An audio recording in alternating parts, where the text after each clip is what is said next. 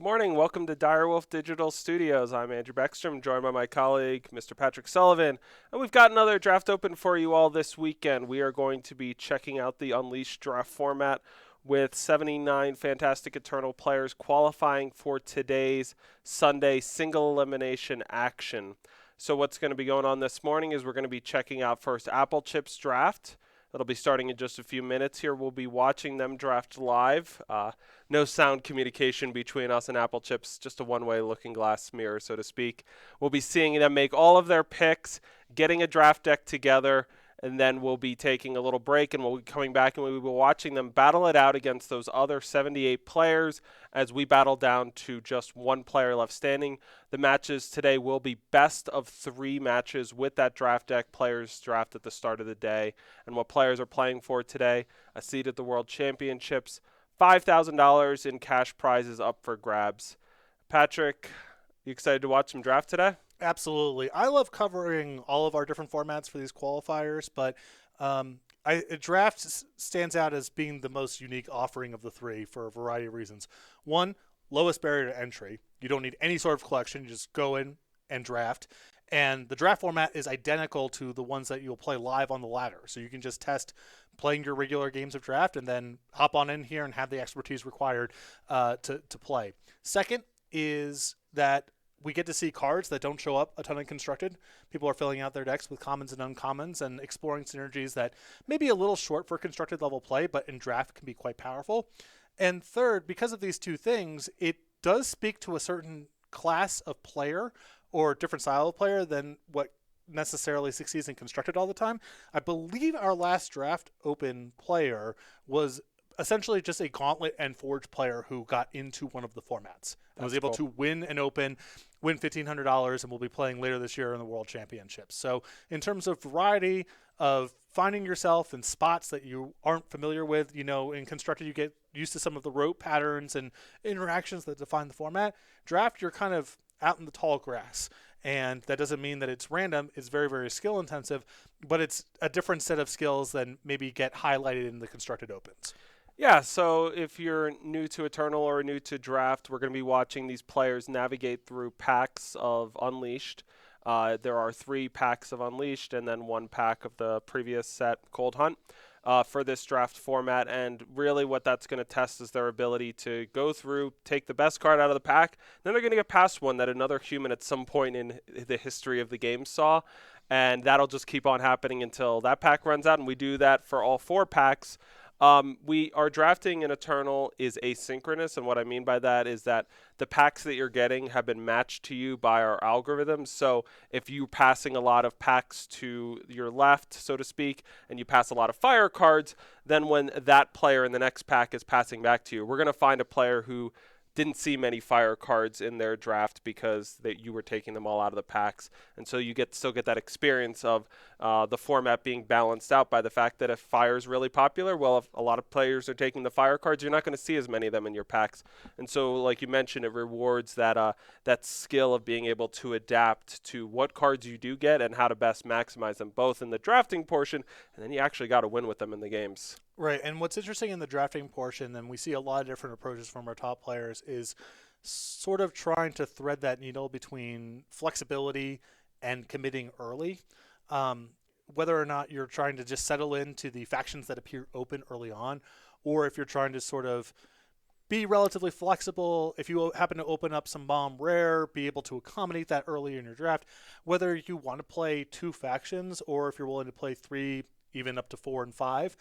I see a lot of different philosophies and strategies play out here over the course of these opens, and all of them I've seen be successful. So a lot of it has to do with sort of the mastery and expertise of the individual player rather than one path being right versus wrong. We did a draft open 3 months ago, as you mentioned, for the Unleashed draft format. Since then, we've had some live balance changes. The nature of Frenzy has changed up a little bit. We've also seen changes to some of the key cards. Aerial Deployment has gotten a nerf. Poacher's Menagerie, which was such a big one, now has a much more intense influence cost. So looking forward to seeing exactly how the format feels and looks different than the last time we saw it, and for these players, which kinds of strategies they gravitate to. And you can oftentimes get a sense of that when you're watching a player draft in those early picks, because when you are seeing cards that are generally perceived to be still the top uncommons or top commons left in the pack, if you're taking something out of the pack, that other players might like. So, like in the Cold Hunt pack, something like Searing Fist. Okay, this player really likes to take fire if they're not taking that instead over a top Justice common or uncommon. But then also, are you just trying to get the best cards, or are you trying to start together the pieces of some kind of synergistic deck? Are we going to see players trying to move in early and draft a frenzy deck? Are we going to see them trying to take advantage of cards that buff things in their hands so that they can unleash units with a bigger stat line and play them multiple times in the course of the game? And a lot of the live balance changes that you're speaking to are oriented a lot more for constructed, especially the high rarity cards. They just show up and draft a lot less, but it still matters here. I think Poser's Menagerie is a really good example of a card there. In the previous iteration, it was really well set up for, 3, 4, 5 faction good stuff decks. You really didn't have to be Argentport to maximize that card. Now with the influence requirements, one, it's just harder to play, generally speaking, if you're not committed to playing Argentport. And second, that design in particular is really sensitive to how quickly you can play it. That card on turn 4 versus turn 7 is very, very different in the amount of advantage that you can leverage. And so that's one that's changed from, well, I can just take this first and just sort of see where it goes, and maybe I play Argentport or maybe I play a bunch of factions too. If you want to play this thing, pick this thing first, now you're really committed to 2 factions if you want to play the card reliably. Yeah, the comment I'm going to be the most on the lookout for, just because it's a little bit of a pet card for me in draft, is Collection Rounds. It's now just a 2-cost fast spell. Play 2/1/1 Minotaur Muscles with Taunt, and Taunt, our keyword, means that unit must be blocked if able. And so with that, you're reliably getting multiple taunt units. You pick up some weapons, you pick up some pump spells, and now you're starting to get really good trades where you're trading away a token that you got as just half of your spell with another unit if you combine it with a pump spell. And you could do that multiple times with a Collection Rounds, and it really allows Shadow decks to have this new dimension where they can both go wide for AoE pump effects, and they can also just be a very grindy deck with that. So it's a different dimension than we saw from Shadow decks, which were oftentimes more focused on Frenzy the last time we drafted this format. And that's a great example of a card where the value comes from a bunch of different dimensions. It's not just all about one thing. You can have surprise blockers if you want it, which are really valuable against people who are trying to do taunt things, on top of just sometimes that's the way that combat works. It allows you to push through some damage. If you're able to pair it with a spell or a unit weapon, maybe you can trade up or even just clear out something without losing anything. So the card's a lot stronger, and the way that it's good is really dynamic and multi-dimensional. So I agree that's a really important one to look out for. All right, we're going to be checking out Apple Chips' draft here in just a few moments. As we mentioned before, we'll be seeing their draft, and then once all the players are done drafting, we'll be sending out the pools of the cards they drafted, so there's no disadvantages for a player like Apple Chips sharing their draft with us. It won't tell the players, though, which cards they actually ended up registering, as you're going to draft 48 cards during the course of this, but if you count all the sigils you're going to be adding in, you only end up playing about half of your cards, and so which half that'll be will be a pretty important thing. So starting off the draft here for Apple Chips, they've got their rarest Display of Realities. It's a pretty time-intensive card. Uncommons, Mindbroken Cobbler and Praxis Duster are both super duper solid. Yeah, and it looks like Duster is the pick here. I think it was between that and the Cobbler. I think the Duster is a stronger card on balance. The Cobbler is much easier to just play, as the Duster has 2 pips versus 1, but it looks like Apple Chips is willing to commit to the stronger but slightly more laborious card. All right, so with a time card in tow, they've got some strong options like Flash Flood and Rivet's Wrench that are out of faction. If they want to stay more on faction, Grumbo's Platoon is always a great pick. And they're going to go for Flash Flood, so starting off, taking off some powerful cards. Flash Flood will really reward them if they can get some more stun effects during the course of their draft. Now here picking up a Mindbroken Cobbler, so settling early with some nice primal picks following up that Praxis Duster. This pack a little bit less exciting, I would say. Yeah, but there's also nothing particularly strong in any other faction that would pivot you off of this. So I would not be surprised to just see a modest time or primal card selected here. So they take Reverberating Strike, deal 1 damage to each enemy, and now following up with a Thunder Pop, Seeing Check Raise and Wild Cloud Snake. So Wild Cloud Snake, just a 2-cost 1/1 flyer, gets bigger whenever you play a flying unit. This pack has no primal cards, so after taking 5 primal cards in a row, gonna need to go another faction. Well, you could just take the Decay. I think the Midnight Goon is probably the strongest and like most playable of the bunch here. I like risking it with the Armament Collector, but that's just me. Okay. Well, yeah. I mean, different strokes, but there's not a whole lot of. Yeah, so they take that one. It has summon, draw 2 cards, and tomb, discard 2 cards. So super great card advantage until it dies. So can we keep it around? Now we're looking at a pack with Enraged Tower Tall is a nice big time fatty. So one of the things that that Apple Chips will need to decide is that how much do they want to lean into the stun synergies, the flying synergies, maybe even the spell damage potential with a card like Reverberating Strike. And it's nice to sort of dabble with this stuff early on in the draft. As you mentioned before, you play about half of your cards. So it's not a disaster to take a card even relatively early that you end up not playing if the ceiling is high enough should your draft go in a certain direction. Yep. So mulling it over here, the Tower Tall, the Engraver is maybe the best card if you're looking for something a little on the cheaper end. It goes well with the Armament Collector. So yeah, maybe pivoting over to Skycrag. And Yeti Pugilist, Frenzy +3/+3 for this 1-drop. It's quite explosive when it works. It does have Reckless though, so if you're not ready to power up its punching abilities, it could just chump attack its way out of the game. Yeah, I mean, this is one where, maybe, again, the upside's relatively high, but it doesn't cost you very much to take it there. Yeah, so they take Blood of Makar and Seek Power, so kind of seeing maybe an aversion to going into something so all-in as we get to pack number 2 here. The rare in this pack, Riot Details, very nice Rakano rare. You can splash it, they've got that Seek Power, but one thing that strong drafters will note is your splash cards, it's going to be better for you if they can be on the more expensive end. It allows you the time to draw the influence. A lot of Riot Details power in Constructed and in Draft is tied up in the fact that it is a consistently available play on the second turn of the game. Yeah, not all splashes are created equal, and a 2-drop where a lot of its value comes from playing on turn 2 or 3, not the best splash. I would take Skycrag Tome here. There's no card that's really standing out. You'll almost certainly play it, and it gives a lot more flexibility to future picks. So Apple Chips mulling this one over. Homesick Yeti's a fun one, but maybe not if you're trying to win an open this weekend. All right, Skycrag Tome is the pick. Now looking at Fall of the Spires, which is a fantastic card to build your deck around early, but we're pretty deep into the draft at this point to be taking a triple Justice card. I don't believe we have any Justice picks in our pool. Sleight of Hand is solid, but they're going to go for also another Engraver. So building up a decent suite of units here.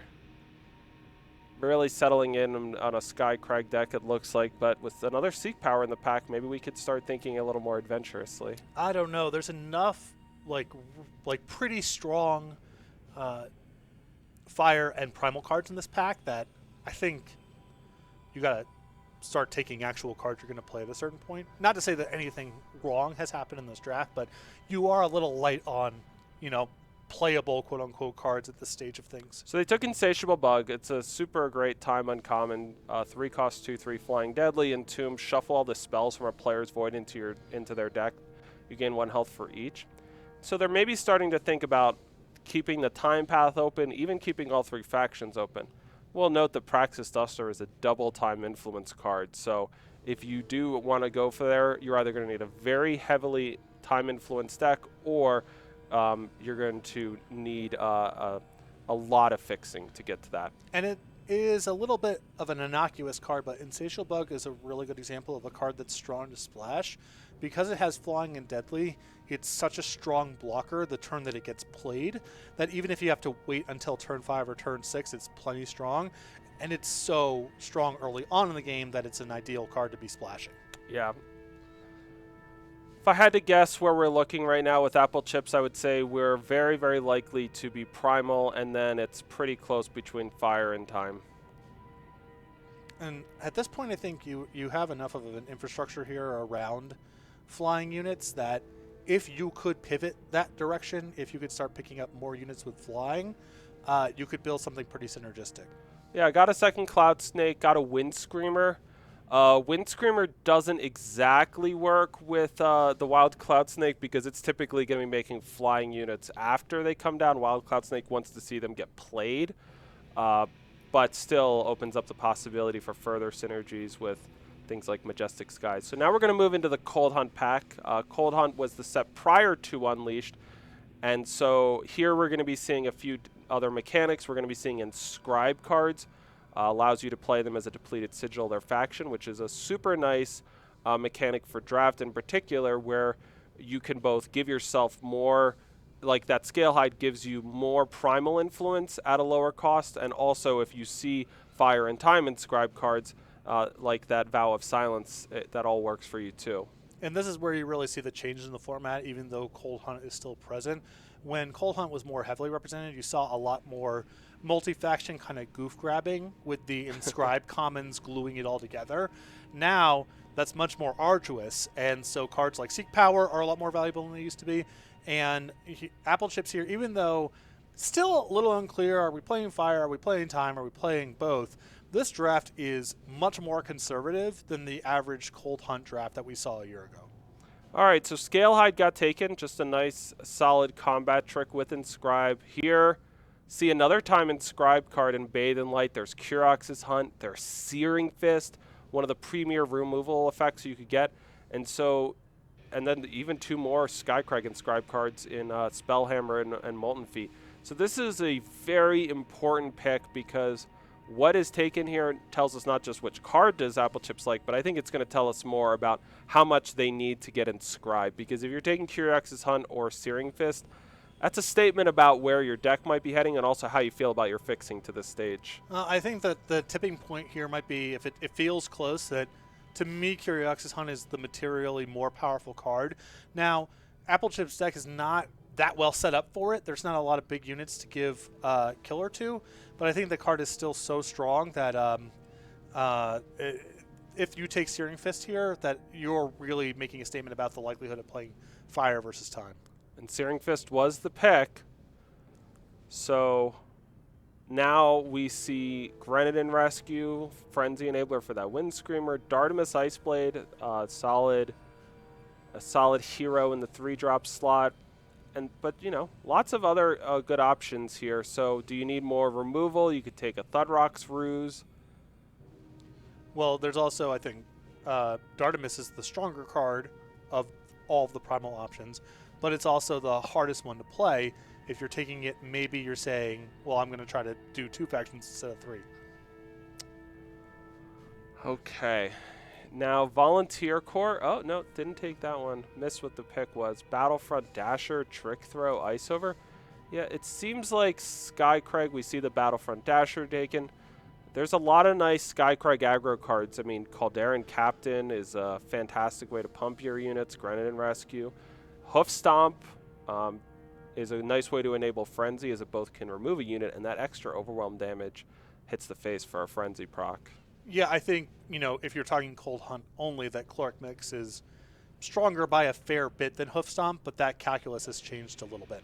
Now we take Calderan Captain, Snow Peak Eagle. I believe we had a Grenadin Rescue. Alchemy Student will be taken, but I think we're very far away from splashing that nice little 1-drop. And so now we're back into Pack 4 Unleashed. Barbarian Guerrillas here is a really, really great card in the constructed formats. Killing attachments, not necessarily as valuable, and you don't maybe have as easy access to some of the cost reduction abilities.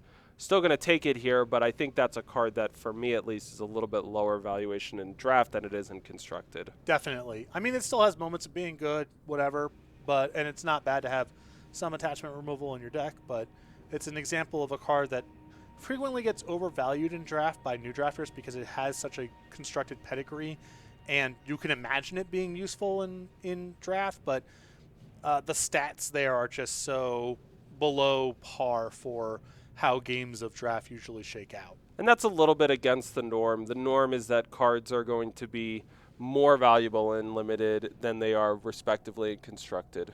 Yeah, but there's a lot of cards, situational reaction, attachment destruction, even cards like backlash that you occasionally see as strong players in constructed often are much, much weaker in draft.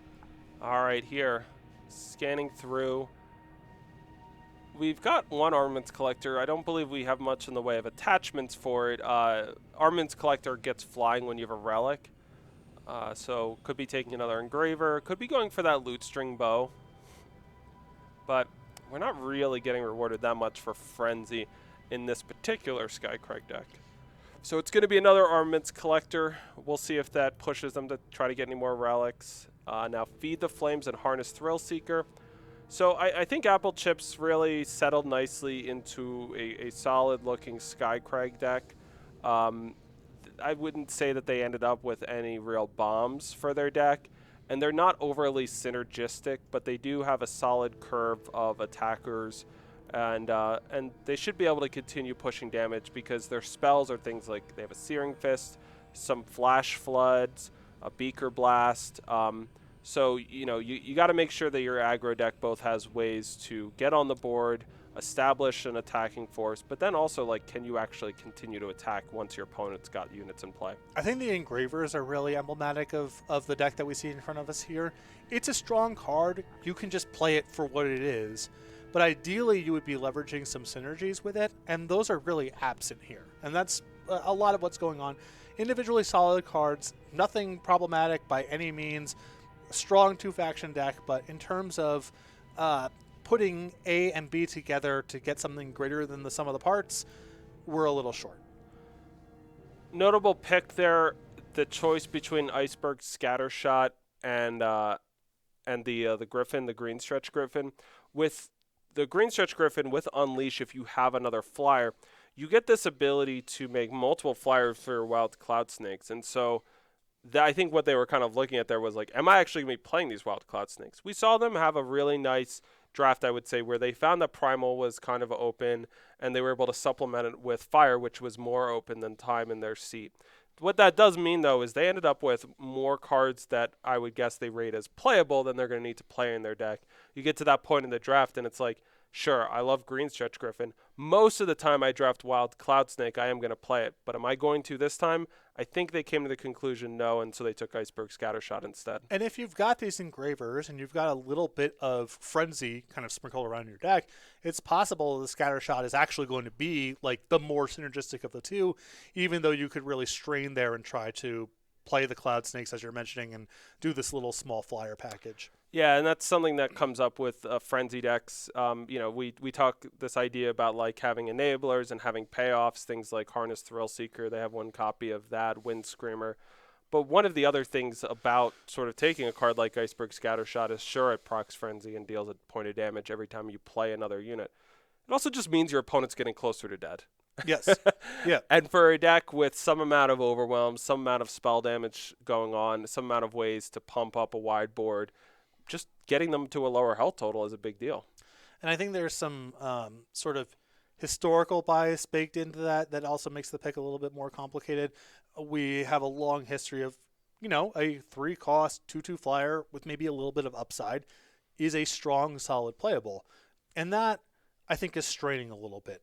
Ideally, you would not be playing cards that just did that. And if you get to the point where you're saying, well, I'm not going to be able to enable the Unleash on this card, for as much of a pedigree as that card has, for as strong as it is in certain decks, it's not something that you should be playing absent a bunch of other flyers. Yeah, you'll play against time decks, and it's the warrior monks of the world, these units which can gain you some health back. Justice has some solid plays in the late game which can help stabilize a board with endurance, and so I think you want to be, kind of sure that you're able to kind of play a bigger game in the mid game and you aren't just trying to nickel and dime them out. You fall behind on the curve against those Justice or Time decks in this format, and I found, you're not going to just overcome it just by having a 2/2 flyer that can consistently attack. Yeah, I think a good test there is how good is this card if it's not in my opening hand? And There's some cards where you are willing to play them because your deck is all about your opening hand. You're trying to just run them out, and you're willing to pay some cost maybe on turn 6 because you're not favored in that spot anyway.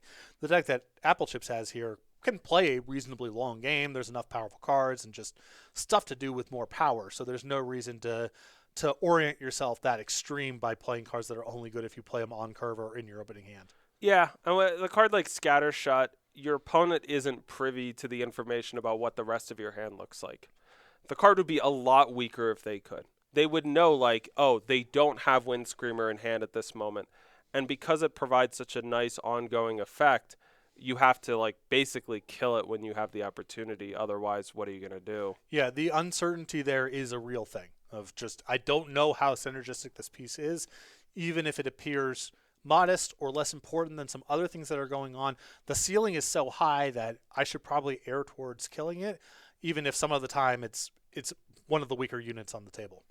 So, I think that Apple Chips gave a nice demonstration for us about some of the fundamentals of drafting in Eternal, where a great strategy is take a couple of cards you like, try to see if you can go down the road heavier on one faction at the beginning.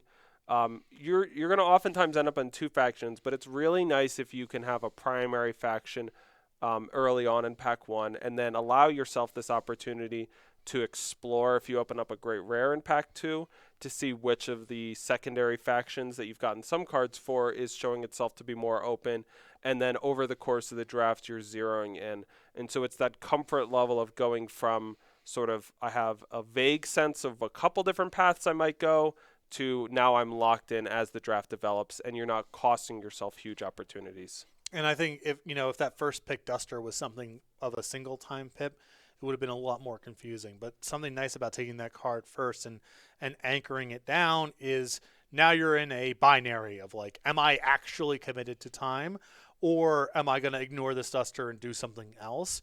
And once those Primal and Fire cards started rolling, it was a lot cleaner for Apple Chips just to divest themselves of considering time cards and just focus on the two factions. Maybe a little bit more complicated if that Duster is a single pipped card. Makes sense. All right. So, Tom, how are we looking right now?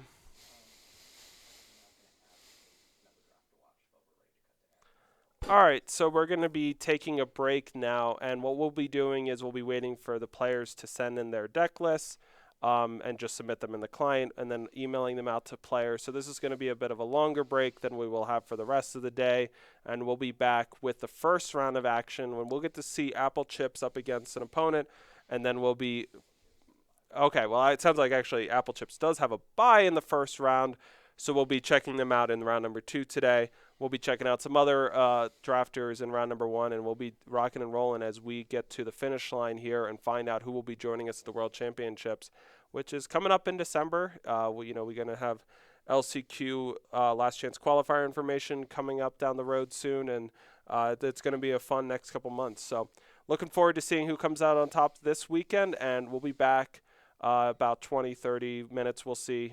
Give us some time to get the first round of action and get all of our players ready to go. See you then.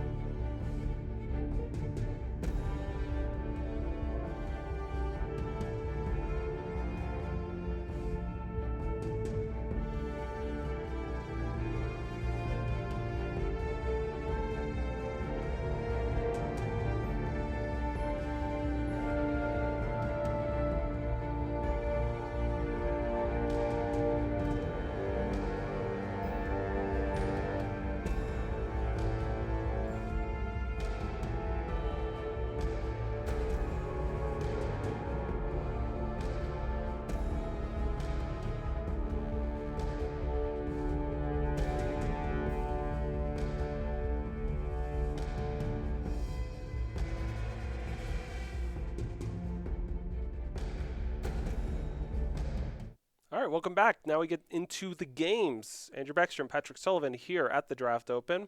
We got to watch Apple Chips draft a nice little Skycrag deck before the break, and now all the players have finished drafting. We got out those emails with their collections to all of the players, so there's equal footing in terms of everyone knows what everyone drafted. What they don't know is exactly what they submitted, and they don't know what they're going to have drawn and how they're going to use those cards. And we're going to get to find that out as we'll be getting here into our top 128 round. Some of the players are on buys, just to refresh on how all of that works. On Friday and Saturday, players can do a draft open run. In that run, if they can get to 10 wins with a draft deck in a 14-game run, that qualifies them for today. You can do up to 2 runs in a weekend. Each run gives you the alternate arts for that month, and altogether it gets us players, a field of players that are going to be somewhere typically between 64 and 128, because it'll be somewhere not in that even power of 2 range. To get it down to a nice clean single elimination bracket, the players who had the best runs, if you went 11-3, 12-2 in a run, something like that, you're going to get a bye in your first round of the day. But after this round, there will be no more buys, and it'll just be single elimination best of 3 from here on out. So with that said, we're going to be checking out one of the players we didn't get to watch draft. We'll be checking out Apple Chips' deck after this round. So we got some people playing in essentially for the top 64 right now. It's a handful of matches, so this might be a relatively short round, but then we're going to have a lot to cover, certainly when we get to top 64 and then down from there. How far out are we from that first match, Tom? All right, so the players received the invitation to begin their matches once both players have confirmed. We'll be jumping down into our first featured match of the round. We'll be checking that match out to its completion, and then we'll be jumping into other matches throughout the day. As a reminder, right now we also have going on a special Halloween event, so check that out right now. Casual event, but with a pretty sweet alternate art, Grasping at Shadows, up for grabs for your participation in the event. So make sure you check out our Halloween event going on right now in Eternal. So let's start things off. We've got Seb9011 up against Zemophobiac, something like that. And looks like we actually got both players have drafted a little bit of Combray action. Seb9011, it's got a little bit of Covenant Peacekeeper, just a 3-cost 2/2 summon stun an enemy unit.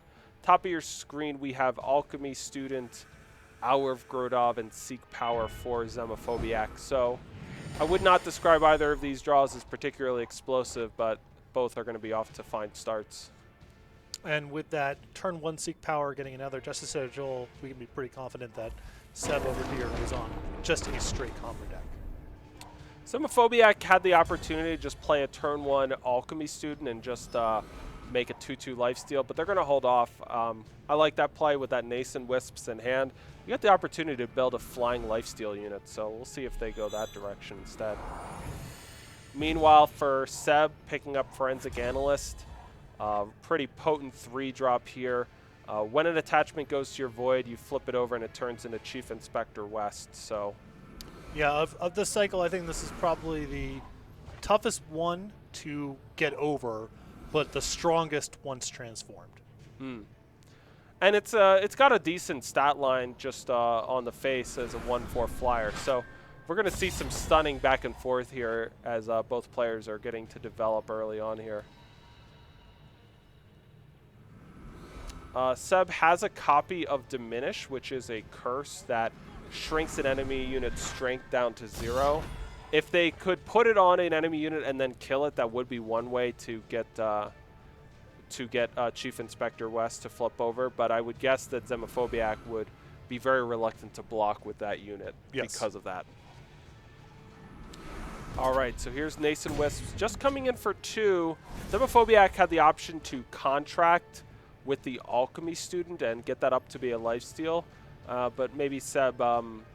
But Zemophobiac knows that with that Chief Inspector West coming off of stun as a 1/4 flyer, a 3/2 flying lifelink isn't necessarily going to break through. Yeah, with no other pump spell in hand, I think it's still better to kind of sit and wait, even though it's not clear how things are going to go, such that that Alchemy Student's going to be productive.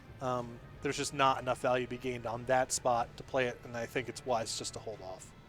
All right, so here we see a dive bomber. 3 cost 2/3 flyer, and it can sack to kill an enemy unit with 5 health or more. Its stat lines line up pretty well against the Nascent Wisp. And when you're up against the time deck, they're oftentimes going to be playing with larger units. They're going to looks like they send it to the bottom, and maybe that's a little bit of just hoping that they can find a way to get an attachment into their void. Right, if you think the upside is just very, very high of getting that unlocked as soon as possible, it's fine to put to the bottom. Still seemed better than the average draw to me, but Seb with some big dreams. Yeah, they've got a pretty solid hand at the moment with the Peacekeeper and Find the Moment, so we'll see. So we are going to see the Alchemy student get contracted. It buffed up the Nascent Wisp, so now Seb has a very interesting decision. They could block and play Find the Moment and eat the Wisps on the surface. They could just not risk the West and then use something like the Peacekeeper and Diminish to keep that unit locked down. You could also just block and pass back. It's fine on the table, and if Xenophobiac has something to play here, hopefully your Find the Moment would be enough to cover it. And we do see that play, so I like that. It's kind of taking a middle route there of you kept your health total high and you didn't risk getting blown out. Because if any play there doesn't work, it is a disaster for Seb. So we're going to see Diminish now on the Nascent Wisps. And we'll see the 3/4 and the 1/4 both getting in.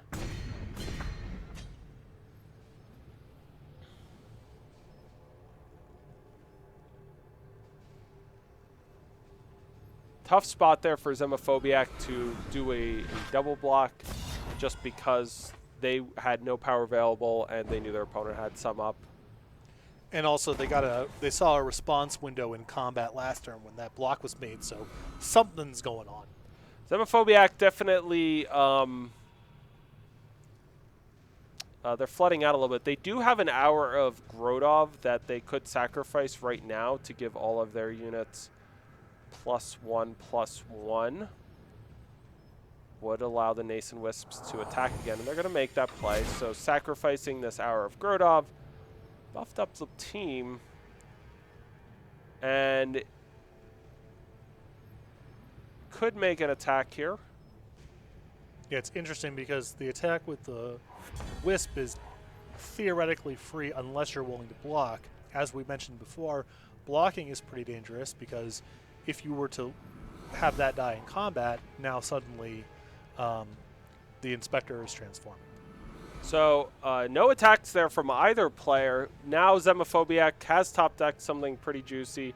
A Warrior Monk, 6 cost, 6/5 Overwhelm, Contract 5, gain 5 health. And this is a lot of the reason why you see people will draft bigger time mid-range and control strategies in draft is you get to top out your curve with something which will often be the biggest unit on the board like it is right now, and it also undoes some of the damage from some of the earlier units. All right, we got a big Tower Lookout coming in 4/3. Could be traded off with by that Happy Harvester. Yeah, the issue with the Happy Harvester is blocking there. It looks fine on the table, but it's also just the best blocker by far. And if you trade it off, you might actually open up some better attacks for Xenophobiac down the line. So it looks like for now, Seb is just willing to take the hit, wants to keep that 3/4 back to block the 3/3s and 2/2s that you see on the ground. Seb drew their own Tower Lookout. This one has Contract 2 ready or exhausted units, and so they could do something here, make an attack with West. If it gets blocked, they could use Find the Moment to kill the Wisp, kill the Curse, and flip over their Chief Inspector. And if it doesn't, they can still ready that unit regardless. And looks like we're going to see that. Right now we see Xenophobiac is extremely reluctant to get Chief Inspector West into combat with the Nascent Wisp, just because the possibility of flipping over into his hero form is so strong. And it's also the only card that has text on their side. Great points. All right. So last turn, Seb just took 4 from the tower lookout. Now with the Warrior Monk coming in, this whole just don't block with anything plan, I think, is going to need to end at some point. It's tough because ideally what you would like to do here is put Happy Harvester and something else in front where you have 7 total health spread out such that the Warrior Monk is only trading off with 1 unit. There's no block available for Seb that generates that, and so they're kind of priced into this somewhat risky double block. But the status quo was not tenable. I mean, at a certain point, you got to, you just can't take these hits the whole game. So, not an ideal double block there. Loses a unit, loses the pump spell, but at some point you got to pump the brakes. Now an endangered Kieran has been picked up. Zemophobiac, since they've got the Find a Moment out of the hand, is now willing to open up some attacks in the air. We will see a little bounce off here with the Dive Bomber on the Forensic Analyst. The endangered Kieran comes down, and now we got a Nascent Wisp around, so a very similar state of decks here, and both players are really hunting for another piece of action that can sort of break things open. There's Praxis Duster. If you want to throw that one down, you get a 6/6 just charge, and at the moment it doesn't look like the ambush is going to be worth anything, but they're going to hold back. With their opponent at 27, maybe you want to play for something big long term. That's a huge draw right there. Pull from duty. 3 cost. Put one of your units into your hand and give it +2/+2, and you get to invoke Time Justice. If Seb can ever set that up in a spot where they get to pull back something from their hand that was about to be killed, maybe from a Dive Bomber, that would be great. Oh, man. Insect swarms are coming. Still kind of in a holding pattern here. The Insect Swarm is a great draw, no doubt about it, but it's still not clear that Xenophobia can make that much traction on the air. The ground is really locked up, and Seb would ideally like to pivot this game to be more oriented on the ground, such that the Duster and the Trick had an opportunity to generate a lot of value. As it stands, just kind of waiting for that situation to manifest. Rune Sword is a very nice draw here from Seb. 7 cost, 4/4 relic weapon. Possibility here of it getting absorbed by some insects, but here's the nice thing about the Rune Sword. Even if the Rune Sword goes away, that means that our Chief Inspector is flipping over. So we are going to see a bunch of insects get unleashed onto the field. One of them ambushes the Rune Sword attack. But for Xenophobiac, they've got a lot to contend with now, even drawing a Hexivore. Nice 4/4 overwhelm. One way or another kind of Chief Inspector is going to arrive, and the Rune Sword is going to be attacking some of these flyers. The question for Xenophobiac is it better for you to just kind of sit back and wait for that to happen, or to make some attacks in first? There's no way to avoid that outcome the following turn because there's a 3/3 for the Rune Sword to collide into. If you didn't have that, you could say, maybe I'll wait a turn. Hopefully I draw something that can handle the Chief Inspector one way or another, but I think Xenophobiac might best be priced into trying to make some inroads here. So the thing I'm not thrilled with about this attack is just that it means that the flipping over is going to happen right now, and we're immediately going to see an attack that's not going to get blocked down.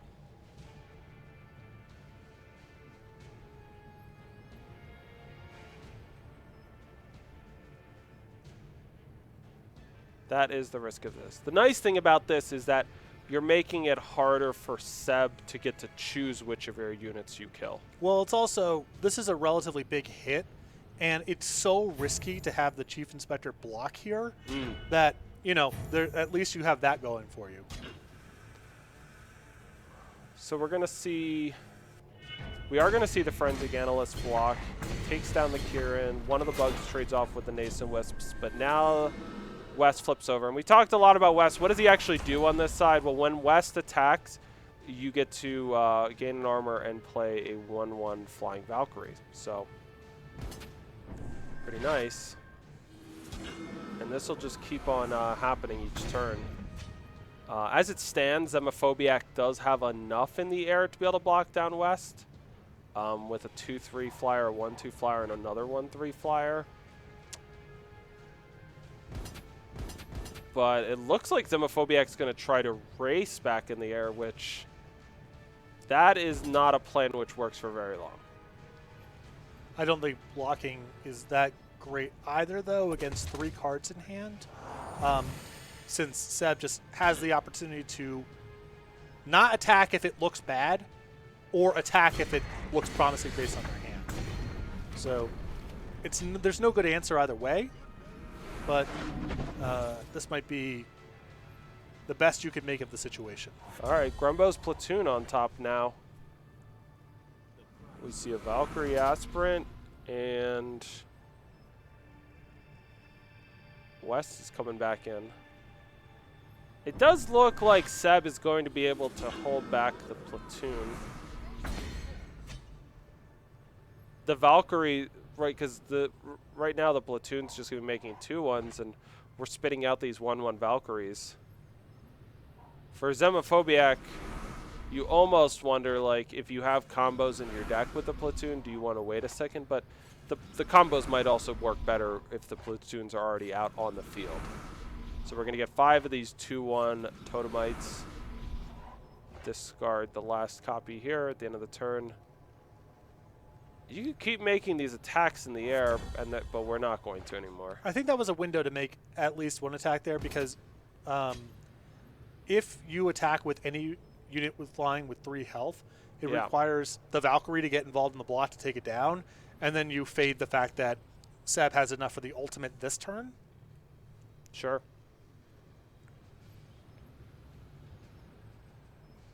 Yeah, that Valkyrie Aspirant, the 1-1 in the bottom left, can pay 8 to get +4/+4. But we're going to play a copy of Desertion. Desertion says the cursed unit can't attack, and at the end of your turn, if you didn't hit the if you didn't attack, or then it permanently deserts you and it kills it. Yeah, a pretty, not the strongest playable, but with a very, very powerful card alongside Chief Inspector. Kind of inevitably gets you there, and if the ground is gummed up, then it could be very good in the meantime too. So pretty well absorbed the Totemites. We did have to trade off 2 Valkyries here for Seb, but another platoon is going to restock, but this isn't making the most progress here. No damage came through. We got rid of 2 Valkyries. But at the end of the day,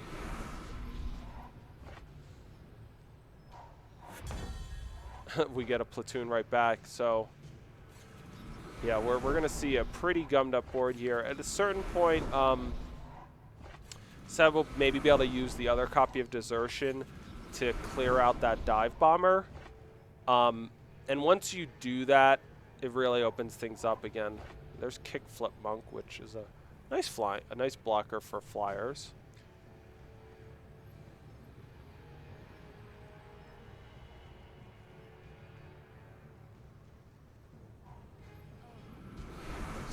Cards can't leave voids while the Kickflip Monk is in play. I don't expect that to be coming up at the moment. Yeah, there you go. So, double doors. When you draw a unit or weapon, it gets +1/+1. That would have been very, very good to have before you played the Grumbo's platoon, but does mean if we can ever get one back in our hand, maybe with a copy of Pull from Duty. I'm really enjoying watching Seb's deck here, because there are a lot of, let's say, fringe playables, but there's definitely a theme and a structure to it. Yeah, Desertion is just a really nice one with West. So that is, you mentioned as not the strongest card, but it is one that gets better when you have that key uncommon. So we're going to see Pull from Duty now on Grumbo's platoon. Poodle Alley. So now it's a 4/3. They're going to get to invoke Time Justice, and if they pick up a unit from that, it'll also be buffed. Oh, wow, Deja Vu. Now we're cooking. So Deja Vu has a pretty interesting interaction with Unleash units. Deja Vu makes them cost 0, but Unleash units can't cost 0, so we'll see the cost get reduced down to 1 when that play happens. The Duster. So right now it looks like Seb is almost clearing up a little bit of space on the board with this attack. Yeah, it's pretty much any trade or damage you deal is profitable, because that platoon's going to get you to the cap anyway. So it's just about, can you trade off anything at all or deal any damage whatsoever. Yeah, so right, like Happy Harvester got double blocked by Kickflip Monk and Grubbo's platoon. It's going to lead to an unfavorable exchange of probably Happy Harvester taking out the platoon, and we're going to see 2 more platoons take down the Duster. Definitely trading down with some weaker material, but opening up space on the board, very nice. And honestly, it's not that valuable for Xenophobiac to kill both units, because, and so they're just going to let the Duster through. Yeah, I was almost surprised to see any block there whatsoever. Yeah. Because, you still have a lot of health to play with, but more importantly, the units that are in play right now for Seb have almost no value, because what's going on here is just so much stronger that why trade off anything when this follow-up is coming. So, yeah, so Double Doors just works super nicely with Unleash. Each time you draw that Unleashed copy, it's getting +1/+1 from the Double Doors. And we're going to see that interaction go even bigger when Deja Vu gets in the mix. Yep. So, big attack here. I like attacking with the Peacekeepers as well. Like, yeah, just who cares, right? Just clear out the space. Make double blocking more laborious, just whatever. yeah, so no Valkyrie coming off of West just because we had too much. And at this point, Seb is kind of giving up on this dream of like unlocking West for unblocked attacks, and they're just going to trade it off. But what they're going to do is they're going to get some of the bigger units involved in taking down West, and Xenophobiac is going to really get beat up here by the attack with all these other units. They only have 10 units to the 12 or 11 coming in, and so some of them are quite beefy.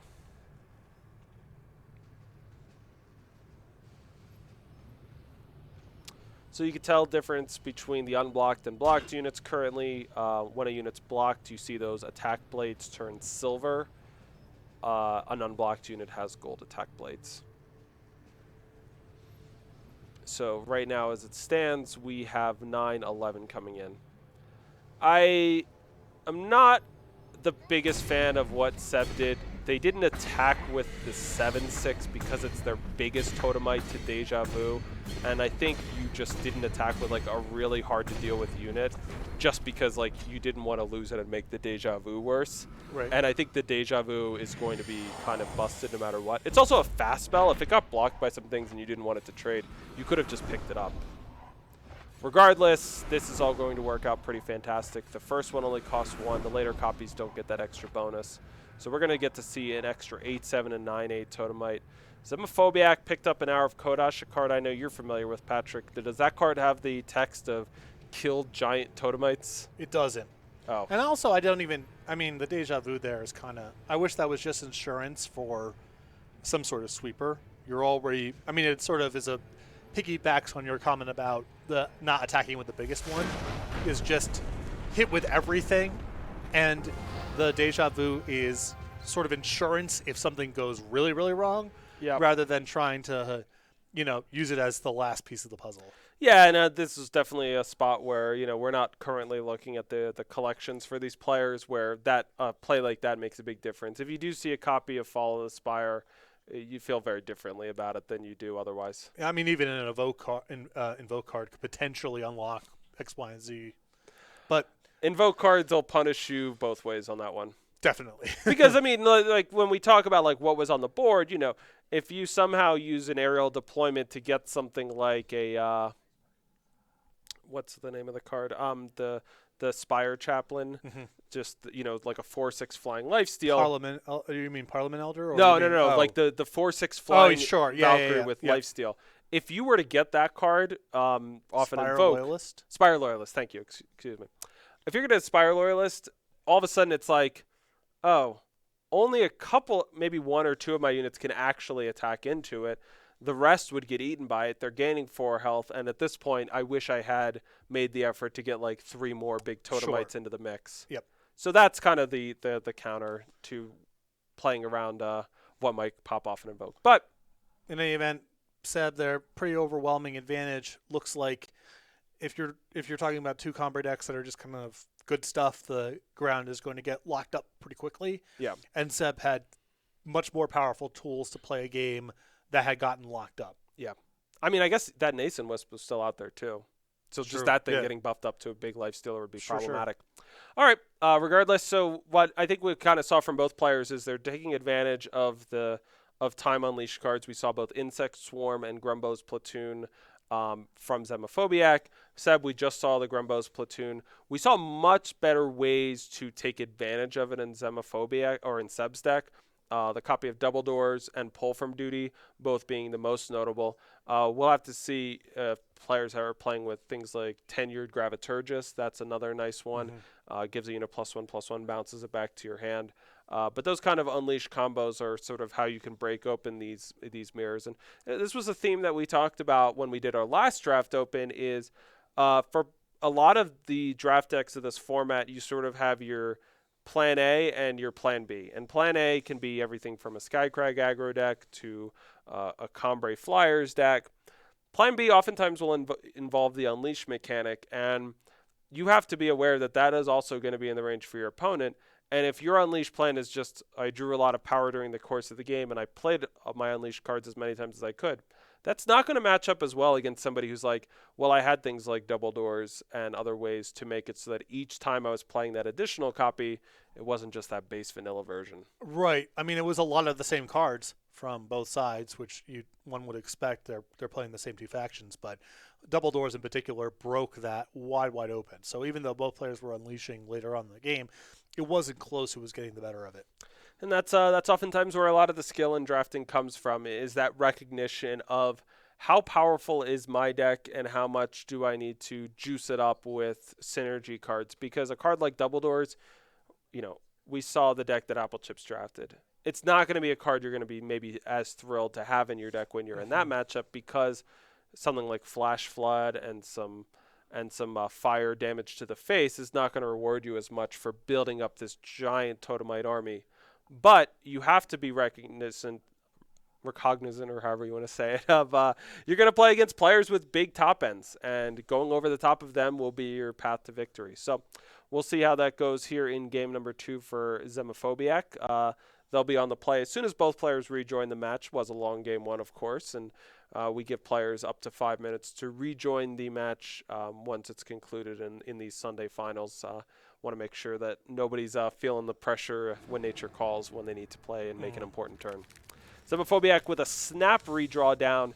This looks like a fine draw. They've got some cheap plays, a couple of power to go, and Seb redrew once, Patrick.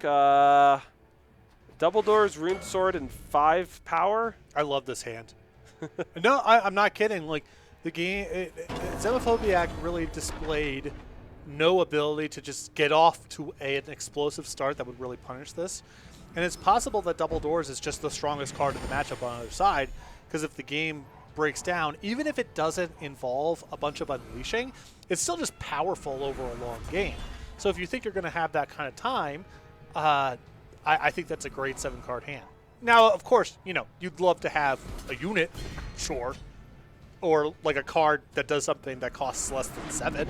That's fine. I agree with those critiques, but I think for this matchup, this hand's very, very good. If you were playing against something like a Skycrag aggro deck, as you mentioned before, that hand probably has to go back, but it's not that kind of matchup. So Covenant Peacekeeper is going to come down. It's going to stun the Happy Harvester. Xenophobiac picking up a copy of Hexivore. Very nice. And they can play Hour of Kodash, pick up that Justice Age, will play it. This is looking like a very nice beatdown draw. That Minotaur Tailor, we haven't seen that one yet. That can give a unit taunt for the turn. That could be big.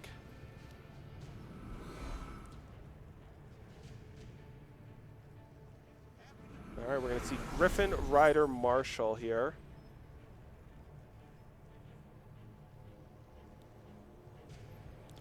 But for Xenophobiac, Minotaur Taylor, it's a little unfortunate. It's probably just going to take out the Covenant Peacekeeper gets played. You'd love to find a way to make it so it was taking out that Griffin Rider Marshall. I don't even think I would play it this turn. Just that 2/2 doesn't really have any purpose anyway. And so it's priced into blocking, but who cares?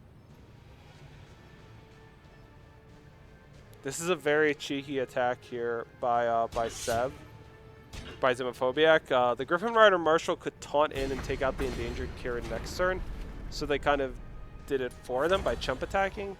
Disadvantage to that, you made it so now Seb doesn't have to attack in order to get the endangered Kieran out, and now you've got this 1/4 back ready to block.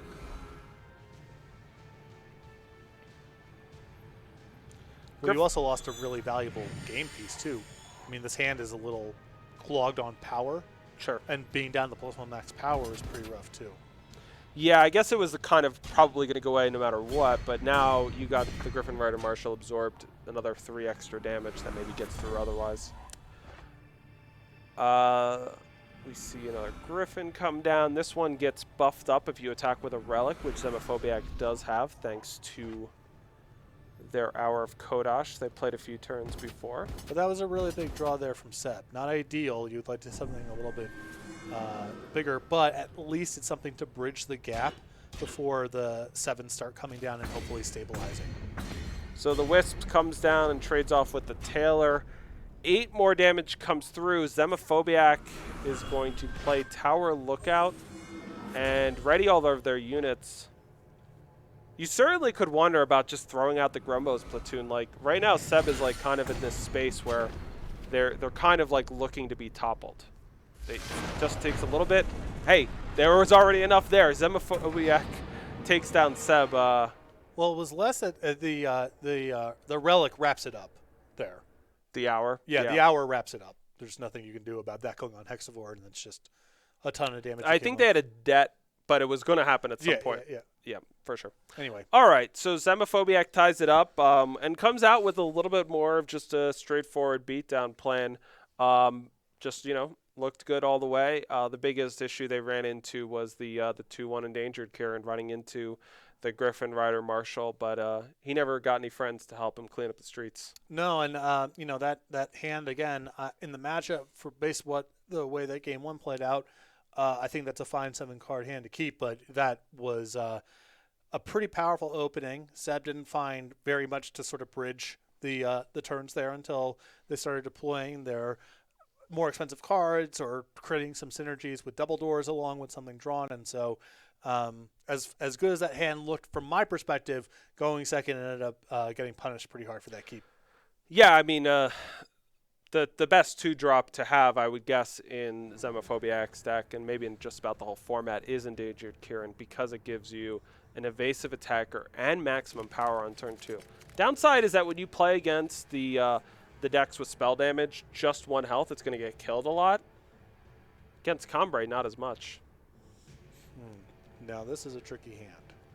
Yeah, we've got a redrawn hand from Seb once already. What that means is that if we were to redraw again, we're now going to be looking at just 6 cards. And Seb is going to, because they were critically missing the second faction of influence, more than anything else that really limits, it really lowers the floor of your hand. So if from one perspective you might say, well, that just looks like a very obvious redraw to 6. How is that even close? But in this kind of matchup where, if it's going Seb's way, the game's going to go on for a really long time and all of that, each card matters a lot. And so there's a certain element of, well, can I afford to go down to 6 cards no matter what if the hand's even remotely functional? There was 2 power, Time Influence, and Happy Harvester, and that but that's like close enough to functional that it's worth considering. I think the Bejeweled Knuckles is what puts it over the line, though, because that is effectively a 6-card hand if you're factoring in a double Justice card. So, very interestingly, Xenophobia could have played Grumbo's Platoon on turn 2 as a blocker for that Midnight Tinker. They didn't. And so, as a result, we already got 1 in attack. Now, the Midnight Tinker has taunt in and of itself, and so it's just going to make 1 more Warcry attack just to continue to pump things up. It appears like Seb maybe just didn't really believe that they were ever going to get to attack again with it. No, I think part of it is the Duster in hand. You want to induce this attack. Wow. So that's the tiebreaker, I think, on that attack the previous turn, is if you just hold back, then Xenophobiac is holding back, and you're already down a card going first, and what are you really doing with this Praxis Duster? So the risk there is actually Xenophobiac not taking the bait and saying go, but because the Hexavore got swallowed up there, Seb really got paid off for the attack on the previous turn. So another attack here. We're going to see Midnight Tinker is going to taunt attack. Maybe, maybe not. Midnight Tinker has taunt, and it has Entomb. Give a unit or weapon in your hand +1/+1.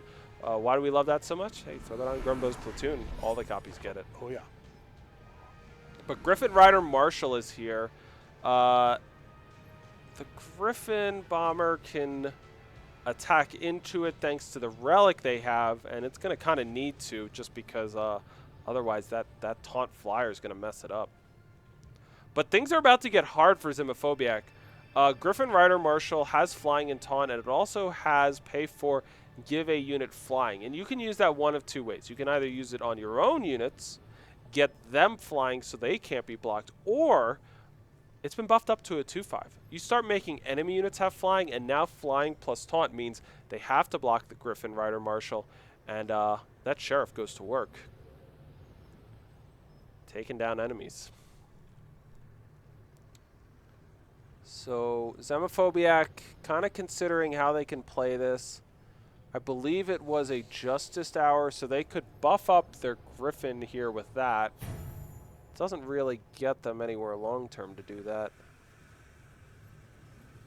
But there's no good place here. Right. Everything just kind of gets swallowed up either all at once or incrementally. If you're Seb, do you risk the Griffin blocking this 4/4? You're already ahead in the damage race. Things are looking good. It's just a bounce-off attack, but combat trick would be annoying. Yeah, you got to look at the list and see what could possibly happen here. Where Xenophobiac is right now, a pump spell is just not likely to be super valuable. So allowing Xenophobiac to cash it in for value is pretty risky. So we do see the bounce-off block. Now we'll see Grumbo's Platoon come down. Double doors. Sure. The taunt of the Midnight Tinker will take out one of the platoons.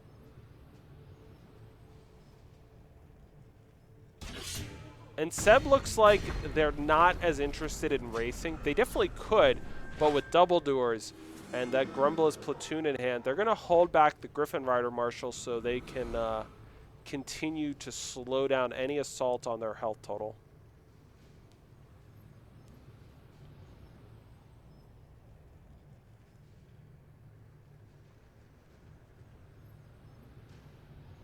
And also by holding this back, it allows you to do is, you see that Grumbo's Platoon right there.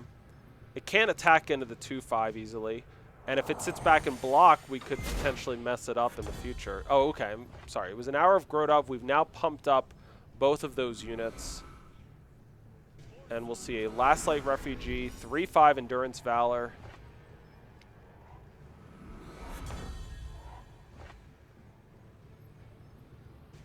And if you're Seb, this feels like the 6 power might be enough to unlock the Grumbo's Platoon.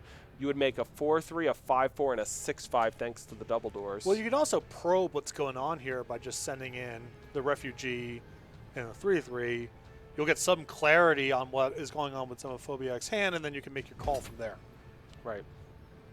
They saw Insect Swarm in game 1, so that's definitely going to be a consideration here.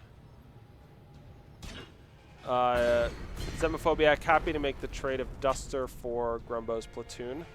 Now here we go. Platoon coming back at you. So this is a lot of the gas sort of left in the tank for Seb, but man, this is a very nice looking squad.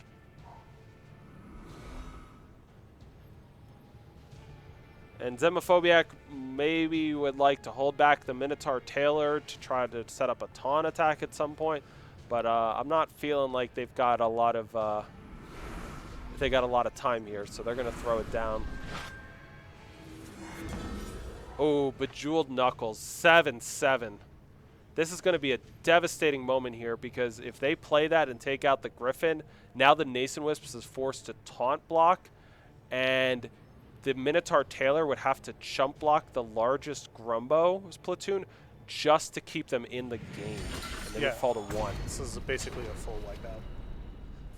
So Zemophobiac didn't need to see any more. Bejeweled Knuckles takes out the Griffin, and Seb 9011 advances to our top 64. So taking it down on the Cambrai Mirror, and really just a pretty similar story in both game 1 and 3, where their ability to play with some Warcry units, Midnight Tinker offered some buffs, Double Doors, and then combine those with units that love getting buffed, like the Griffin Rider Marshal, Grumbo's Platoon, just unlocked a much more powerful board. The inflection point of that game was turn 4 because, going back to that Hexavore versus 2-2-1-2 attack, the issue that I have with the block there and then the subsequent attack with the Hexavore is there's no bluff. Both of those units have taunt. So the fact that you block and then they didn't have a pump spell, well, they knew ahead of time they didn't have a pump spell when they made that attack. There's no chance of, it was my one shot, maybe they would play around a Finest Hour sort of effect. That block was priced in from the moment that attack got made.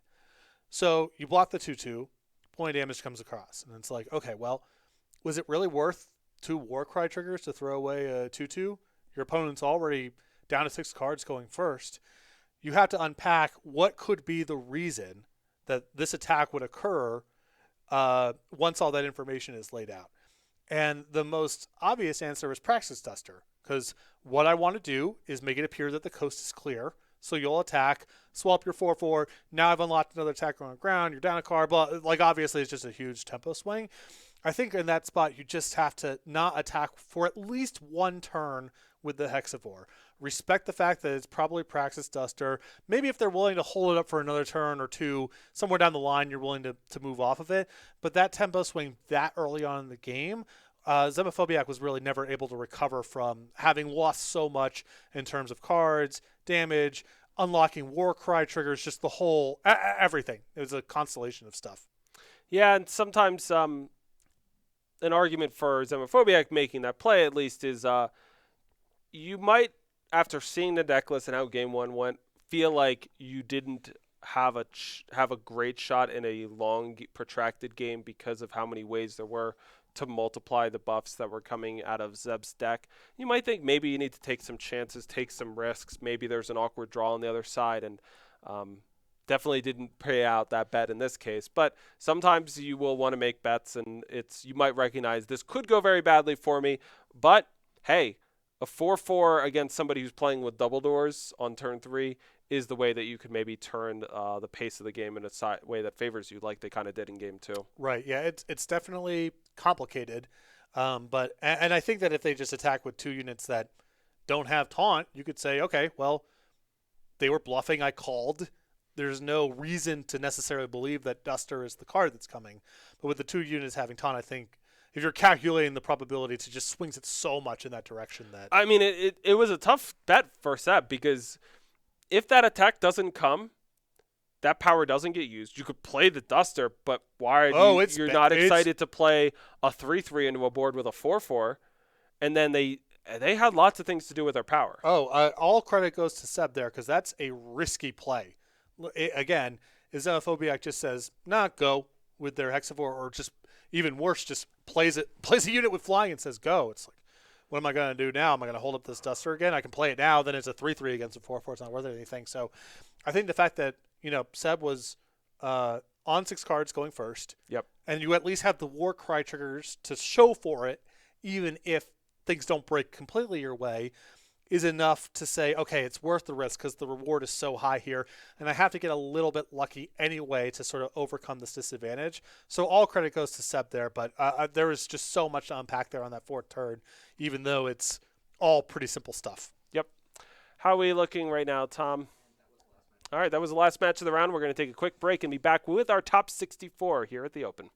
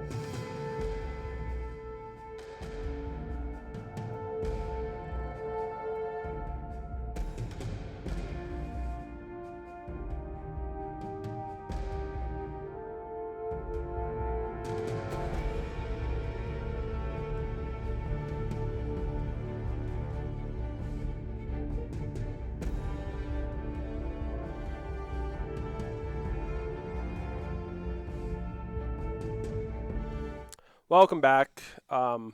We saw a match, and now we're going to see another match, and it's going to be fun. Welcome back. Yeah, we are now moving into the round of 64. Our Oh, play those are matches good things to say. Right, yeah, exactly. So, from here, everyone will play with their draft deck that they drafted earlier. A 6-0 gets you the World Championships, and everyone along the way gets you more prizes. So, time to settle in. And every round, we get funnier. Well, no. Oh, darn. I would say we would get less professional, Oh. which may have a relationship to being funny, but also might not. Some people like it when Jimmy Fallon laughs through every sketch, and some people don't. Most people don't. Oh, okay. All right, let's check out some more exciting action here in just a moment. We're going to be checking out Apple Chips. We saw them draft a Sky Craig deck earlier. They got some Wind Screamer action going on there, and we're going to be, maybe they'll put their opponent into a Flash Flood, which is good because when you get into a Flash Flood in Eternals, some people get stunned and some people die. Right. That's how it goes. It's based on real life. We get Flash Floods out here in Colorado. People Yeah. wouldn't expect it because we're like landlocked, but Did any of the when you lived in Jersey, did you ever get hit by any of the hurricanes? yeah. Fortunately, I lived in Cherry Hill, and we're like I know. Yeah, I know. a town famous for having no hills and no cherry trees. Mm-hmm. So that's the kind of suburbia I'm from. Right. All right. So we're going to be checking out Xenomorph Kisses, which is a name I will maybe be repeating Z. more times. Big Z. Big Z. If you're not familiar, the Xenomorph is the famous monster designed by H.R. Geiger for the Alien movie franchise. Yeah, I think a place where we have given our players way too much latitude is just making an effort to pronounce the entirety of their username. Mm. If your name is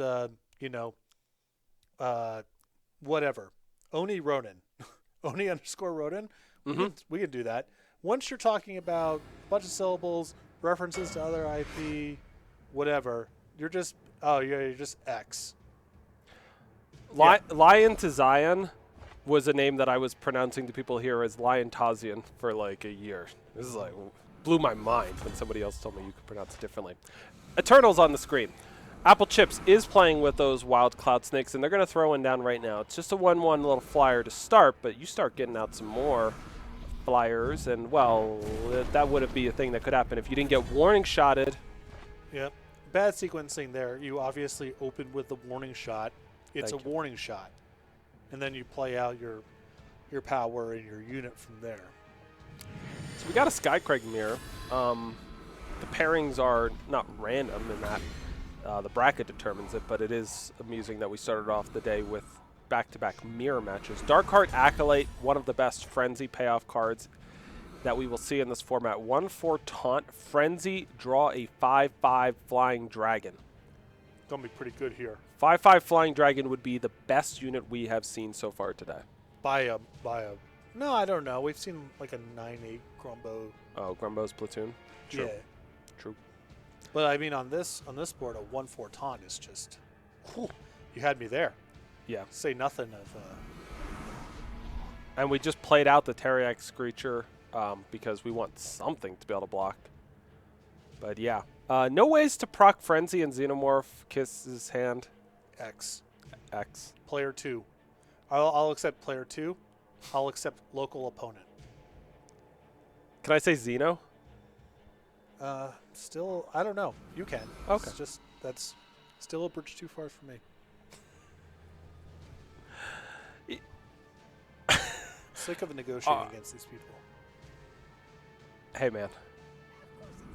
I'm here for it. All right. Ooh, big draw. Searing Fist can take out the Acolyte. And now Apple Chips can get a little frisky because I might have attacked with another Grenadin. Oh yeah. Because I agree. You got a Thunder Pop, and they could just both be flying in a moment. They're not going to be, but they could. Well, either they're both flying or they're both not, and then they're still not going to be willing to put the 3/1 in front of your 1/1. So Xeno put out their Town Bully, which has Frenzy play a 6/6 Jotun if you don't have one. They didn't have one. They didn't get to Frenzy. It got Thunder Popped. And we saw Apple Chips scout there a engraver to the bottom of their deck. You gotta give them a little taste with that. You gotta give them a kiss, as it were, with one of those Granite, in my opinion. Yeah. Little. You could almost say they could chip on in with one of them. They could chip on in. Plant them one on the cheek. Yeah. Go to 19.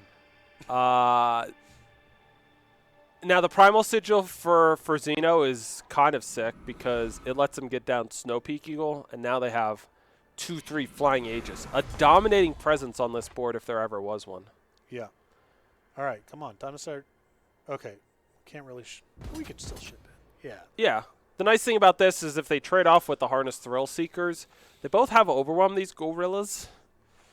And, yeah, that will be some Overwhelm damage. So we're going to see both trade off. So 4 damage will come in, brings them down to 16. Does Apple Chips want to play another Grenadin and Rescue? They do. So now they're really hoping they can find maybe that Calderan Captain that we saw them draft. And, ooh, look at that. A little bit of Loot String Bow action will pick off some Grenolins. Yeah, the argument for holding it there is if you were to draw a Frenzy card now, it's enabled. So the draw of Outmuscle is going to prompt an attack from Apple Chips. We're going to see an Outmuscle here on the Teriak Screecher. It is unleashed. Don't have enough power for that, but now we're going to see a Nevermore. When a unit's transformed, it loses all temporary buffs. And so that +3/+3 went away. So pretty disastrous exchange there for Apple Chips. And with Xenomorph now drawing a Mind-Broken Cobbler, they're going to have a 4/3 that's going to give them a Face Aegis. And so they're down 10 points in the health race, but with a Nevermore, yeah, they got good things coming. Nevermoring an Armaments Collector is not exciting. Neither is drawing 2 Fire Sigils. It's okay. I mean, a 3/2 here is something that can trade off with a 4/3 is still nice. That Yeah. might be enough to sort of pump the brakes on some attacks. Yeah, I mean, if you're Apple Chips, you could make this block, and now you don't have to worry about that. Alternatively, this opens up... Ooh, another Armaments Collector. Let's see where this goes. So 2 more cards are coming. And we got a Sigil and a Rebel Sharpshooter. So if you attack with the Armaments Collector, all you're doing is you're giving up Fire Sigil, and you're getting the 2/3 Flyer out of the way. Yeah, it's a big deal for sort of unlocking the Granadin. You've also just got a lot of 3 strength units against a 4/3, so there's really no bad way for this to go. And if you're Xeno, how valuable is getting to trade and make them discard a card? It's like, well, they made the attack. They didn't have to make the attack. Certainly says a lot. Exactly. And they also just played their Rebel Sharpshooter pre-combat, so they were already kind of accepting the possibility of this trade. Does Xeno want to fire off a Nevermore here on the Rebel Sharpshooter? If they did, it'd be a 1/1 flyer. That wouldn't be exactly ideal. And Icicles, though. It's a 3-cost deal 4 with Overwhelm.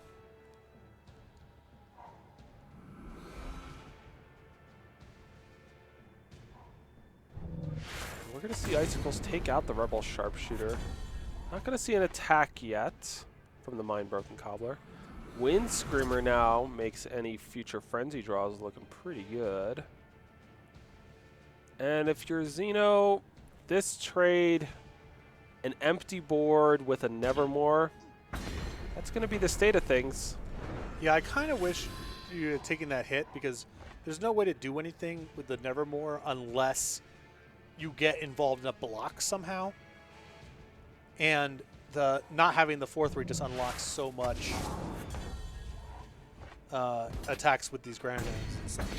So we see Nevermore transform the Wind Screamer into a 1/1 Raven. They didn't want to risk something getting flying due to Frenzy. An Engraver's going to show up. And now Xeno can draw Sleight of Hand, and this is going to go well no matter what. If they hit power, it transforms into snowballs. They hit power, transformed into snowballs. And sort of the question is, if you go after the Engraver twice, you get a 3 strength unit off the board. It leaves them with a Totemite. Probably not going to matter unless they draw an Unleash card here. It does mean you did still leave them with that 1/1 flyer, which if you draw a ground unit will be an issue. Ooh, but a Battlefront Dasher. The good news is about that, one is it saves you the most damage this turn, and two, you're drawing to a wider array of things that could block. Well, that's going to do it there for game number 1. It looked pretty good there for old Xenomorph Kisses when they got that Snow Peak Eagle down. They got that big blowout with that Nevermore, but they never really found any further ways to buttress the board. And those armament collectors, I mean, you talk about a unit that is like, it's a weirdo, first of all. Draw 2 and then Entomb discard 2 cards. And what we saw was you don't even have to worry about that discard 2 once you get to the late game. You're just going to be able to play what you get off the top. Anything left in your hand probably wasn't worth it. And so as a result, Apple Chips was able to use that and kind of get through their deck a little bit deeper. And that was basically the difference in the game. Yeah, that plus the Nevermores just didn't really line up the right way. There was just a lot of, units that were not particularly big. That wasn't the area in which Apple Chips was generating much of a weight of advantage. And those Nevermores are pretty clunky if you're not getting a really positive exchange on some sort of tricking sort of combat or some sort of large unit, and so those cards really underperformed. All right. So we'll be checking out game number 2 of this mirror in just a moment.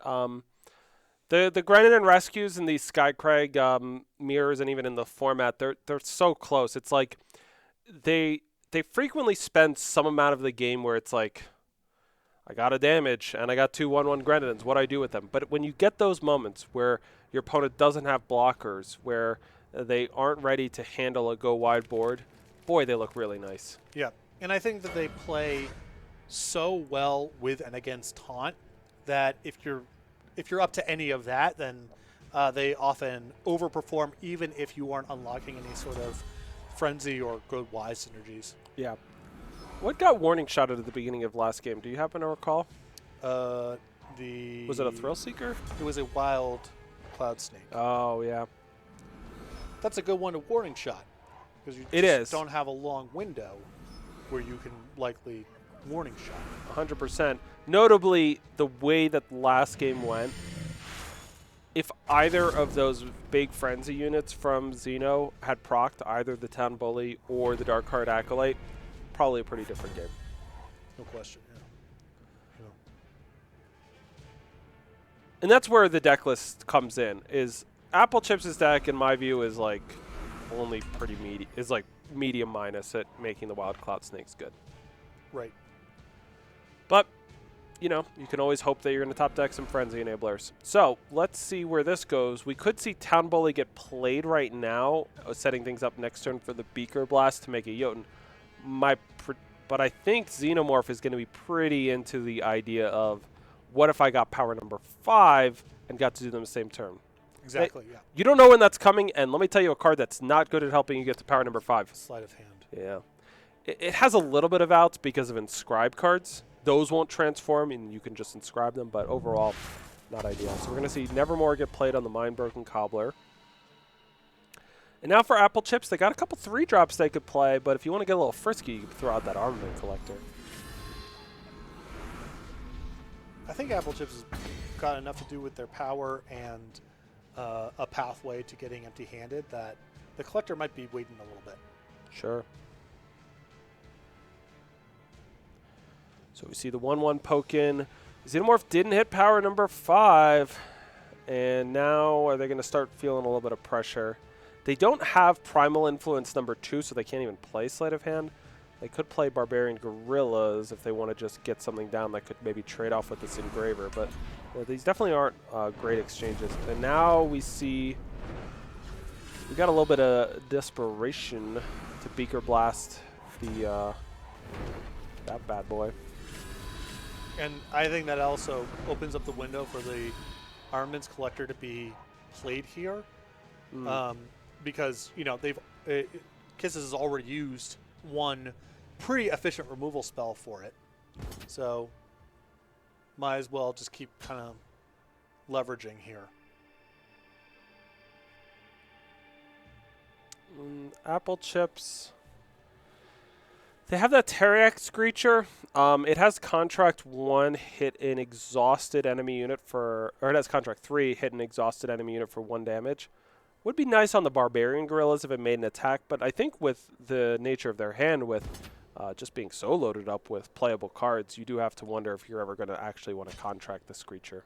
Yeah, exactly. I think, one, there's no guarantee it goes that way.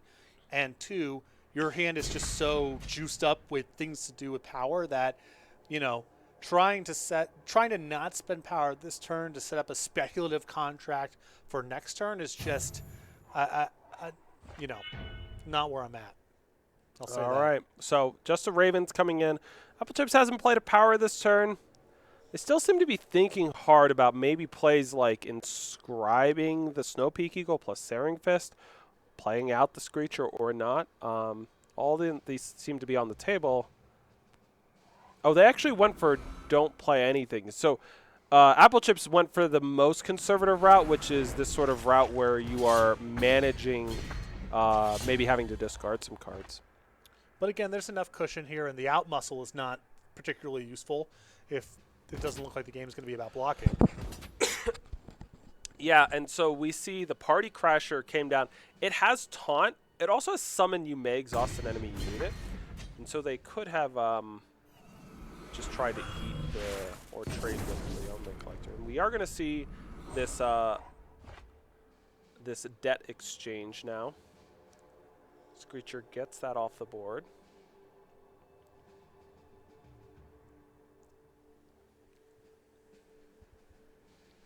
And this is all just a very, very tenuous game right now for Xenomorph, because if you could make this attack, you trade down with the Screecher in some sense, but you're also buying yourself time. If you set this thing up to maybe try to trade with the Armaments Collector, a Relic sends it into the air, and a removal spell in the Party Crasher is quite a disaster. So I like what we're doing here. Starting off with Sleight of Hand. Let's know, are we going to be getting Snowballs next turn? Turns out we're going to be having access to both a Snowball and the Crinkle Boys, who are known for their prowess and ability to throw snowballs, as they have Summon, play a Snowball. Pretty nice synergy there with your Nevermores as well. Oh, for sure. So if you play Crinkle Boys, you could throw a Snowball at the 1/1 and have a blocker for the Armaments Collector. But Xenomorph Kisses, they are what I would describe as setting up, and they're looking to play a long game. But Apple Chips, you Searing Fist the Party Crasher, attack for 6, play a Harness Thrill Seeker, and we are very much moving towards the finish line. Now I wanna cash in the out muscle this turn. Against 3 power up, it's a little risky. I mean, we don't know how risky it is because there's deck list available. Sure. You know, if you think the coast is clear, a nice turn to spend. Just the 1/1 flyer poking him. So Apple Chips has got a plan, and it's going to involve playing an Iceberg Scattershot. When they play a unit now with that thing in play, they are going to be doing some damage. And for Xenomorph Kisses, big forking moment here right now. You could go for a sequence like play Town Bully, Snowball your face, get a 6/6 Jotun. Alternatively, you could throw out a couple of Crinkle Boys, pop the Scattershot, pop the Raven, and have 2 more 2/2s on this board. And we're going to see that. This is just, I think anytime your opponent plays Iceberg Scattershot with a full grip, you have to be like, there's some goods coming. Yeah, next turn's going to be pretty ugly. So we're going to see that, and now the board has been fairly well managed. The Party Crasher is coming in, and the Screecher is going to absorb the hit. This avoids the discard 2 scenario, and that part maybe why we didn't see the Screecher attack in last turn. For Apple Chips,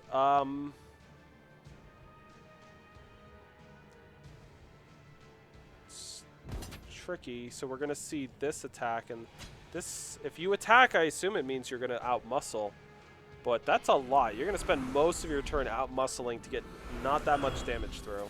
Yeah, I really like this play a lot of, like, first of all, let's just tune up the band. Like, let's start running downhill a little bit. It looks like Kisses might be close to kind of stabilizing here. Secondly, this is not a bad turn to have a 2/1 back on defense with your opponent having 2 2/2s and you having a 3/2 that you're reticent to block with. I think we got a big play queued up here from Xenomorph. Town Bully, Snowball your face. Guess who's coming? My 6/6 Jotun friend. Guess what he likes to do? He likes to charge. And he charges in thanks to the Battlefront Dash or contracting. 7/7 charge. The 2/2s are coming too, and only one of those units, the Battlefront Dasher, can block in a way that Apple Chips is going to be happy with. Apple Chips, if they block with the Armaments Collector, is going to be discarding 2 more cards from their hand. And right now, I'm looking at that hand for Apple Chips, and I'm like, how are we winning this game? Because I don't see great ways to deal with that 7/7. So is there a way maybe we can race this game? Well, I mean, there's the chance. Something that I would consider here is you have some time to just block the 7/7 and take some hits and set up like a damage. Like, you know, you're maybe 3 turns away from winning because you have 3 hits and the out muscle. That's lethal. And if you draw anything else, great. Maybe you can set something up with Frenzy on your 3/1 in hand. So you can kind of take these blows for a little bit, buy yourself a little bit of time, and try to finish off the game in the air. So here's a cheeky play for you. If you were to Flash Flood the Jotun and then make an attack with the Armament Collector right now, if there's a trade-off, you don't have to you can discard the Unleashed copy of Flash Flood. But we are going to sit back after playing a Harness Thrill Seeker, and now here come the hits. Chloric Mix only can deal damage to attackers, so we're going to see a chump on the 7/7, a couple of eats, bringing him down to 9, but yeah, this didn't go too badly for Apple Chips, all things considered. A power off the top unlocks another Unleash of the Flash Flood. And I absolutely see what you mean right now, Patrick, in terms of trying to race. But that Chloric Mix on the other side, whew. Yeah, yep. I mean, that's you know, you would potentially love to say, okay, Flash Flood down, your 7/7, and then kill it, and then stun your 3/1, and now that unlocks a hit. But the Chloric Mix is going to mess that up pretty badly.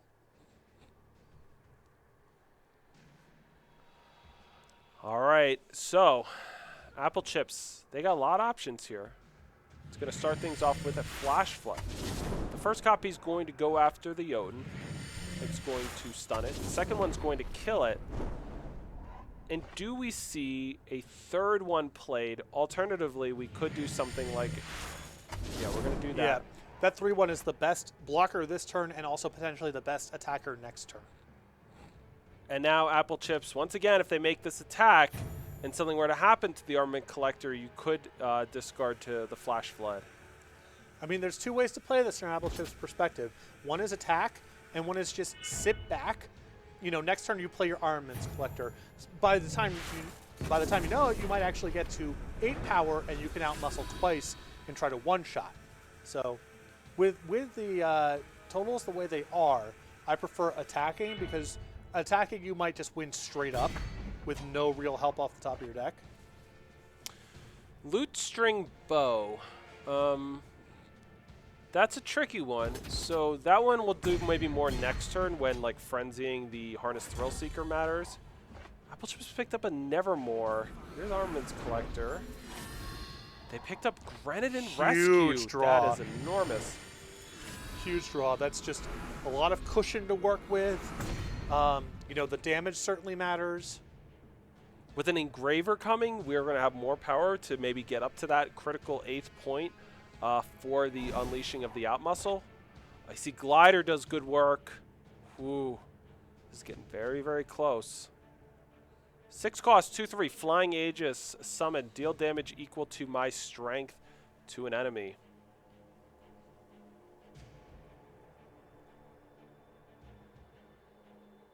Now Ice Glider is going to pop the Armaments Collector, so 2 cards are going to go away. Which 2? Will it be Engraver and Nevermore? Are we going to hold on to that outmuscle?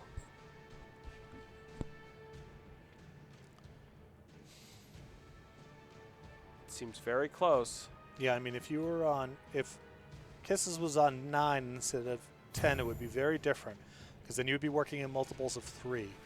Where's that extra point going to come from if you're holding on to outmuscle and trying to pair it with your 3/4? Yep, that's a great point. It does look like it's going to be hard, but we're going to hold on to outmuscle. And, you know, Apple Chips does have the board kind of stabilized, but all very tenuous. Well, that could be the extra point. But I think we're going to see this, yeah. We're going to see it do a little bit of cleanup duty. Well, this is just so much safer now than what you were looking at before. Grizzled Hermit, though. 5 cost 0-5. Pay, I believe it's pay 3 or pay 2 to give it +2, -2. And then it deals 2 damage to the enemy player. Right now, Apple Chips is at 4. So next turn, Grizzled Hermit is going to kill them. Because of that, Xenomorph Kisses is going to play out the Loot String Bow, and they're going to do some mop-up duty, and they're going to put Apple Chips to the test. Oh my! Yeah, that attack was pretty rough because it's a lot of damage now coming back. Oh. Yeah, much better if you do that on the copy that had been attacked. So Loot String Bow has summon, deal 1 damage, and then it gets to make a 1 damage relic weapon attack. Because it was played on the one that was getting hit from the summon, they just attacked the other one. Yeah.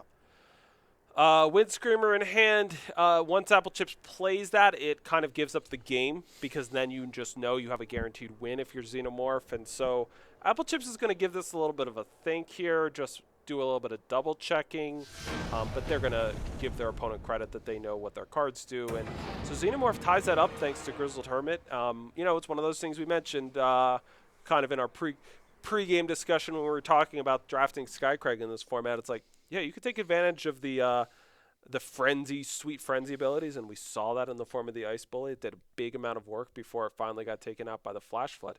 But also, just get your opponent down to 0. And that's what Grizzled Hermit did right there. Definitely. And Apple Chips there was in a couple.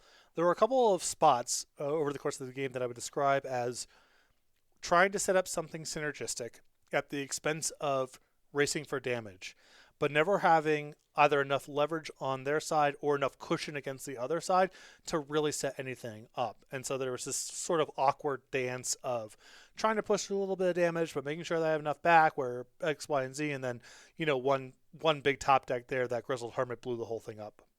Sure did. All right, so we're going to be heading to a Game 3 of this Skycraig Mirror as soon as both players have rejoined. Took them a little bit of time between Game 1 and 2, so, we'll give them a second here. Skycraig Mirror, I think the thing that really just always jumps out to me about them is that they are not about any one particular thing.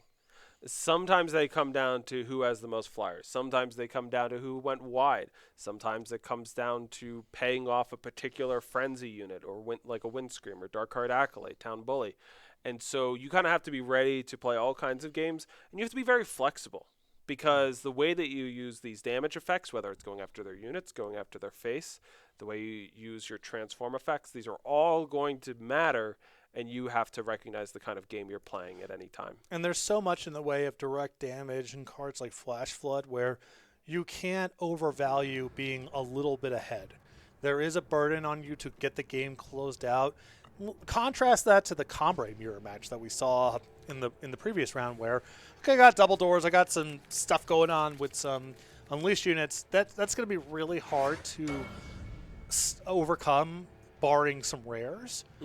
But we saw over here that, Apple Chips was at various points ahead in terms of, let's say, card advantage, best unit, whatever, but was still able to get a little bit blown up there by just one particular top deck off the top.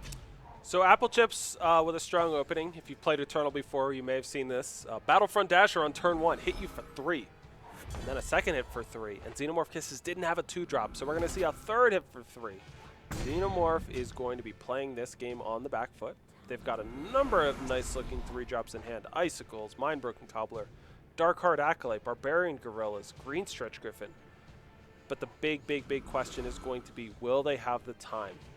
And it's going to start right now with a very important decision, which is do you play a blocker or do you icicle something? And if you icicle something, the Battlefront Dasher is the problem here and now. The Wind Screamer is a big problem for tomorrow. Yeah, exactly. I think that's something that makes this play a little bit more complicated and might just err Kisses on the side of being, do the riskiest, highest ceiling play, is you're sort of up against it both short and long. And so you got to gamble a little bit to overcome that. All right, so here we go. Apple Chips can just go for an attack and outmuscle if there's a block.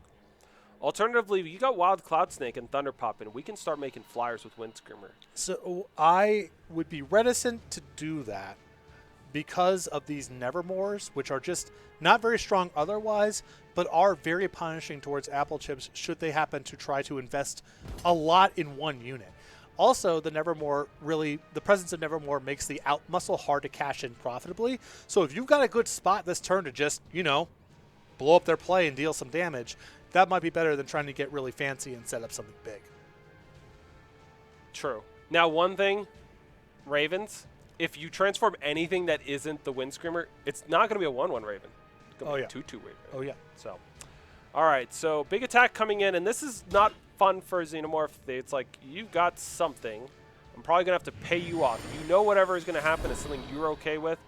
But when you're at 16, you got to make the block. Yep. The worst case thing you could do would be like no blocks, and then they just go like Wild Cloud Snake, Thunder Pop, and I'm off to the races. And that exchange right there was an argument for using icicles on the previous turn. It would have made an out muscle not an efficient thing in the curve, would have been harder to cash in profitably, and that was one of the risks of just deploying a unit. All right, so Icicles takes out the Battlefront Dasher, but Sticky Fingers, Wild Cloud Snake, these are great ways to continue to punch through. So unfortunately, the Snow Peak Eagle is missing in terms of having a second Primal Influence, but yeah. I'm just putting that thing down. You're going to get your fingers all over him. Oh, yeah. Who cares about that 2/3 flyer? That's not better than activating Sticky Fingers. Right on. So, Sticky Fingers, 1 cost, 1/1 Aegis, pay 4. Once per turn, you can deal 1 damage to the enemy player. It's a way to turn on Frenzy. I'm going to get my fingers all over you. And now we'll see a 2/3 flying Aegis, so that's got some action. Apple Chips could Sticky Fingers, but if you play Terrex Screecher, it pumps up the Cloud Snake to a 3/3, unlocking an attack.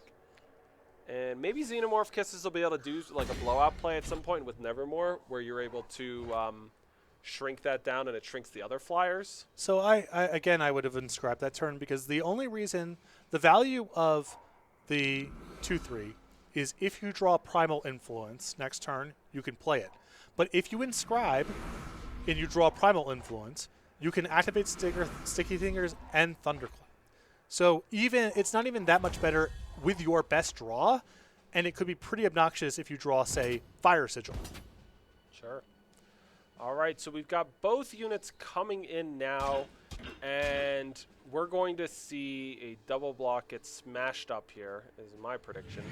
So a Green Chip Griffin gets Thunder Popped, Beaker Blast on top, that's staying there, and we're going to see these 3/3 flyers eating both of them. This was not a game that was going well for Xenomorph, and getting 2-for-1 there by that Thunder Pop is not something I think Xenomorph can really come back from. Yeah, the tools left over are just not equipped to fight in the air. They're not efficient of what's there.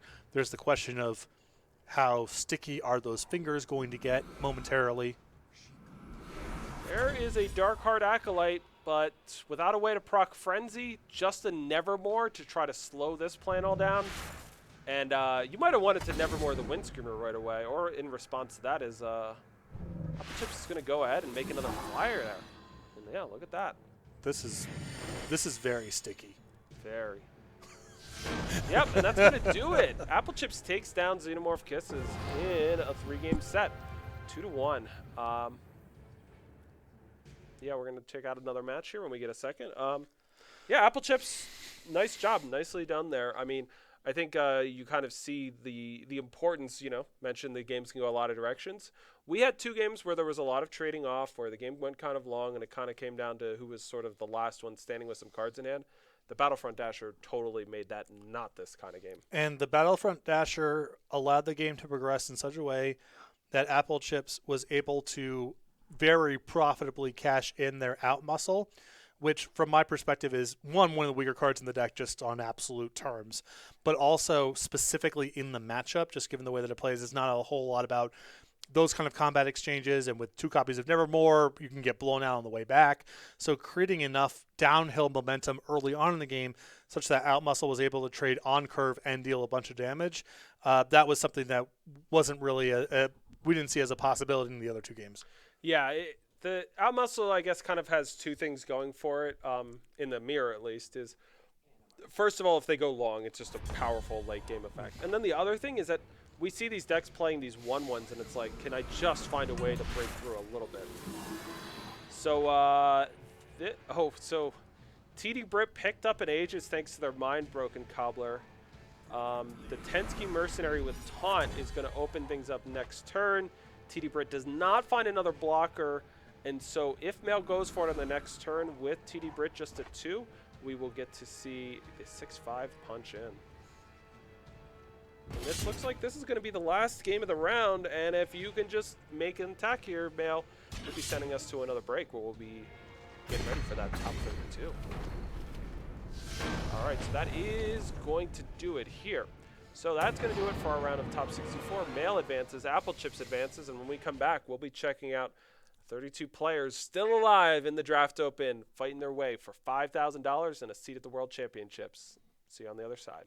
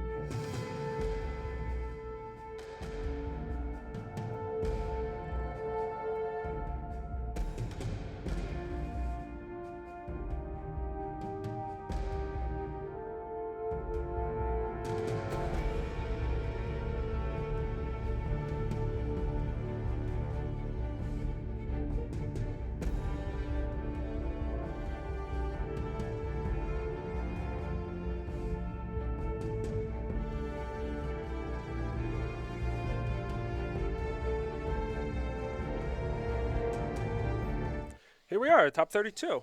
Back and better than ever. And we're going to be checking out some more players, some more draft decks, and I'm excited to see who's going to win. Less excited to see who's going to lose. I hope everybody can win, but just not the way these things go in the tournament.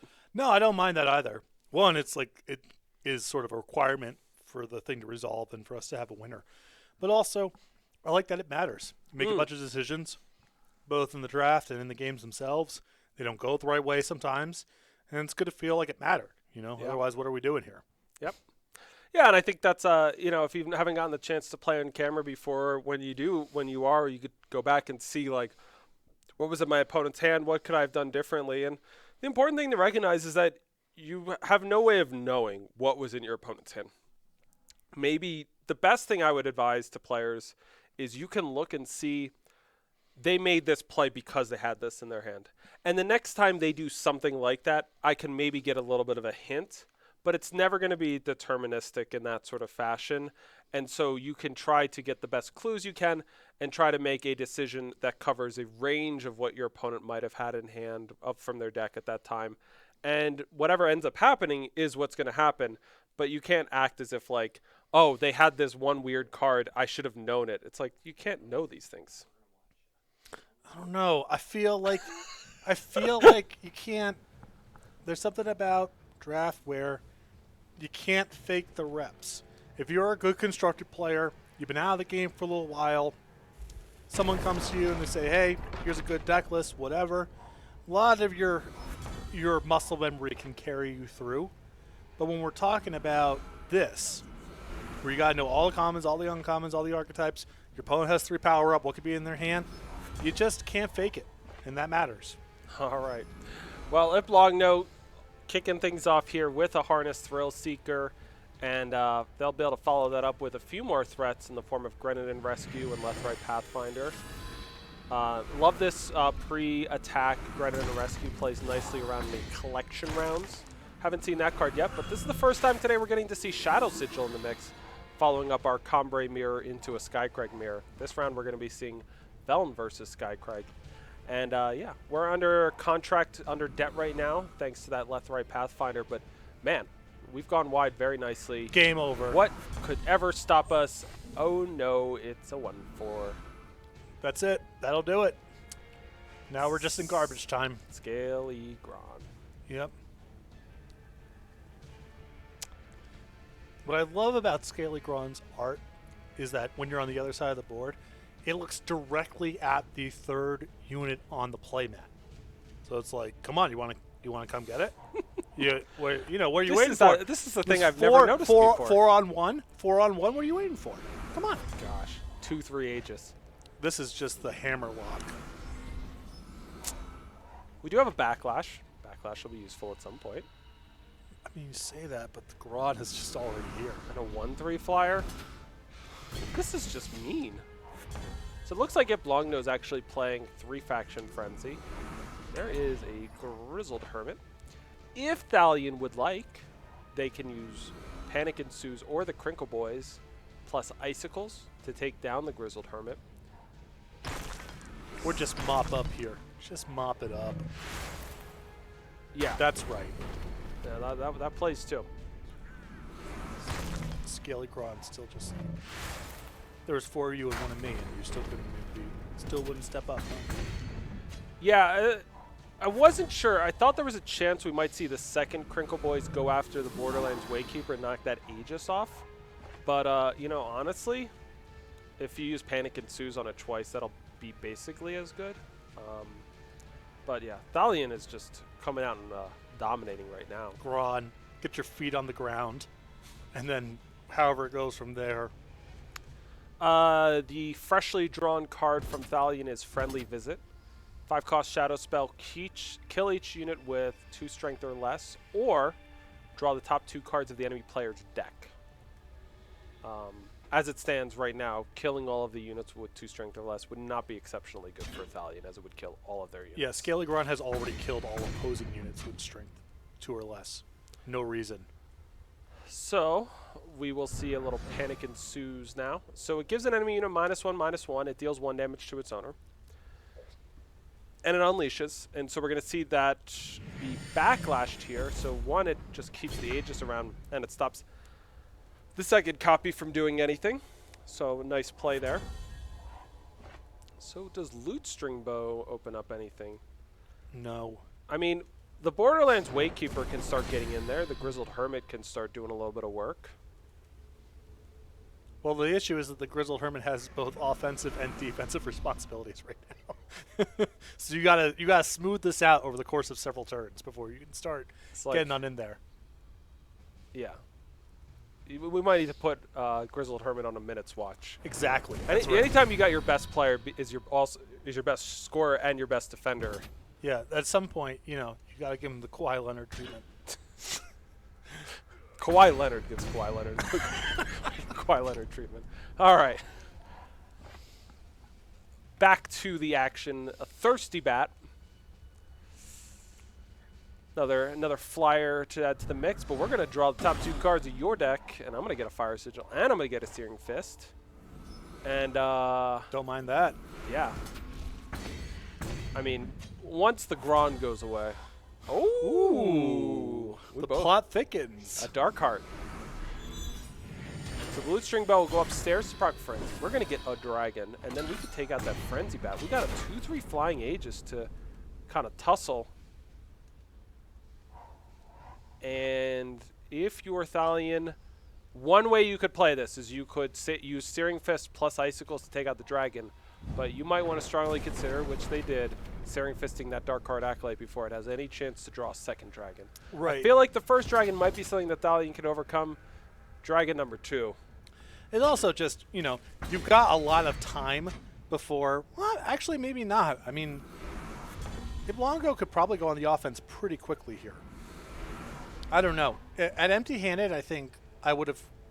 My instinct there, I think, would have been to hold back, especially because you get the overwhelm damage from the Icicles. Because it has to be basically a Frenzy Enabler right off the top. Thalion moving quickly towards a triple block here, but that Beaker Blast is going to take it out. Now, the good news is that you still are only losing one of these flyers. And I think... Wow, Iplongno maybe moved a little faster. We took out the 1-3 other than the 2-3. But we're going to get to bust out the Dragon. And Thalion close. Wow, second Dark Heart Acolyte. This is quite a deck we got here for Iplongno. Yeah, I mean, the faction distribution's a little shaky, but the cards and synergies are very good. A green Stretch Griffin could get unleashed a few times here. Well, really just unleashed once. But we're going to play power number 8 and hope, this is one of those, like, it'll go good either way on Thalion's next turn. Either we'll have power number 9, which we did, or we hit something we can play. And I think that play last turn from Thalion was really good because your 2/2 flyers are not worth a ton in the face of this Wakekeeper. Each additional flyer is worth quite a bit. And also, because your one unit with flying has Aegis, you can be pretty confident you're going to get to the next turn with it. That's a great point. All right. Green Stretch Griffin is coming, and it gets unleashed because they had a flyer already. And they get 3 copies of this 2/2 bird. And so now we got a little Borderlands Wakekeeper against the world. We're going to throw it down now, and we're going to have Chloric Mix ready to go.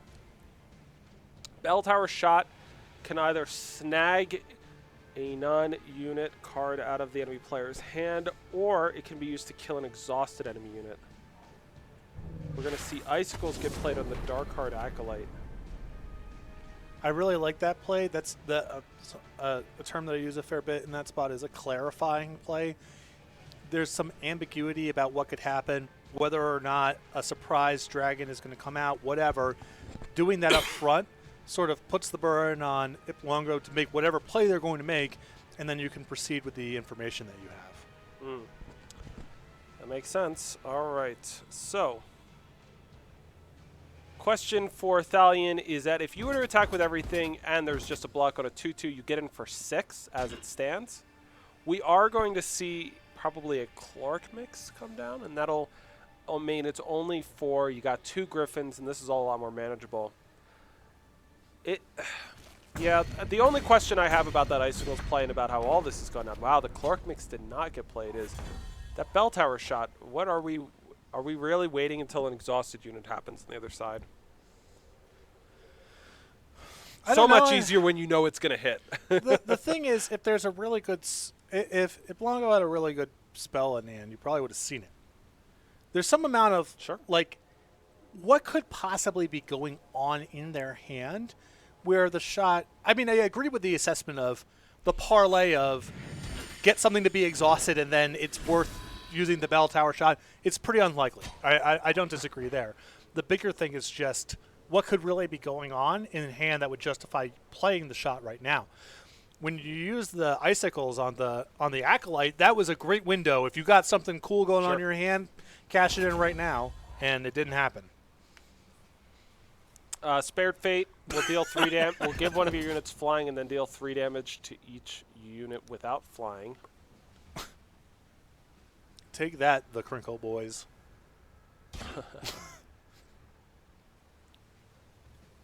And it looks like, yeah, we're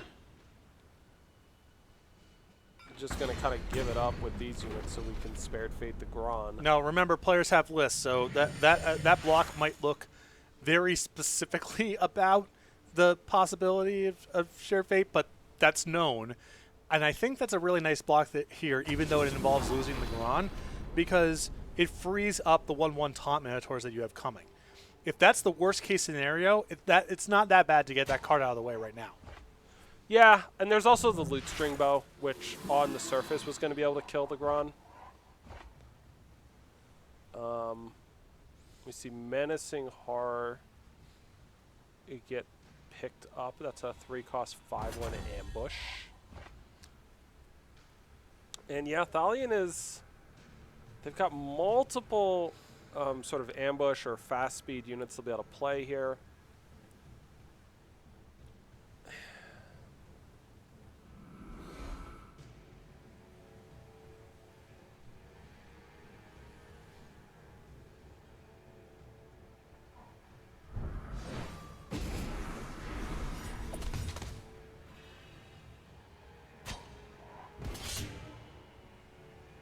So yeah, everything, both those units are coming down because this just, the taunt here was huge. Yep. The bell tower shot's still not getting played. I mean, you will be able to use it on the exhausted Scaligron here, but it's going to be kind of unfortunate here. No, I still like this play from Valiant because if there is a spell in hand, what it materially does is allow the Scaligron to block, and then you can just shot it away anyway. And if they happen to be on nothing in hand, it's really rough to just play that card, miss, and then not be able to handle a unit. You just seem to have no appreciation for the fact that I can see the Chloric Mix in hand. Like, I know it. No, yeah, I'm trying to price that in. I'm saying that even if you have it at like 95%, there's a Chloric Mix in hand, I think that play is still good. Yeah, right. It very much gets you on a path to winning the game. Like, let's be real. Like, the Scaligron as a 1/4 flying blocker in any world where the game goes on for a protracted period of time is an enormous unit. Oh yeah, it really does a great job of holding back the Griffins. All right, so we're back here now at the in-between moments of this match. Thalion up a game, and Thalion, you know, got the straightforward Felm deck. They ended up getting a Fire Influence, but that was off the friendly visit. Otherwise, it looks like they're just straight Felm. But taking advantage of some nice synergies going on between Flyers, Frenzy cards in the mix.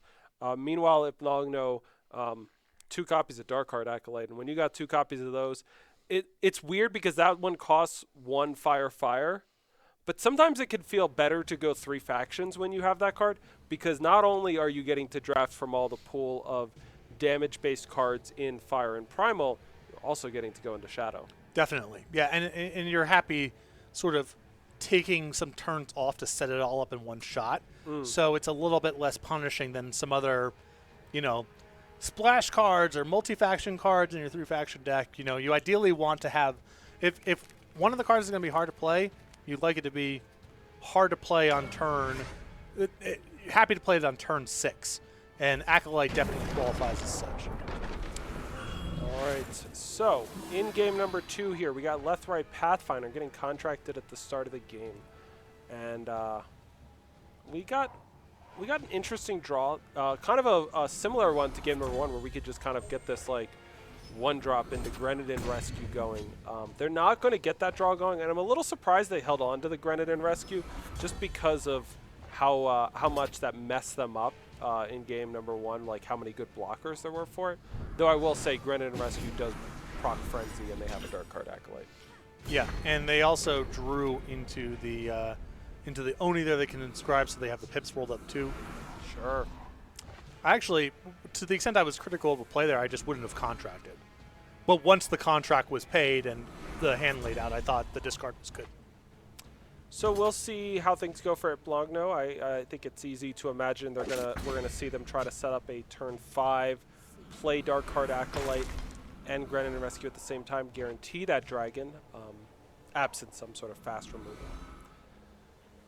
On the other side, Thalion's got a Wild Cloud Snake, and they've got a couple of flyers in hand between that Forlorn Griffin and the Green Stretch Griffin. We're going to see the Green Stretch Griffin come down first, and so Thalion is not going to be trying to wait until until power number 6 to get it all together. They're going to try to push their advantage in the air right now. Here's Dark Card Acolyte. Here's power number 5 and Grenadin Rescue. Play 2/1/1 Grenadins and deal 1 damage to the enemy player. And the Dark Card Acolyte is going to reward that bit of damage with a dragon.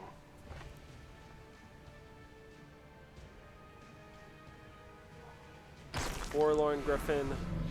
They're just going to try to push on in the air. They have a copy of Toxicology in hand. 2-cost spell, deal 2 damage. And if you discard a card, Toxicology gets deadly.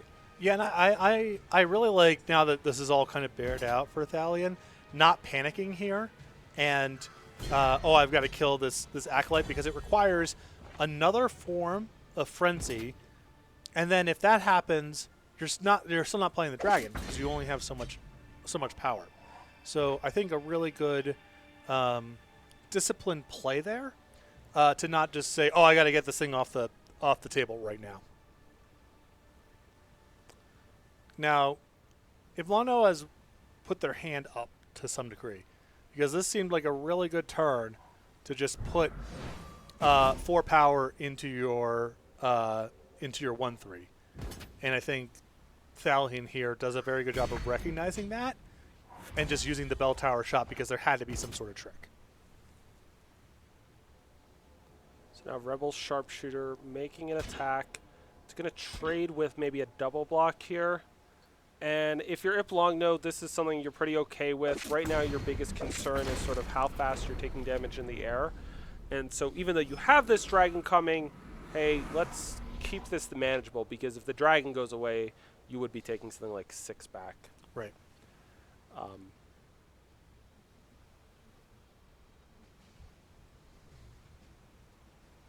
The Arachnoid Terror has the possibility of being used with its contract ability. No, it doesn't. Not this game. No, I'm throwing that thing into the trash can for the Toxicology. And just relying on these bats to continue to refuel. Yeah, well, it's just more damage, and also the bats are an implied way of dealing with a second dragon, because you can get the Cloud Snake up and over, at least to 5/5 and maybe past that. Yeah. Yeah, I mean, that's true. Thalion was not that far away from making a Cloud Snake that was just bigger than the dragon. But with a Borderlands Waykeeper, you did have double block considerations. But yeah, right now things for Thalion are feeling okay. They've got the biggest flyer. Iplongno has 2 power up, so Chloric Mix is going to be kind of on Thalion's mind. But you know, still make an attack. It's tough to beat Chloric Mix regardless. And yep, so they got in. Iplogno has a copy of Through the Unknown, which can draw a unit from their void. If it's Shadow, you deal 1 damage to the enemy player. I don't think we've seen a Shadow unit go to their void this game. No, because they just drew Shadow Influence. So we'll see that. It gets back the dragon. That's one way to get a dragon. Yep.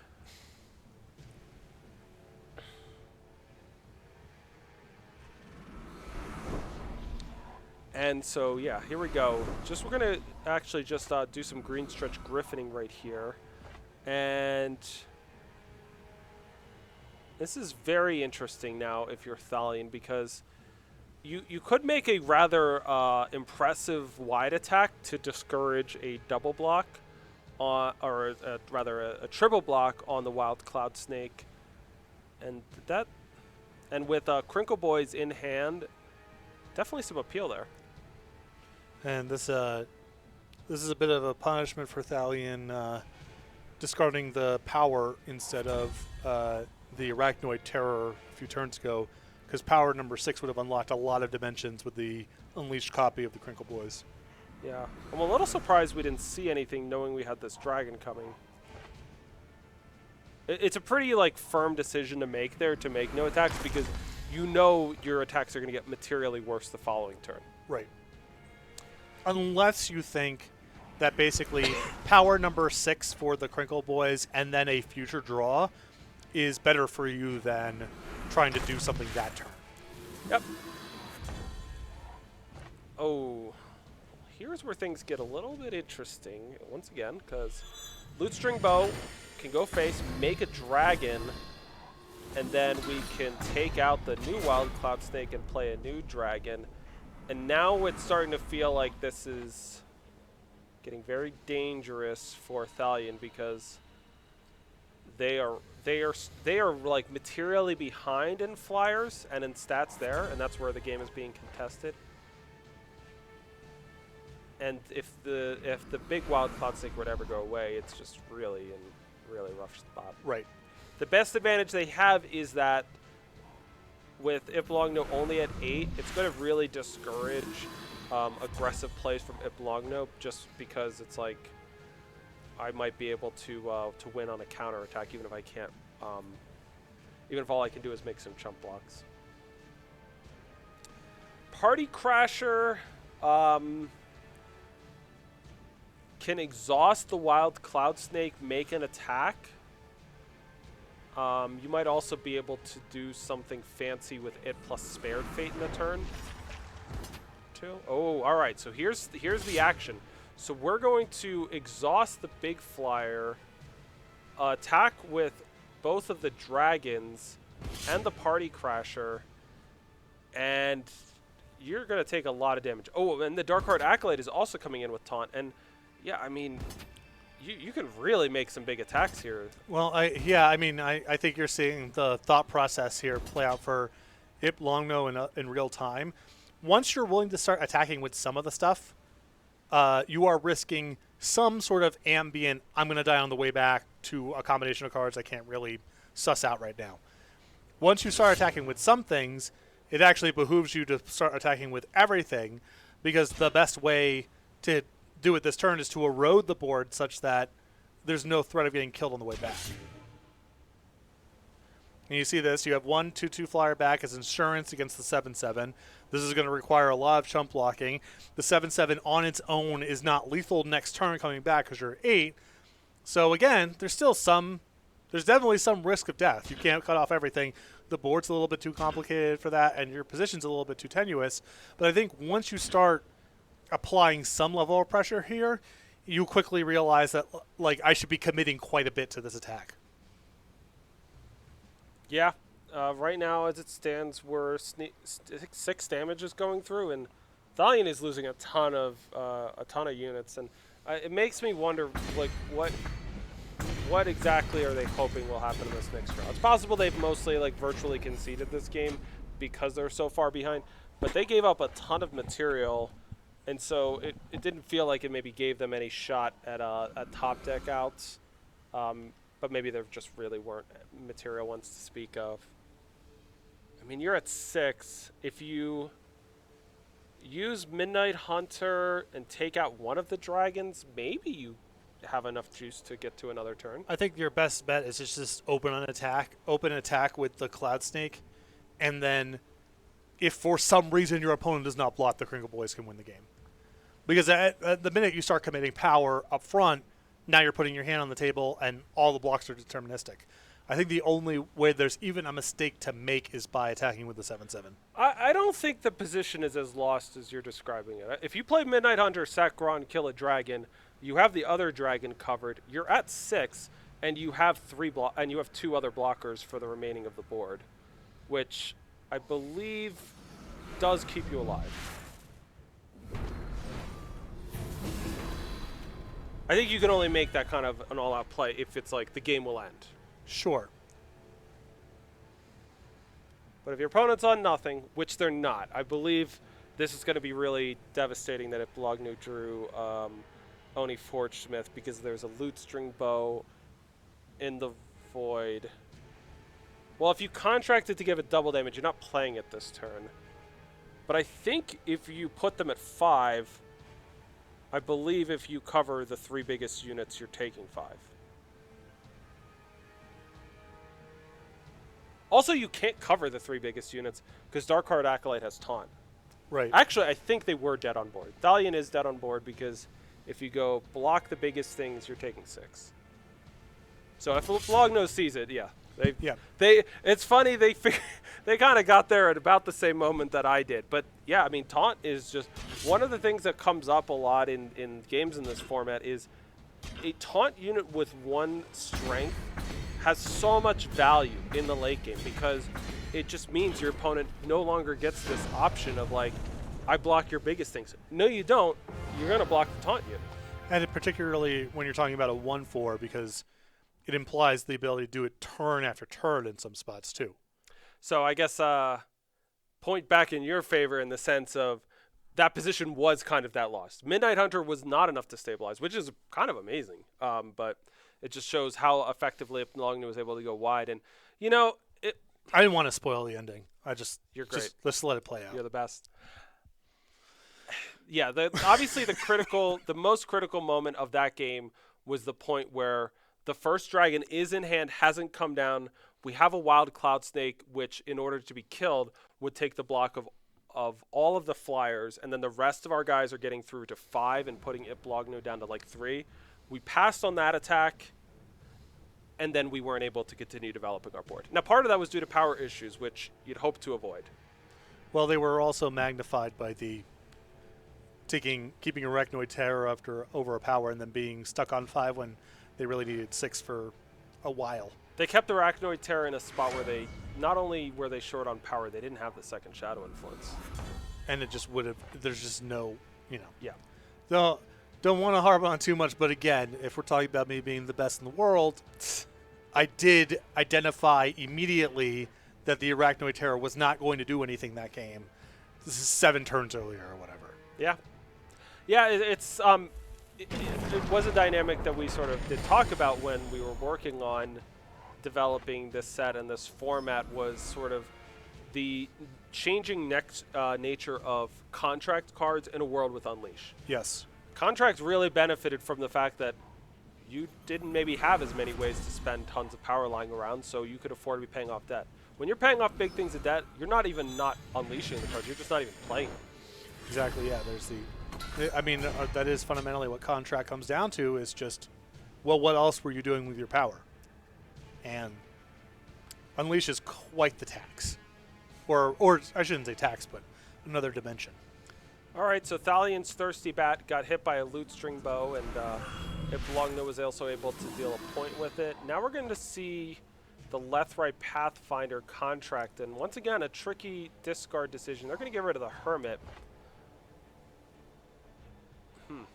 I think that I would have thrown away Chloric Mix, but it's close. It's just you're running downhill. It's going to be awkward to cash that one in. I don't know that you're running downhill. It's not going to take much to stabilize.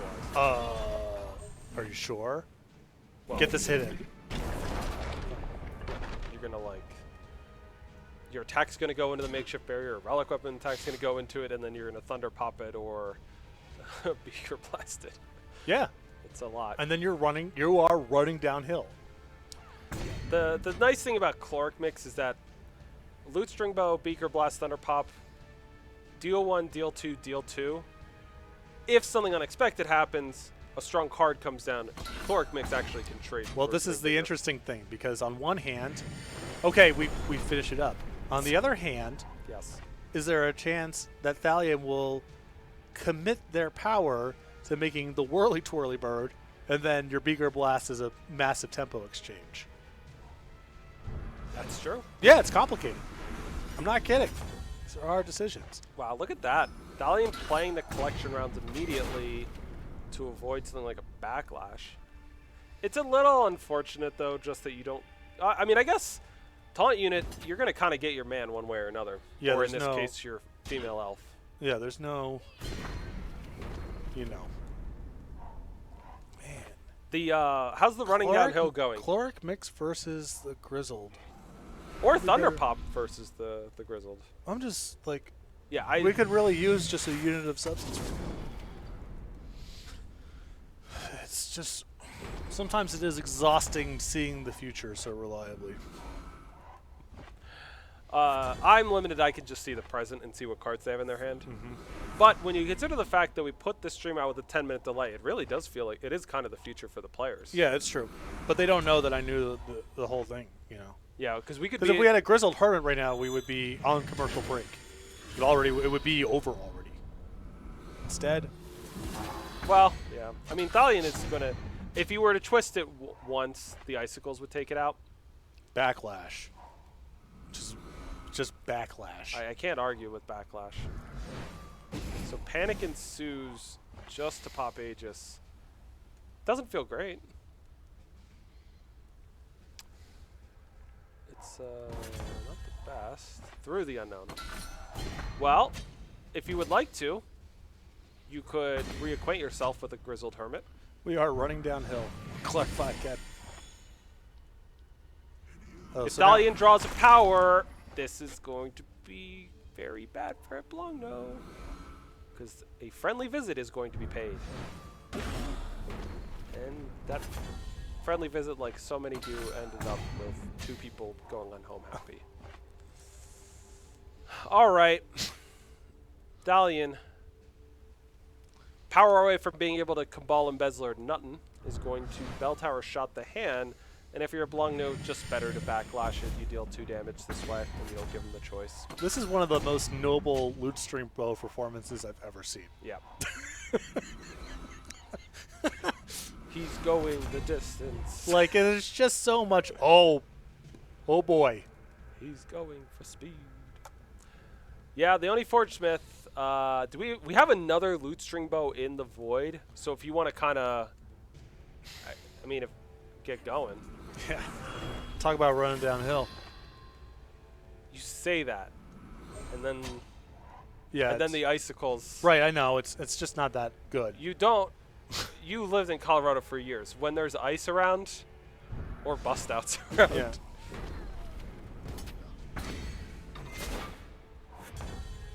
Oh my. we, We can We get the are- other Loot String Bow back with double damage. viewers, we are going off. Just I would say we've established a loop, but it's more Yeah. like the same cards have been drawn this for is the last 2 turns. This is like an infinite combo. Yeah. Oh, Once again, the downhill nature of the game has... it's shifted. Man, we are going to see... I can't believe we're going to see our 3rd Thirsty Bat get hit by a Loot String Bow. Oh, wow! Of course. Wow, of When course. you play a double damage relic weapon, all of your spells have double damage, including that Caustic Rain. Now, unfortunately, phenomenal follow-up in the form of a Crinkle Boys, but I like the direction that this is going with the Skycrag Adept in hand. Are there any rebuys? There's at least Backlash, Backlash is nice insurance here, for sure. or Through the Unknown.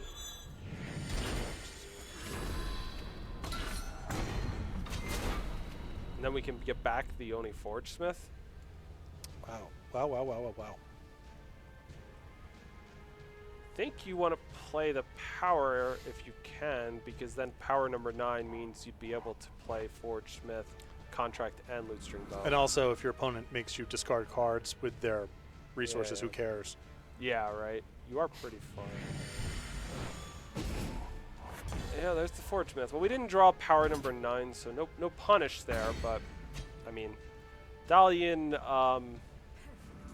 I can't believe how much we're running downhill with this hand. I know. I try to let the viewer know enough without revealing the whole thing. Sometimes I overstep my bounds. But yeah, we ran all the way downhill. All right, we're back in the booth. Andrew Beckstrom, the greatest of all time, to my right. That was the last game of the round, and so we're going to get 2 more contenders into the ring, primed and ready to fight. But we'll be doing that on the other side of this break, and we'll be back with you for the round of 16 at the Open. See you in a few minutes.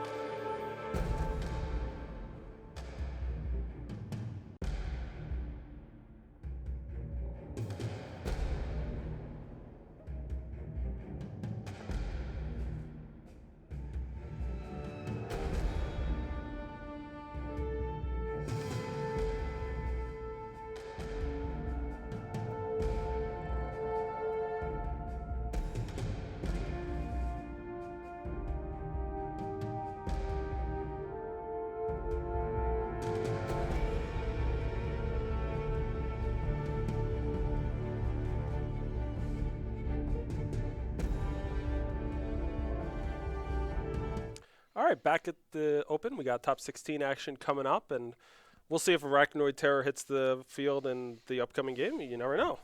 You don't know. I don't know. You don't know. We have to watch the games. You've claimed you know the future. If you had to, No, once I see, like sort of the cards in people's hands and the plays leading up to the moment, then I can. It's not, predictive. It is having a level of ability so transcendental that it could appear to the average viewer as being able to see in the future, when in reality it's just we don't need to talk about it now.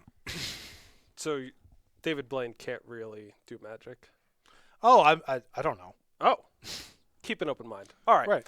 So for this next round, we'll be getting to, get back into it. We've been surprising us with the matches. It's a little bit harder when we're doing these draft opens. It's like we can't do as much like, oh, let's scour the matchup sheets and try to find a really juicy matchup. It's a little, we're moving quick, we're moving fast. And, we like to, it's a fun experience for us getting to see how these decks are going to unfold, how the games are going to unfold. I also just want it raw, unfiltered. I don't want to, I don't want to know what's in someone's market ahead of time. Surprise me. And then make me call that on the fly, and then, lay out the whole narrative. That's fun for me. I enjoy that. That gets me going. If you want some narrative, we are playing a round for money in that if you lose this round, you will not be getting a cash prize. If you win this round, you will.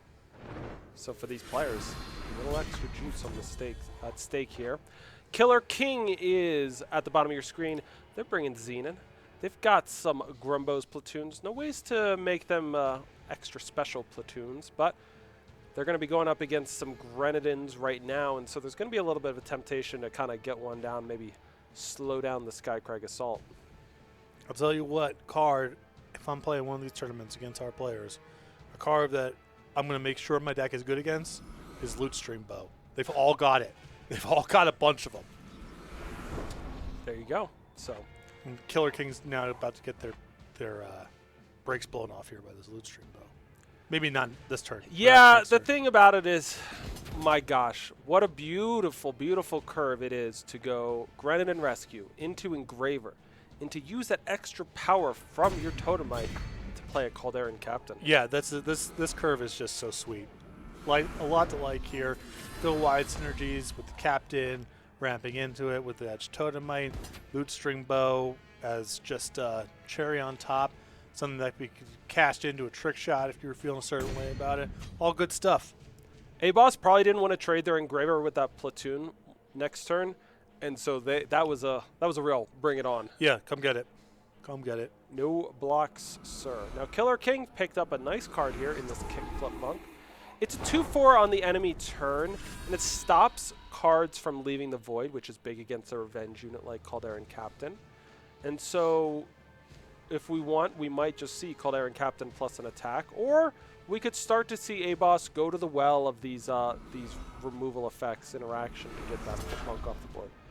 I like the Captain play the best of them all, particularly when you don't even have a 5th power rolled up for next turn, so there's no guarantee you could play the Captain. Great point. All right, so A-Boss attacks in. It gets in for 4. The Kickflip Monk stays back. And Killer King did not hit power number 4, so no dusting this turn. They're going to play an Hour of Bakar to start. They'll get a Shadow Sigil. And then maybe we'll see an Endangered Kieran. Lootstring Bow Massacre incoming. Yes. No other way to describe it. Except for the obvious one.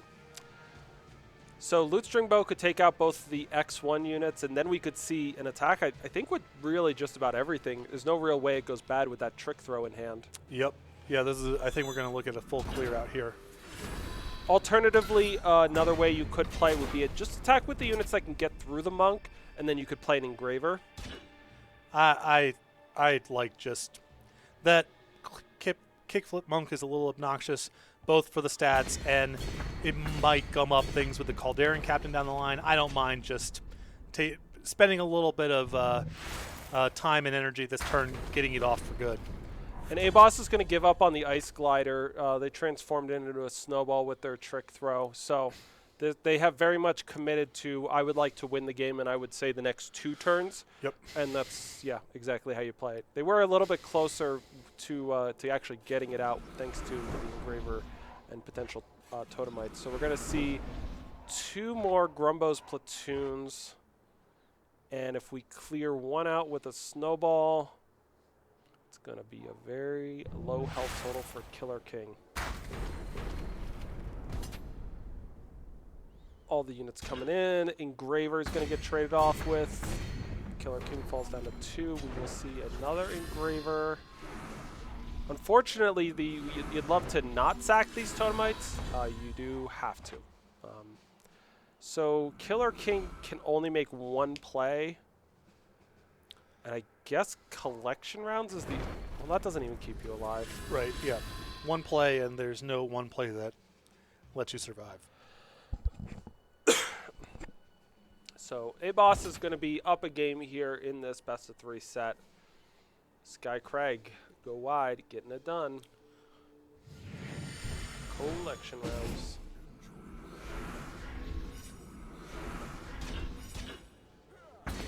Yeah, just a stall tactic and not enough. So, going on to game number 2 here. It's kind of funny the way that that game worked out, where the Grenadin Rescue being so much more efficient than the Grumbo's platoon was more important. Definitely. Because in a lot of ways, Grumbo's platoon is like, I would say, a better card because it gives you 2 ones instead of 1 ones, and it has the possibility of not just making 2, it can make even more than that. But that's where the efficiency comes into it, and that's why health totals in a game like Eternal are so important, because if it was always just about how do I get the biggest possible number and then we compare our 2 numbers, it's a lot less dynamic than it matters what our number is right now, and it matters what our numbers will be in the middle turns and in the late turns of the game. Right, getting 2 objects, and that comes with its own array of synergies. The point of damage you get, the frenzy procs, it's a spell versus a unit, and that opens up some level of synergies. I agree that the platoon is probably an abstractly more powerful card if we're just sort of weighing what would I like to have in the average of circumstances, but you can definitely set up circumstances where Grenadin Patrol is way better of the 2. Yeah, it's funny.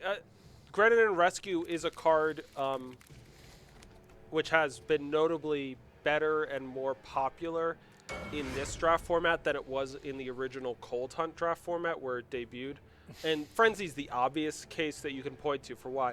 But if you look at the games, it's oftentimes not really because of Frenzy that it's making the big difference, and it's because of its efficiency, whereas the contract inscribed format definitely was more slower than this Unleashed one, where it's a little bit of like have tempo, then have Unleashed to back it up. Right. All right, there's your favorite loot string bow. Killer King choosing not to use Toxic Wisp on turn 1, probably because of the sweet combo it has with collection rounds, where you can make one of those Minotaurs deadly, and that's a great combination with Taunt. But a Backlash is going to hit the rounds. Ooh, hello Grumbo. Grumbo himself. Or itself. We've talked so much about Grumbo's support team. Yeah. Really haven't talked that much about Grumbo itself. A little surprised we didn't see Grumbo come down there, plus the Toxic Wisp. You get Grumbo, if you put the buff on Grumbo, you get up to a 3/3. Guess it would still die to plenty of things. Maybe Killer King's got some bigger dreams.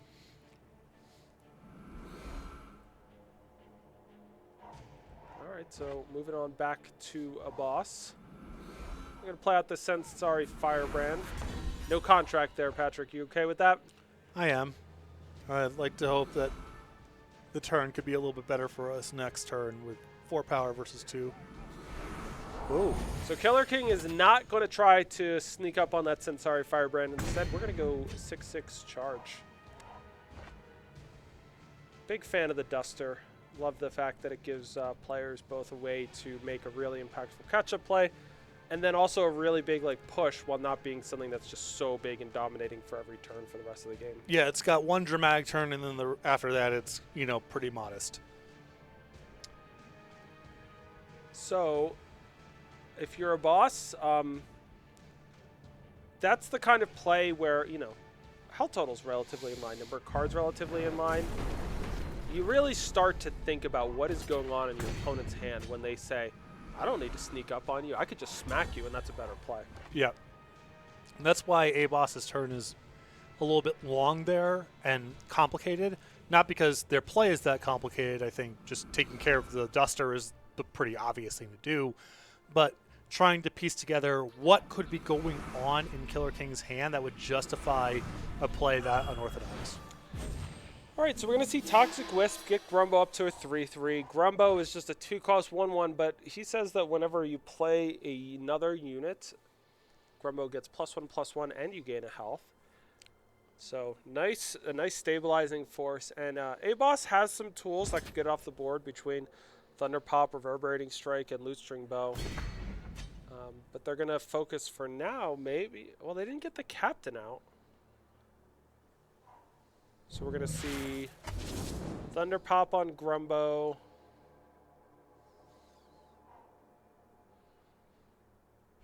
Plus a Lutestring Bow. And I guess we're committing to losing the bow. Yeah. Which is fine. Just sometimes these things happen. Hasn't happened a whole lot today, but sometimes your opponent has units with more than 1 health. Now, if Killer King wants, they can bring back Grumbo. They can also bring back the Praxis Duster. So if they aren't bringing back the Duster this second, it could be on the opponent's turn. But we're going to see Hidden Garroot here. Just take out the Firebrand. So yeah, Killer King with this Unleash unit, with this Through the Unknown, they're very comfortable playing a longer game, and by getting rid of the biggest unit on the other side, that's kind of what they're setting themselves up for. Okay. Only Forgesmith plus Lutestring Bow could be the cards again, Patrick. Mm-hmm. But Grumbo is about to get out of hand. Yep. You can queue up a 5/5 here, which is enough to attack next turn, 7/7, maybe 8/8 even. You can start to go wide, because this hit's going to be pretty substantial. Yeah, keep in mind right now, Killer King has an Hour of Makar in their relics, and that has pay 5 and sack the Hour to give a unit +3 strength and taunt this turn. So if they were to do that on something like the Toxic Wisp, that opens it up an attack for Grumbo, all of the other Totemites, and it gets the Calderon off the board in the future.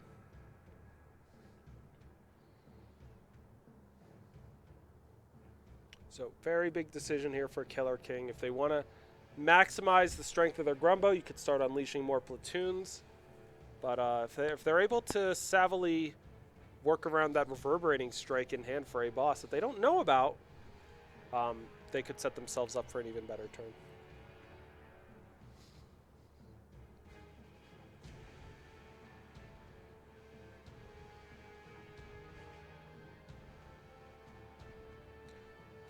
So we're going to see the platoon. The risk with the Hour of Makar play is if they just bop the Toxic Wisp with some sort of removal effect, the Calderon Captain gets to eat a platoon, and not the end of the world.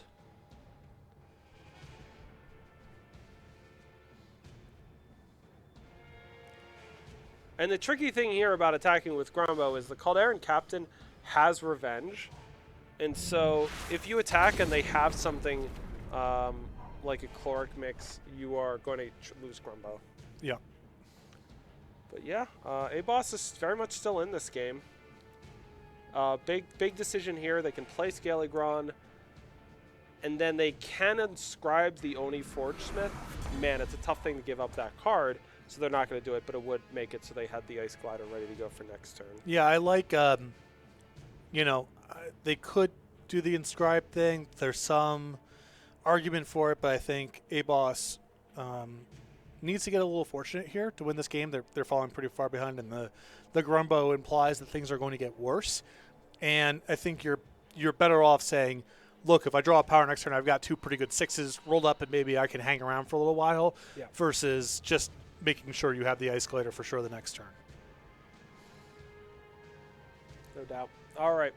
So for Killer King, keep in mind that Kickflip Monk, when they play that, and while it's in play, they will be sort of blocking units from leaving the void, and cards from leaving the void, and that's huge against Oni Forge Smith. It's huge against Revenge. We're going to see a Hour of Makar get played on the Toxic Wisp, so that's going to make that thing have taunt. Question for A-Boss is, if you want to try to get like kind of lucky, you trade off the Calderon Captain and then it revenges right back. Yep. But if you want that thing around, you got to play it this way, and they are. Right now, Grumbo is a 2-turn clock. It's 14. 7 of that is half your health total. So A-Boss does hit the critical 6 power. It's going to allow them to play the Oni Forge Smith, and they'll now have some ability maybe to pull off a double block. Well, this is, I mean, this setup is pretty nice, right? Because you can double block if that's appropriate. You also have a pretty safe single block with the Calderon Captain and the ability to revenge that back over the long haul. So, and also Killer King's probably going to have to put some of their hand on the table up front to pump the Grumbo if that's what they want to do. So you can be more confident knowing about which block is appropriate, either the double block or the single block. So A-Boss is working their way back in, and I think they've played a really, really sharp game. Yeah. Now this isn't fun because now that the Clip Monk both means the double block is necessary to kill Grumbo, and it means your Calderon Captain isn't going to revenge. But also, you've gotten through the worst of it. A-Boss's leftovers, you know, you got 2 good cards in your hand at this point. Killer King's down to 1 card. You know, there's nothing to suggest it's something particularly strong because they would have just played it by now if it was a removal spell or it was a trick they move into combat. So, again, it's like, yeah, it's not great, but it's also not the end of the world. Yep, you're right about that. And so, Ooh. Yeah, that's big. That is really big. So, Ice Hide could stun a unit. You get an Aegis. Loot String Bow has double damage thanks to the Forge Smith. It can hit the 2/2 flying tenured Graviturgist. Well, you also know the hand, too. I mean, this is 11 coming in this turn. You can stun the Grumbo. The Loot String Bow is double damage, takes care of the 2/2. Actually, you get in, 13 this turn because you can, you know, shoot Killer King and then use the bow itself to kill the 2/2. And then you're looking at, you know, now you're forced to chump block the 3/4 and huge. Very much so. Now, Killer King felt like they could use a good draw, and they got one. They picked up Victimless Crime, 2 cost, kill a non-hero unit, and so can use that on either of those.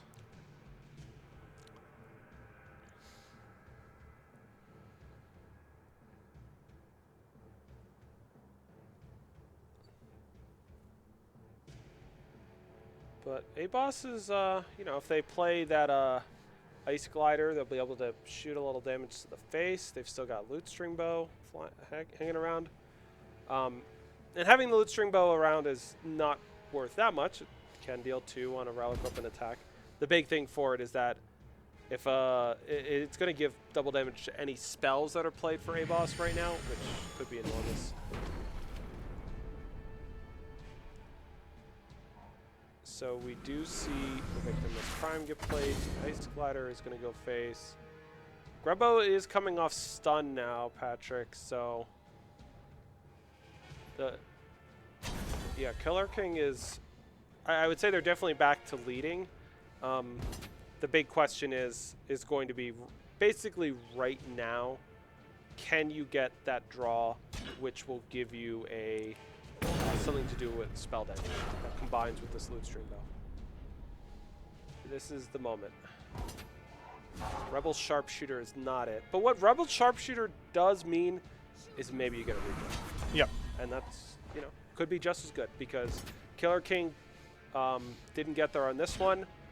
You do have to wonder if the Kickflip Monk wants to come in just because of the possibility of the spell damage, but of course it's a great unit otherwise. There we go.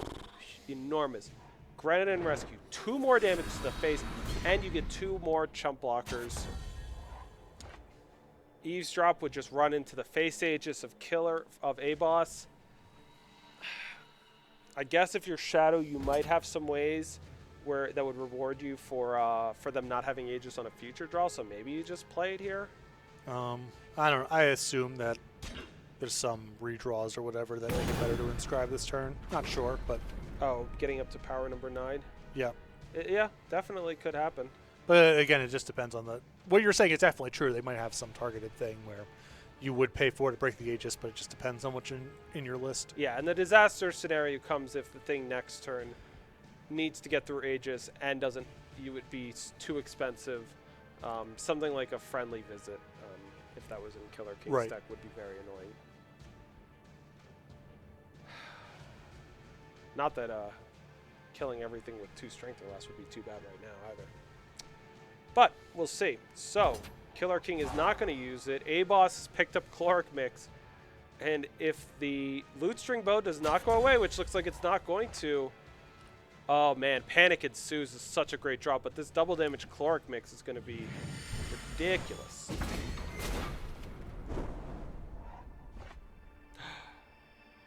Wait.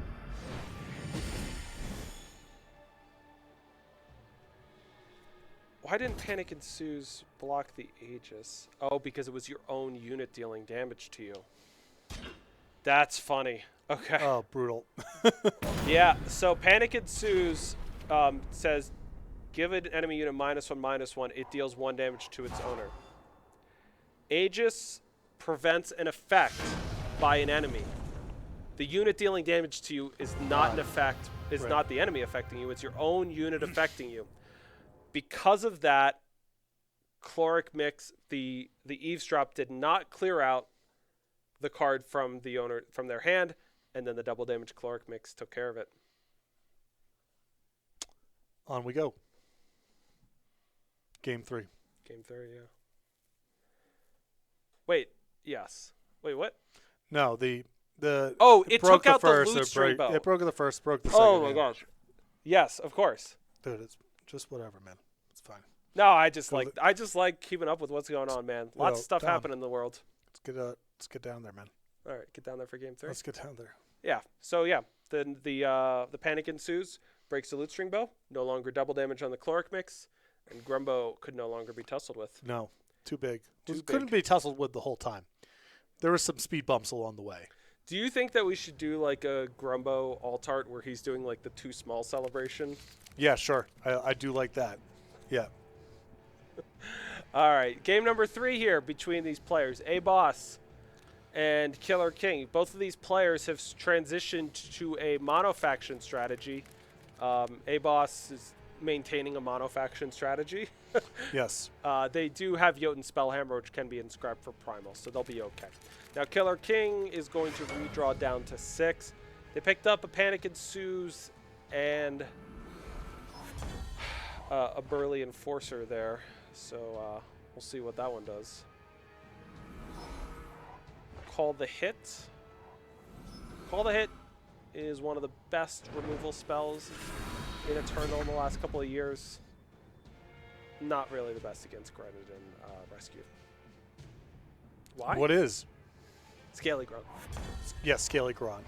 But then Call the Hit is quite good against Scaly Gron. Oh, wow. And that's what we call designing a metagame. That's what we call the designers playing the game for you. Just a lot of opinions on that. Rebel Sharpshooter joining the Grenadins also cannot be hit. No. So this is not working out for Killer King right now, Patrick. They're going to need a little bit of help. Yeah, hand is not very well set up here for these Grenadins and a 3/3. True enough. All right, so. Hey, boss just has it all, you know. And Killer King has gotten frustrated. Oh, my. That stings. It's That stings. Not saying it's wrong, I'm saying stings. Sometimes we describe plays where somebody got something and somebody else was able to get something out of it as a confusing exchange because it's not clear who's ahead. That was not a confusing exchange. No, that was not good. Yeah. Panic You ensues, know, taking again, out another Grenadin. I'm not saying that that play was wrong by Killer King. I'm saying that I'd rather lose than make it. Just I'm not going out that way. Never. Grumbo's platoon is going to be deployed twice. Oh no, Luke Stringbow. Oh. Again. It's the scariest card in the game at this point. Luke Stringbow Scalicron is like this offense-defense tandem that we've seen so much of. We see Loot Stringbow be both offense and defense. Yeah, same with the Gron. Oh, well, that's true. Yeah, so it's like a 4 square. 3 and D. Yeah, exactly. Exactly, 3 and D. All right. That's right. The old Midnight Goons going to try to get this thing stabilized. Mm. And, you know, they got a good shot. I mean, well, they'll at least be able to trade with one thing. Yeah, the Thunder Pop, not quite where you need it to be, but, you know, it's okay. Yeah. Got him down to 6. Okay. That's a really nice draw Really nice. because, you know, you get a little bit of a brick wall here. You get to spend all of your power. You can victimless crime, and if A-Boss doesn't do something that requires it, you can through the unknown. Just a really solid draw there. Yep. The big problem for Killer King is going to be... Oh, Just getting... I mean, you just send in both, I suppose. Because if you deal a point of damage, you can burn out from hand. And if a removal spell gets used on any of this stuff, that's fine too, because maybe you can Thunder Pop into power number 6, and the Ice Glider takes care of things. So I think that's enough to induce a... Yeah. Well, just attack and see what happens. Yeah, I like this from A-Boss. Really can only go so bad. You know, they've got a flying Aegis unit that's coming down eventually, and they are miles ahead in any sort of race here. So even if this doesn't quite work out, you're still doing fine. And yeah, so this is kind of the obvious play for Killer King's perspective. They'll take out the Firebrand. The big question here is that if you're A-Boss, you could go just send those damage spells upstairs. If you scout into power number 6, you win on the spot next turn. You know your opponent is playing with Eavesdrop. And so if you just Thunder Pop this is where it gets tricky. If you get Eavesdropped right now and you scout this down looking for power, could lose you the match. I don't know. I like just leaving that on top. Oh, yeah. And even if you get eavesdropped, it's like, okay, it's my 2/2 flyer against nothing. You know, we can play from that spot. Yeah, I think it's a fine play. I Now, agree, though. It can definitely get hairy. let me tell you another way things get hairy. Oh, yeah. I know. Oh, yeah. Killer King brings back Midnight Goons. Yeah. Now we're... 4-3. They brought back Grumbo's platoon. I don't know. I mean, again, the well is poisoned by us knowing the hand. Yeah, we know what's going on, but this decision, you know. The Goon would have been absurd here. Unbelievable. Yeah. You wouldn't be able to play the cards in your hand. Right. You play a Green Stretch Griffin, it dies to the Goons. You play an Ice Glider, dies to the Goons. Yep. Instead, now the coast is clear for a 2/2 flyer to get busy. Yep. And, you know, we've seen a lot of removal. Now, the Goons, what would actually happen is it would get taken down by the Trick Throw. But that would still not be, I mean, Yeah. you know, you got 3 turns to draw an answer, opponent's on nothing. 100%.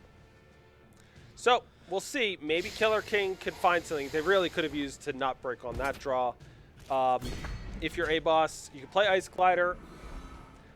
I think you're just going to go face here. It just makes this. Anytime you can make a spell in your hand lethal, in addition to having 2 lethal plays, you got to do that over getting a little bit of value, taking out a platoon. Totally, yeah.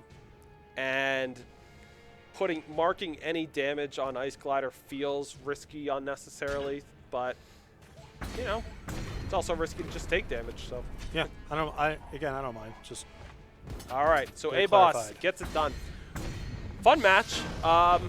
Yeah, I mean, you just see the power of some of these small effects. You know, frequently in draft, you're very much thinking about how can I get something that's a little bit bigger than my opponents. It's a great way to push down on them. Mm-hmm. But a lot of those games were coming down to things like Thunder Pops and Grenadin Rescues and Loot String Bows, ways to sort of peck away at your opponent's value plays and kind of leave you with sort of an advantage heading into the mid game. Yeah, and I thought A-Boss played really, really well. That was a very sharp match, and now into the top 8. All right, so it looks like we're going to be checking out Game 3 here between Apple Chips and I'm Demacy. And we've got I'm Demacy down 10, 25-15. But that kickflip monk, Patrick, I'm guessing that's done a nice job of stabilizing here.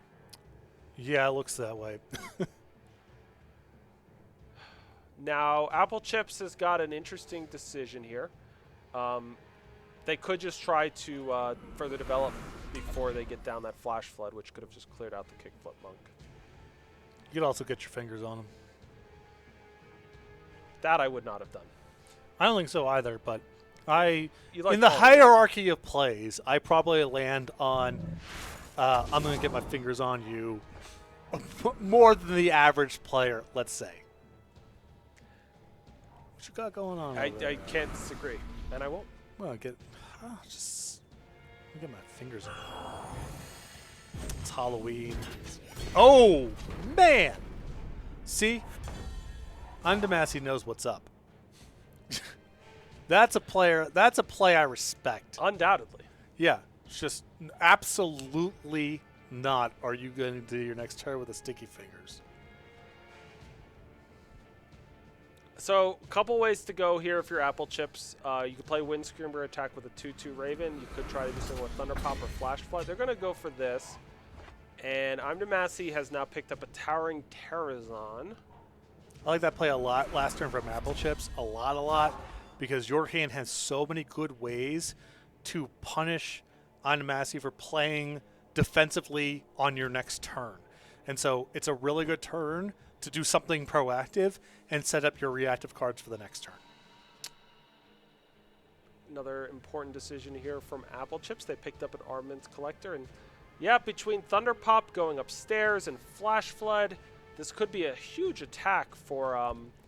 if you were to go for that line, you would be hitting them for 8 down to 5. You wouldn't really be getting max value out of your cards, but you sure would be pushing very far ahead. Yeah, especially at 25, so you don't really have to worry about using the Flash Flood defensively. I would err towards, if you wanted to do it that way, of just going, all right, well, I'll Flash Flood down the kickflip pump. I think the Armaments Collector is probably the better line anyway, because, you know, not super likely to die against a Elysian deck. And also, that Flash Flood gets better and better the longer and longer you defer. Sure. So the Flash Flood is going to go right after the Kickflip Monk. So not going to have to worry about that one long term. The Raven comes down. Oh my. There's Deafening Stampede coming, which is just gross. Well, we're a little short presently. We are a little short presently. Gonna have to be patient. But if it happens, it's going to be big. Oh, yeah. Now, Searing Fist plus Thunder Pop is definitely getting very close to lethal. It would be putting them down to 2, but let's keep in mind that there is both Stone Skin and Chloric Mix on the other side. Yeah, you can just send in your Raven, too. I mean, it's super suspicious that they're, no plays, a lot of power up, Elysian deck with a lot of tricks.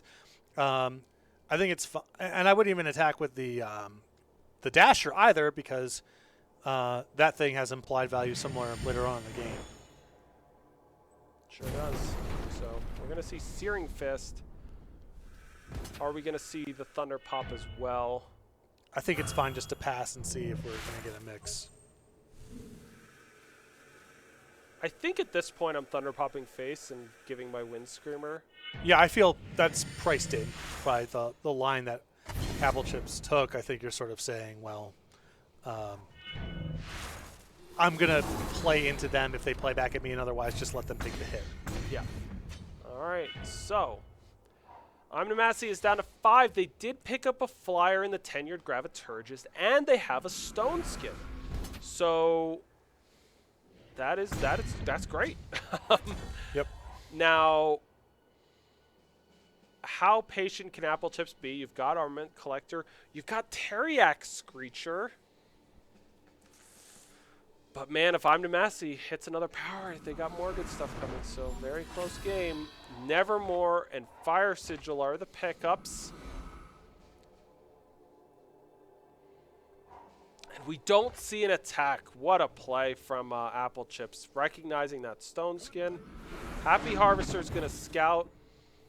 Hexivore, yeah, that's got to go bottom. You got some great 6s. Oh, the bow.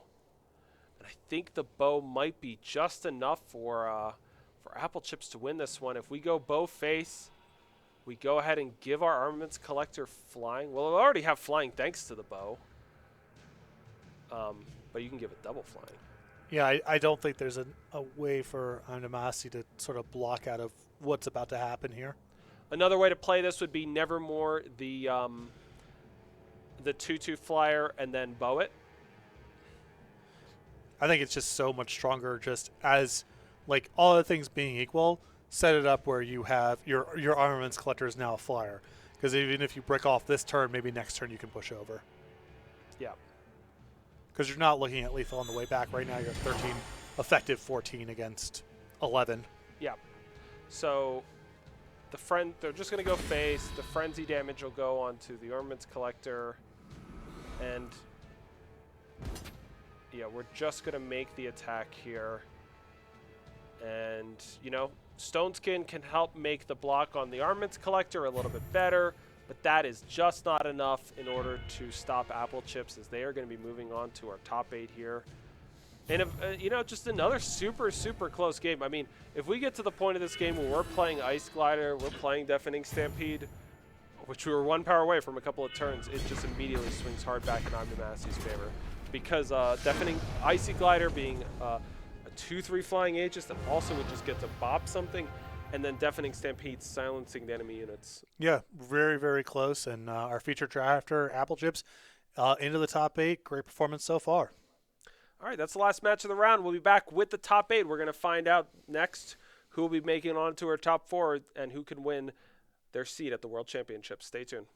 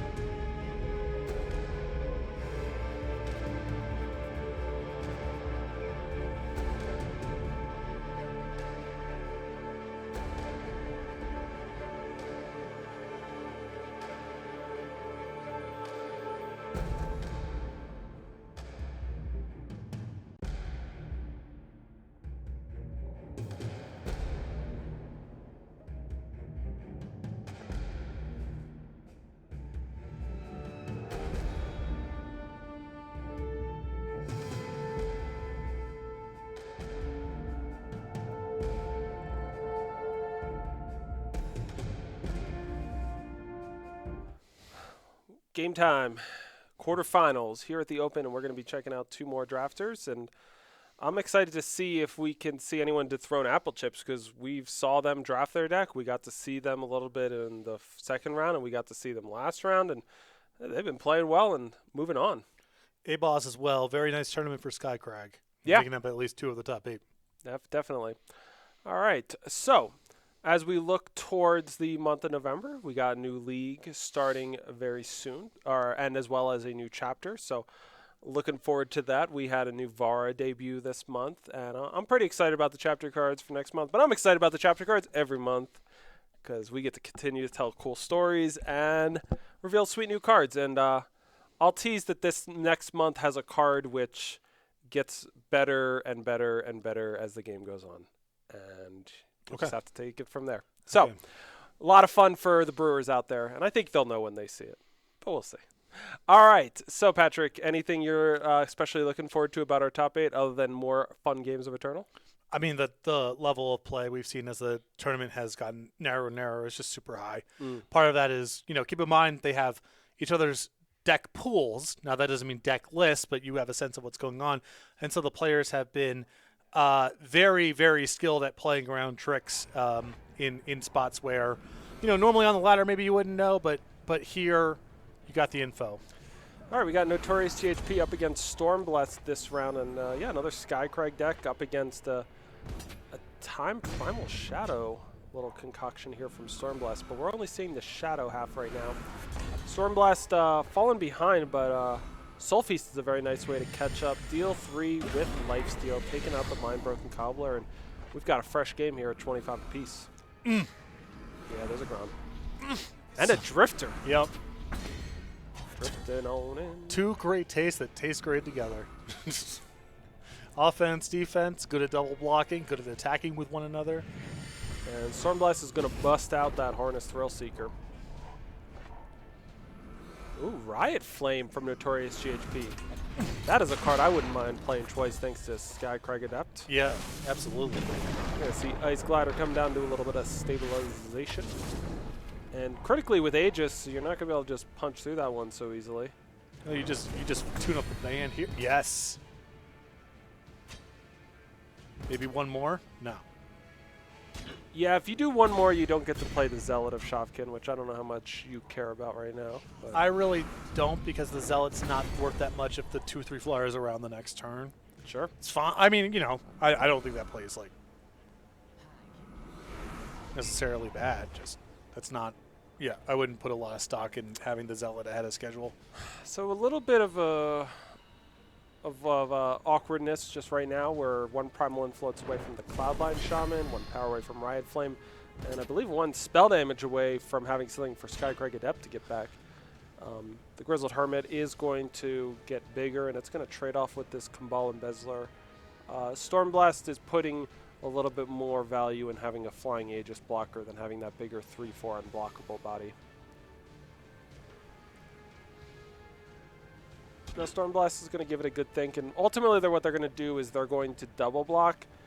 This means GHP gets the choice of which to kill, but if there was any sort of extra damage or pump spell going on, it means it wouldn't overwhelm probably. Lights out for Stormblast is going to be great once they can hit that critical power number 8. Rage Serpent for Stormblast, and now a Majestic Skies. So really getting some good air superiority. Does Stormblast have 2 things they want to buy back with Inseparable? I think it might just be the Embezzler right now. Yeah. GHP has found a Seek Power to give them that critical second Primal. It's a little bit awkward for them to Cloudline Shaman right now, so they're not even going to. Wow. Right. Well, they don't want to pay the contract next turn because the 3/3 is not worth very much. And the, hope that Riot Flame, Skycrag Adept, and maybe some chip shots can kind of get you over the line here, I think is stronger than just having a 3/3 and being under contract for 2 turns. Yeah. All right. Reverberating Strike is a sick draw. Yeah, so they're going to get to pop the Aegises on all of these units. That's going to open up the Riot Flames in their hand. It also deals 1, and it powers up the Enraged Serpent. So this was really important for Notorious GHP because they were just falling behind in so many ways. But now, even if they get something like Icy Glider, if they get Lights Out, they've got paths to sort of get back and sort of start dominating the board again. It's going to start with a Riot Flame on the Ice Glider. That drops him down to 6. Doesn't take much more at this point with that Skycrag Adept and all those other flyers in hand. And the ability to sort of, quote unquote, go wide here with Mount and the Shaman and maybe able to just kind of finish things off in the air, even if something goes awry with the adaptive Riot Flame plan. I mean, yeah, if you want to talk about a plan, we go Skycrag Adept to pick up the Riot Flame, and then Terry-X mount the Scaly Gron. We get to punch in for 2 more points of damage, and then with that Riot Flame, that's going to pretty much do it because we can Lights Out here and kill all of these flyers, but unless we can kill our own Cabal Embezzler and Ice Glider, we don't have a way of stopping the Riot Flame. So, game number 1 goes to Notorious GHP, who kind of did what Skycrag decks do. They got going, they got some attacks in, and then they turned to their combo half of their deck where they're using these various effects like temporary flying, damage to the face, rebuying those and enhancing them, and that was enough. And that Riot Flame there was so important because you look at kind of the shape of the opposing deck there. There's a lot of ways to block, remove things, and then with cards like Embezzler, there's not even a guarantee that you can really race back or chump block and try to find yourself time. So being able to close that game quickly before the advantages became overwhelming was a big part of that too. So, well done by Notorious GHP. Obviously, we've seen them many, many, many times over the years. Prolific tournament player, very successful, and they're on their way to a top 4 if they can win one more game. But Stormblast has had to win a lot to get here, and we could see one of the reasons why they were able to get here in that Black Maw Carnosaur. 5-cost, 6/6, deadly. If you have fewer units than the enemy player, it has Taunt, and if you have less health than the enemy player, it gets Lifesteal. Yeah, that one is going to be an absolute star in this matchup if Stormblast can, buy enough time and blunt the offense a little bit here. And we're going to see a little bit of blunting here with this Thunder Pop. Going to leave, I think, Majestic Skies on top of the deck and go ahead and seek power for a Time Sigil and throw down that Relic. And Majestic Skies starts off very nicely with a +1/+1 to all of the flyers. Well, there are none of those. But in the future, we go ahead and we can pay 5 on it to draw a unit with flying from our deck. And this is all setting up quite nicely for Stormblast. They're going to have less health and they're going to have fewer units when that Black Maw Carnosaur comes down.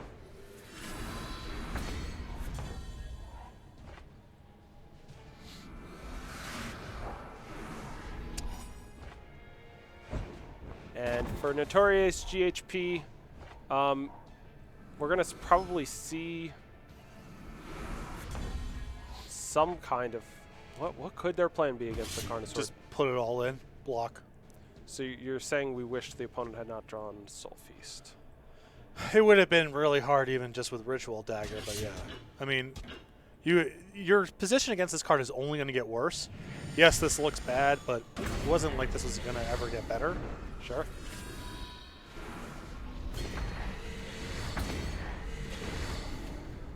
Yeah. I mean, they have a copy of Carnivorous Terror in hand, which is a 4-cost 4/4 Overwhelm Unleash. And when you play a card with Overwhelm, it gets +2/+2 permanently. It combines with the Grizzled Hermit and the Icicles in their hand, 2 more cards with Overwhelm. Now, what I'm describing is a very long way to being able to get a dinosaur that can trade with the Black Maw Carnosaur.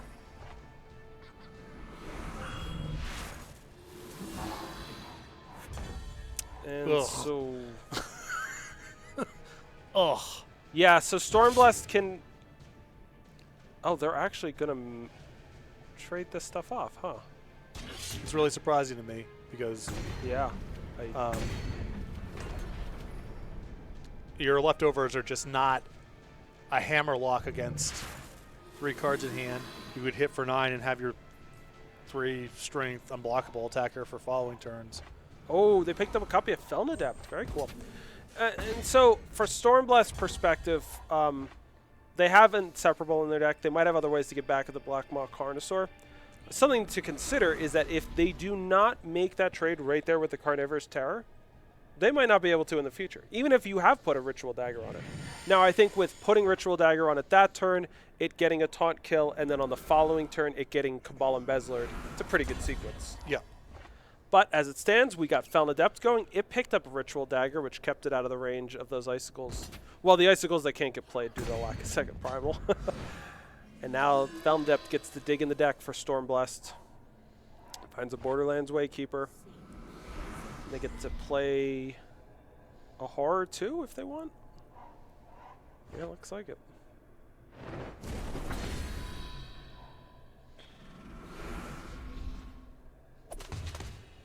No attacks there. Yeah, well, okay. I mean, there's a lot of ways. A lot of ways to play this that are not bad. So No, this is all going great for Stormblast. They picked up a Bust Out. GHP, I think we're going to see not a whole lot more action from them. yeah.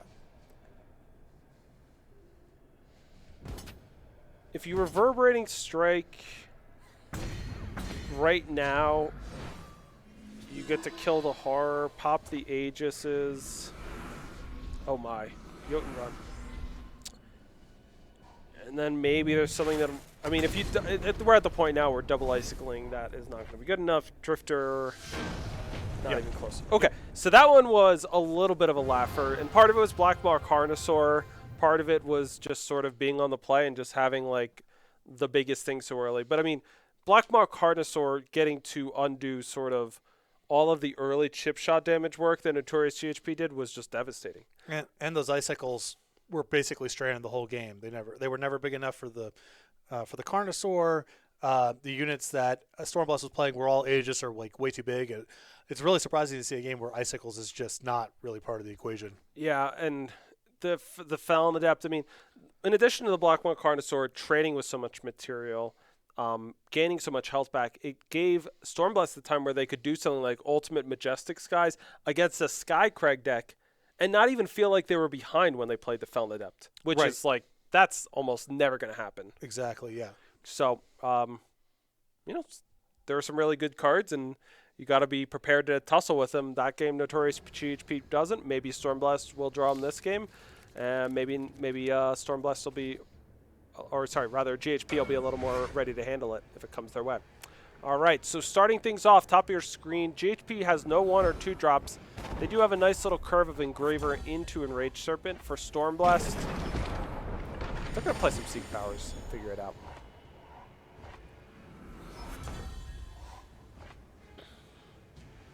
This is always a tough decision for a player like Stormblast if you want to use the other Seek Power, but maybe we get on the board this turn and then next turn we see where we're at. Yeah, not only do we get to go, next turn and seek power, play a 2, we get to defer the decision of what we want to get for one more turn. And if we draw a certain power, maybe we want to get something different. All right, Inseparable is the draw now for Stormblast, and so what started off feeling pretty good with having 3 power, we haven't hit anything since then, but we have picked up some more 6s and 5s, so we're going to need some help there. Felon Adept with no ways to buff it up until we get all the way up to Cabal Embezzler range. It's going to go to the bottom. If you're GHP, you could make a chump block here. It's pretty likely you won't need the extra power, but it's a very risky decision if you were to draw something that could help you to just stop 1 damage. Right, it's just take your lump. You know what I mean?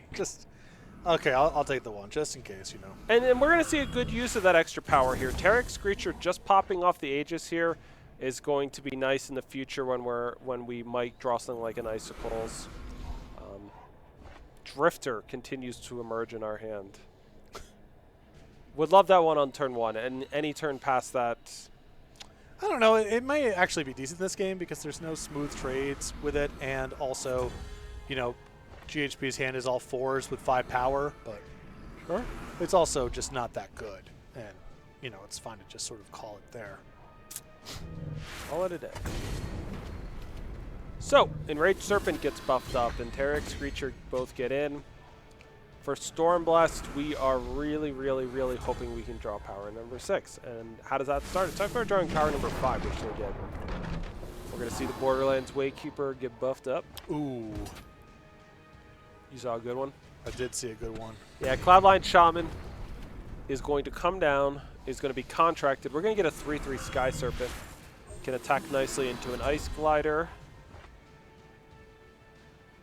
And if you're Stormblessed, I think you got to play the Eagle here because yeah, just saying go is not acceptable here. and we'll be looking to see how much of a long game does Notorious GHP want to play, because the Cobbler could buff up the Terror, but also you could just have a 4/3 today and give yourself a Phase Aegis. So they'll go that route.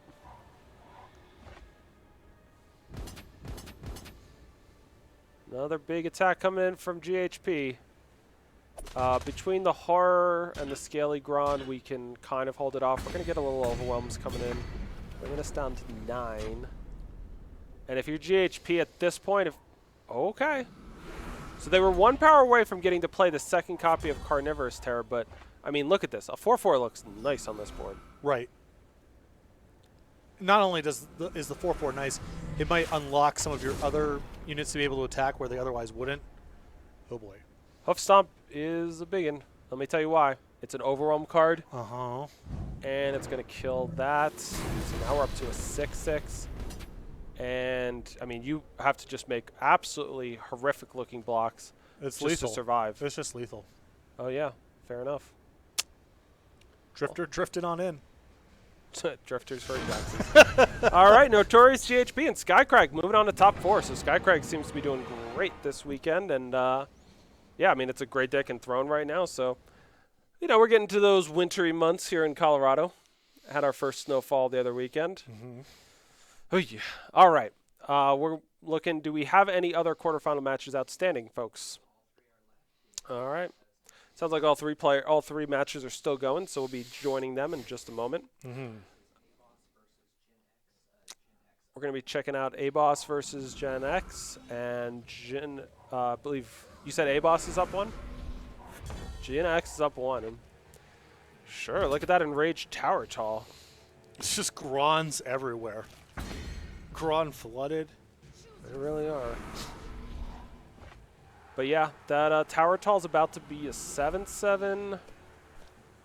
Gen X has got interesting sequencings. They could go for Civ this turn. Get a little bit of killer action, take out the Griffin. And that makes a lot of sense when you consider sort of just how many units, how much action they've got left in their hand. Right. They've got both the Warrior Monk, the Contract, and then they can Binding Agreement. A-Boss is going to try to just overrun them. And does that mean leaving Trick Throw on top? Because right now we're going to attack for 5, put them to 9. And then you could go Soulfire, Trick Through, hit. That's another 6 damage. You could bring him down to 3. And the Grons would get in for 2. So it looks like kind of almost 1 point short. Right. As it stands, but still a lot of damage coming in. Although we know that all Oh, you hate to see that. Now, Jin has a tough decision. They had to decide to contract before they could draw off of it, and they didn't hit a copy of another power, so they can't play Warrior Monk this turn. What they can do is take that out, and they could play a 10-year Graviturgist with no pickups. Wow. Yeah.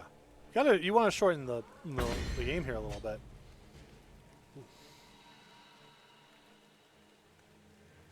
I was actually, to the extent that I was skeptical of what Gen X did, it's just, I don't know if I would have contracted the Civ. Just like, who cares? Trades off with the Sharpshooter Aura card the same way, and Sure. I would rather just monk up. Yeah. Yeah, and if you end up, you're not really going to waste the power because of the contract on the Warrior Monk, which you're almost certainly paying. So now A-Boss can go Soulfire your Flyer, fire your face, drop you down to 4, or you could just go attack and then bring you down to a virtual 2. And then that lets you like not play the Soulfire if you change your mind. Yeah. And every point matters. What cards you have in your deck matters a lot. They're actually going to go for no attacks. So I guess maybe the logic is they want to just try to be able to chump here. Yeah, maybe there's a mistake they can induce. A-Boss is going to be very, very, very unhappy to see Warrior Monk here. Because get 14, the difference between 14 and 9 is a mile. The 6-5 is no picnic either. Right, exactly. Yes. Not only did A-Boss's calculation of how close they were to having lethal damage just change dramatically, they're actually going to decide they need to kill that. But they're killing the non-overwhelm unit.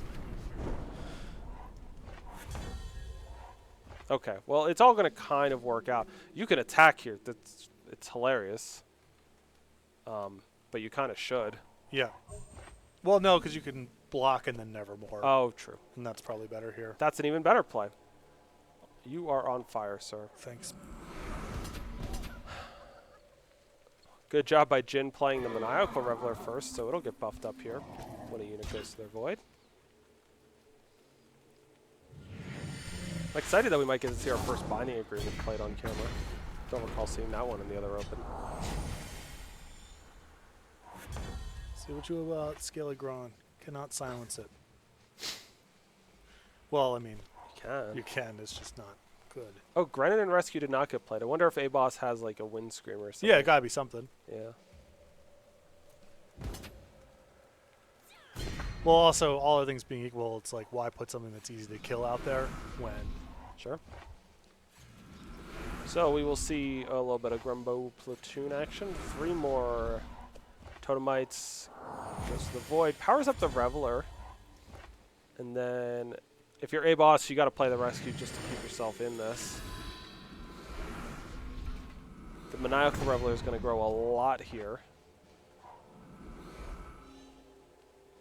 In fact, you might go so far as to jump it into the air. It's tricky. Binding Agreement, so we haven't talked about what it exactly does. It's you put all your hands on the bottom of your deck, then you draw cards, and you keep drawing cards until you've hit a second card with the same power cost, and a non-power card, so zeros don't really count. It's going to take another moment, though. We're going to jump the Reveler up. I feel like the platoons want to come in, but maybe not. I mean, it's... I don't know. I'm not a huge fan of these. Again, I guess it depends on deck lists and what you're playing around. Well, let's just assume there are cards in the deck that deal damage, and the Reveler as a 4/4 is at a size where it could be killed, and now it probably can. Yeah, I think that's enough. All right, Jin X takes it down. Barely stabilizes by the skin of their teeth, thanks to a Warrior Monk and a Civ getting in there, doing some stuff. I mean, that one did revenge right to the top of the deck. It's a little unfair. I mean, I guess if they didn't Civ that turn, you would have just played the Warrior Monk, and it would have probably played out better than you're not wrong. Up happening. So yeah, you're not wrong. It was lucky, but like, how lucky are we really talking? Not that lucky. Right. Lucky enough that you could complain about if you're the one who lost to your friends about her. Yeah. But not lucky that it actually really changed anything. Oh baby, lights out ace. Didn't realize wow. It was kicking it. It's up. They got a 4/3 Mind Broken Cobbler up against Apple Chips. So yeah, this will be the last game of the match, or of the round rather. And Armaments Collector are going to draw 2 here for Apple Chips. When it gets back to lights out, Ace's side, they can kill it if they want with a Soulfire.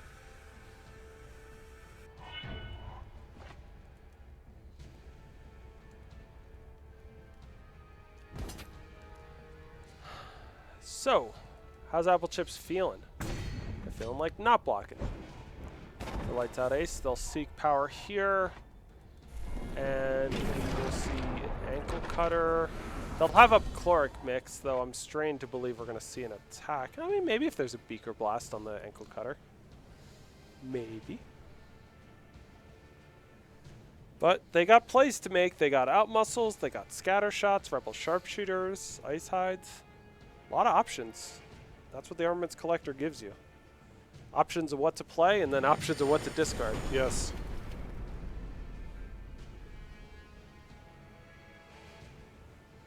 If Apple Chips manages to avoid the trap of Chloric Mix here, then they are on their game this weekend. Oh, come on. You've watched me. When do I attack? Never. They have 2 up, no attacks. I never attack, and you know this. Yeah, I'm familiar. Yeah, I mean that if what you're trying to say is that they're not built like me, then I agree. But in terms of it, That is what I was trying right? to say. It's weird. It's not. He's not. weird that We're you not. do Apple that. Chips is not. Composing Beethoven's symphony over here. This is just a normal play from a master. Not inscribing the scale hide was surprising. That is surprising to me. But you got to adjust your perspective, which is, am I going to try to play this game where I'm going to try to get 2 bites at like a big bite at an Unleash card, or am I going to try to small ball this game and be able to give up things like Primal Sigil, Scale Hide, because I'm guessing that at some point Lights Out Ace is going to be like, I'm going to kill that Armament Collector. Sure. I think the combination of Scale Hide is awfully modest, and you have 2 Unleash cards in hand that are quite strong. If you're able to just play more power, would tilt me towards just move on with your life, put the Scale Hide down. But a lot of different ways to approach it. Well, I like all this. So we get the Searing Fist, the Captain. Opens up an attack for 3, and now we get to play our Engraver. And I think the real danger here for Apple Chips is if the Armaments Collector goes away right now, we're going to give up some decent cards. But for now, you got to push some damage. Right. You look at the cards in hand, and it's like Flash Flood, Out Muscle, Iceberg Scattershot. These are cards that are good if you get in there. I think we're going to see Scale Hide is definitely going to be one of them. Scale Hide Out Muscle, I think, is mine. I mean, I can respect throwing away the scatter shot too, I guess. It's just like when you're up against Skycrag with all the trick throws and loot string bows and Terry-X creatures, it's just like, yeah, that's fair. When do we ever? When is our day in the sun? Scaly Gron, completely dominating the board. There's an old Rebel Sharpshooter.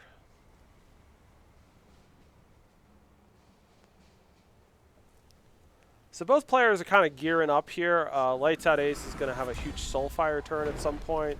Apple Chips thinking about when they're going to get to Outmuscle or Flash Flood their way in, and it's going to be right now. So we're going to see Flash Flood lock down the Sharpshooter, kill the Sharpshooter, and then one more Flash Flood is going to take out the scaliest of Grons for 2 turns of blocking. Graver's coming in for 6. Chloric Mix is going to slow that down. Yeah, I mean, Lights Out Ace has been signaling that Chloric Mix for a few turns now. Pretty nice play from Apple Chips there for it to get cashed in, not on top of a combat trick, but just, my unit for your removal spell. And if you're Lights Out Ace, is it time to Soulfire? You get to do it twice. It's not.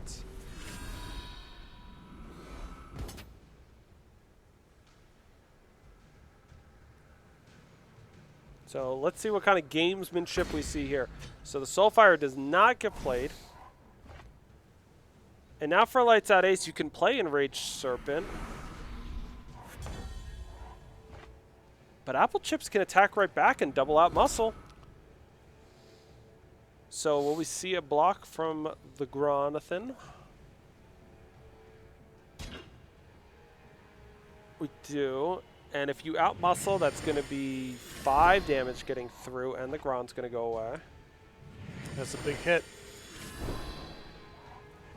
Yeah. This keeps getting awkward for Lights Out Ace, because now they get to double green Stretch Griffin. They're power away from Town Bully plus Soulfire to the face. But Apple Chips has really done kind of what they needed to do in terms of pushing damage. The real question is, can they top deck something that can get them those last, 9 points? And quickly, too, because there's just... we are running out of time.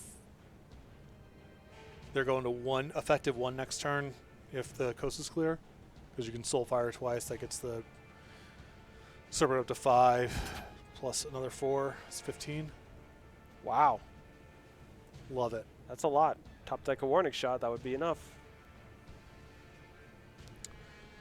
If your lights out ace, they're going to think about making a double block in case there's a combat trick. If there's no action, it's kind of okay. Well, this is one of those, like, what are you actually playing around? Mm-hmm. The 3 points or the clock slowing down enough that there's some huge top deck? Again, been saying this a lot, but you just got to go back to the deck pools. Like, it does matter what is present and what is not, whether you say block with 1, block with 2, or block with 0.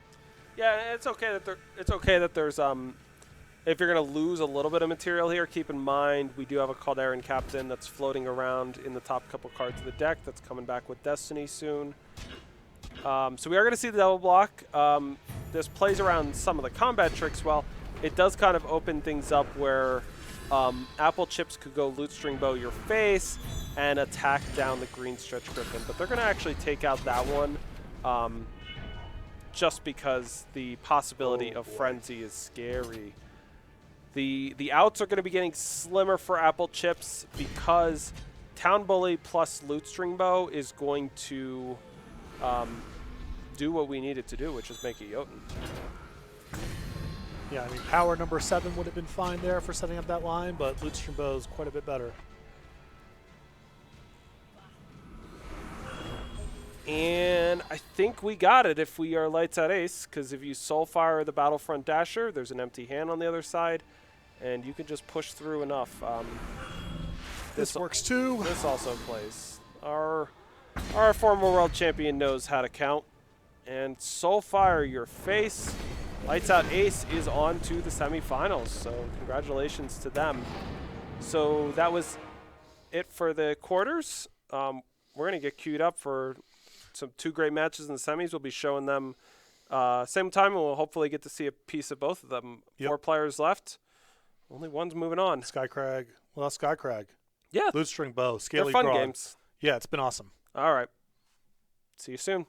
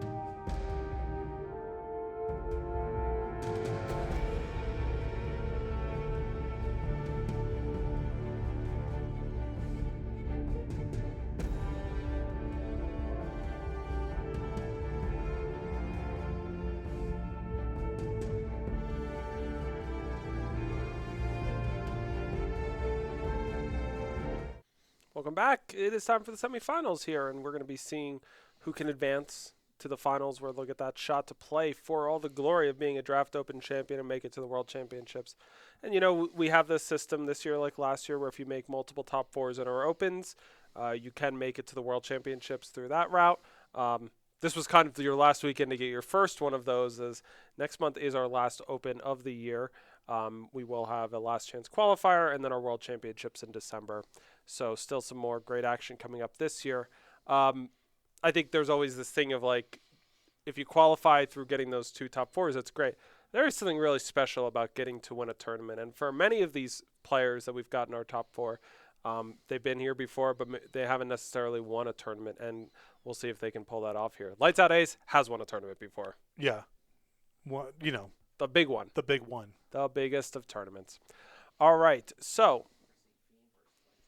we're going to be starting off with Fiend versus Lights Out Ace. So we got Elysian at the bottom. That's our name for Time Primal decks. And Lights Out Ace has got Skycrag. And Lights Out Ace looking nice up there with that Granadin Rescue.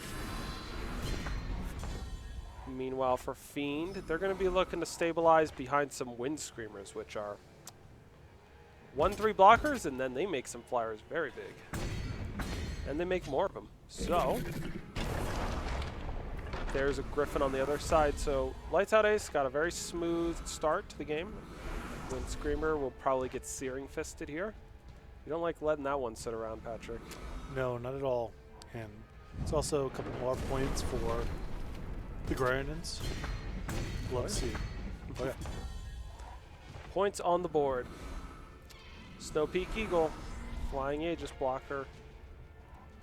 A Calderon Captain will unlock that Green Stretch Griffin, so we're going to see it come in thanks to +1/+0 from the Captain. For Fiend, they don't have any immediate form of removal. They've got Ice Glider coming up when they get to power number 6. But it looks like we're going to be straight up dusting. Yeah, I think this one might be easy to sniff out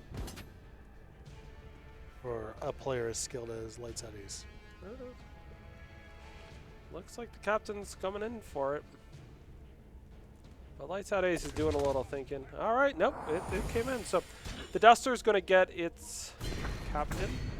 And we will see if Lights Out Ace wants to Grizzled Hermit or wants to Searing Fist.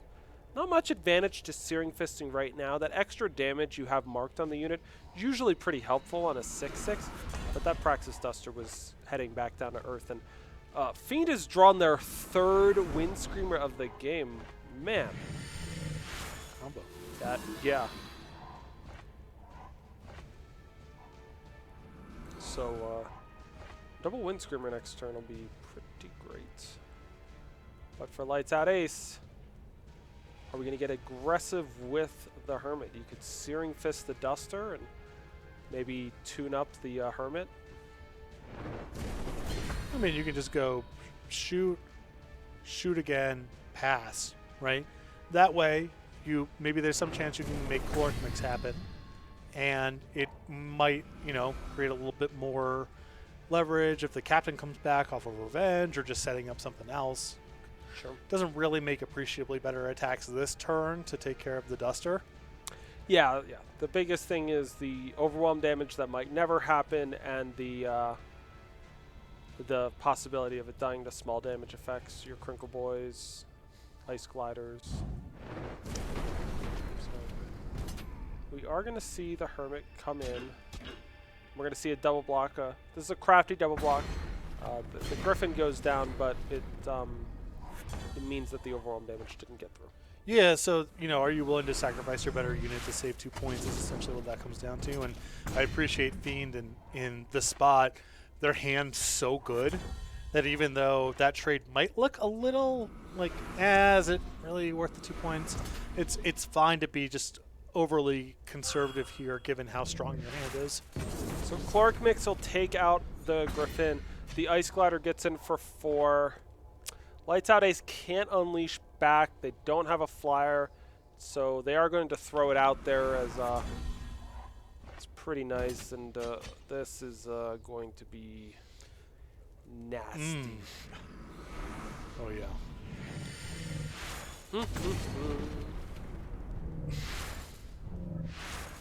Okay, they did play out the grunt. I was thinking, like, I think you might just want to win screamer each other. It's funnier to lead with the Gron. I think it's fine as a tiebreaker. Yes. Well, we basically had the Obama giving Obama a medal meme. Exactly, yeah. Wind screamers just shaking each other's hands. Wind screamer can buff itself, of course. Didn't need to in this case. Had a friend. And we see a chump attack from Lights Out Ace. Is the Caldarian captain going to come back for the rub-ins like I'm here to see the end of this? Yeah. No. Wisely decide just to sit this one out. A lost cause. So Fiend, quick work of our former world champion Lights Out Ace in game number 1, but they're going to have to do it once more over these next 2 games. So didn't look like a ton of ways to proc Frenzy, given the number of Frenzy cards that we saw, but just seemed like a very smooth curve, a lot of really strong cards, a lot of flying synergies. So the Switch Shapers are going to be quite good, even if you're not procking Frenzy very frequently. Yeah, that's definitely one of the risks when you play a card like Wind Screamer in a non-Fire Primal Primal Shadow deck is, are you going to have enough enablers just from Primal? One of the things you can rely on with Wind Screamer specifically is the fact that it just buffs all of your flyers regardless of Wind Screamer gave it to them. And so in time, you're going to get access to your Insatiable Bugs, your Tenured Graviturgus, your Insect Swarms, and it's going to be quite nice there, even without the Frenzy procs happening. And, wow, I promise I wasn't looking at Fiend's list, but their hand had a Insect Swarm and Insatiable Bug. So there you go. But they threw it back. They didn't like how it looked, and they're going to need a little bit of help with this one. Yeah, getting a Grumbo's Platoon off the top as an early play will be a start. Lights Out Ace doesn't have the most aggressive of draws. Nothing until the 3rd turn, when we'll see maybe a Wind Screamer.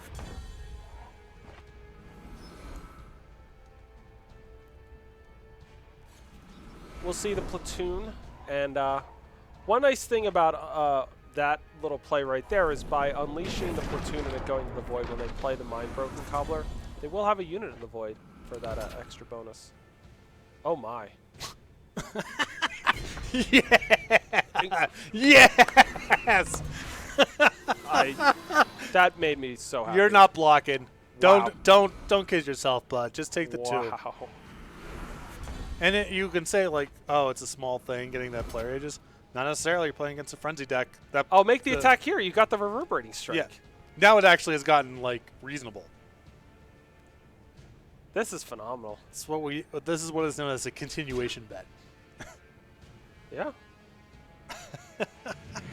Oh, the risky version. We're going to hit a power.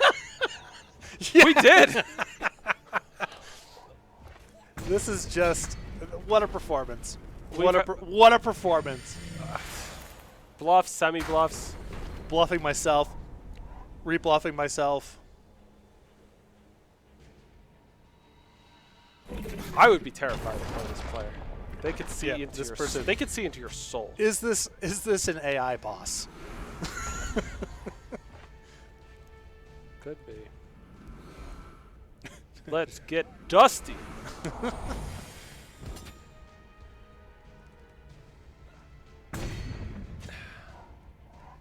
Yep. What a performance.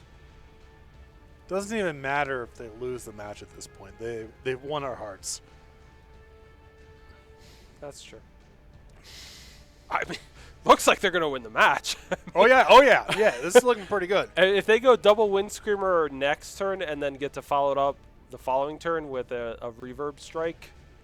Yep, and they got coverage against the bully. The rest of Lights Out Ace's hand's not looking that good. What do you even do? Just getting rocked every turn. What do I do? What does one do? What would one do if you were Lights Out Ace and just every turn was like, it's the worst possible happening to you? That's gotta look in the mirror. They could play out a. I mean, you got another attack here. At least. At least one more attack. Maybe the Serpent trades with something and you absorb the other with the Hermit. Yeah, it's going to be a little overwhelm damage poke through. Now we get to Towering Terrazon. Now you're sort of jammed up here because if you're lights out ace, you play a unit, your opponent can make an attack pretty safely. You leave up Clark Mix. It's pretty obvious you're leaving up Clark Mix, and it just so happens Fiend's hand is really well set up to just take a couple turns off to set up the finishing shot here. You're right about that. Keep. All right, Notorious GHP is in our finals, so we will not be seeing any of that one. But what we're going to be looking for now is how is Lights Out Ace going to pull this one back, because otherwise Fiend is moving on. Keep in mind, really annoying here for Lights Out Ace was that Face Ages. It means that that first Grizzled Hermit shot did not connect. There was no Frenzy proc, and so those Frenzy procs are useful right now. Wind Screamer would be able to give a unit flying, and then gives units with flying +1/+1. So will Lights Out Ace go a second time? You mentioned it now a couple of times that, like, you're kind of damned if you do, damned if you don't, because this is a big old telegraph on the Caloric Mix. Oh.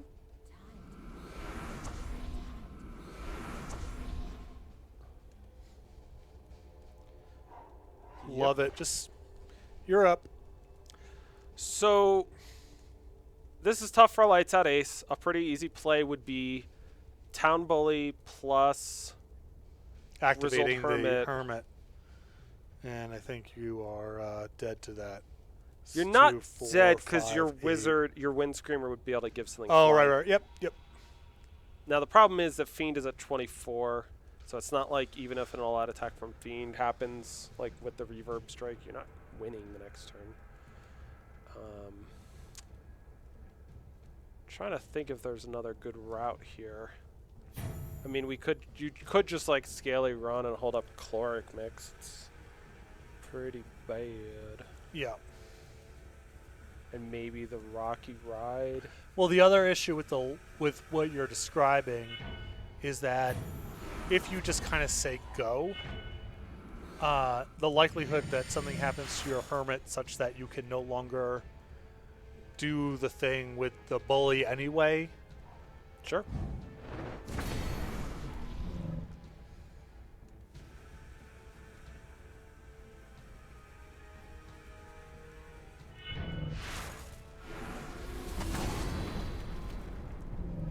Yeah, and they had to do that there, otherwise the Town Bully dies. Right. Now, Town Bully can chump. Go to 6. Lights Out Ace is not out of this. No, they are Patrick, not. No, they are because the not. Hermit can make the Giant flying. It'll become a 7/7. And then you can Caloric Mix something else. And we got a ball game. Now it's 20-6 and a very tenuous, Yeah, hold on the game. But Fiend is out of cards. they are.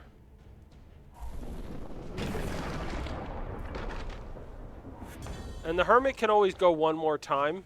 It would kill itself. But wow, yeah. Yeah, it just gives you an option to put something else up in the air if, you want another flying blocker. Yeah. Send And that was a good read of the Caloric Mix. The Caloric Mix, I mean, the Caloric Mix doesn't really change the equation for Fiend, in that the Flyers would trade off and the Duster would get Caloric Mixed. It can contract up to 6 damage.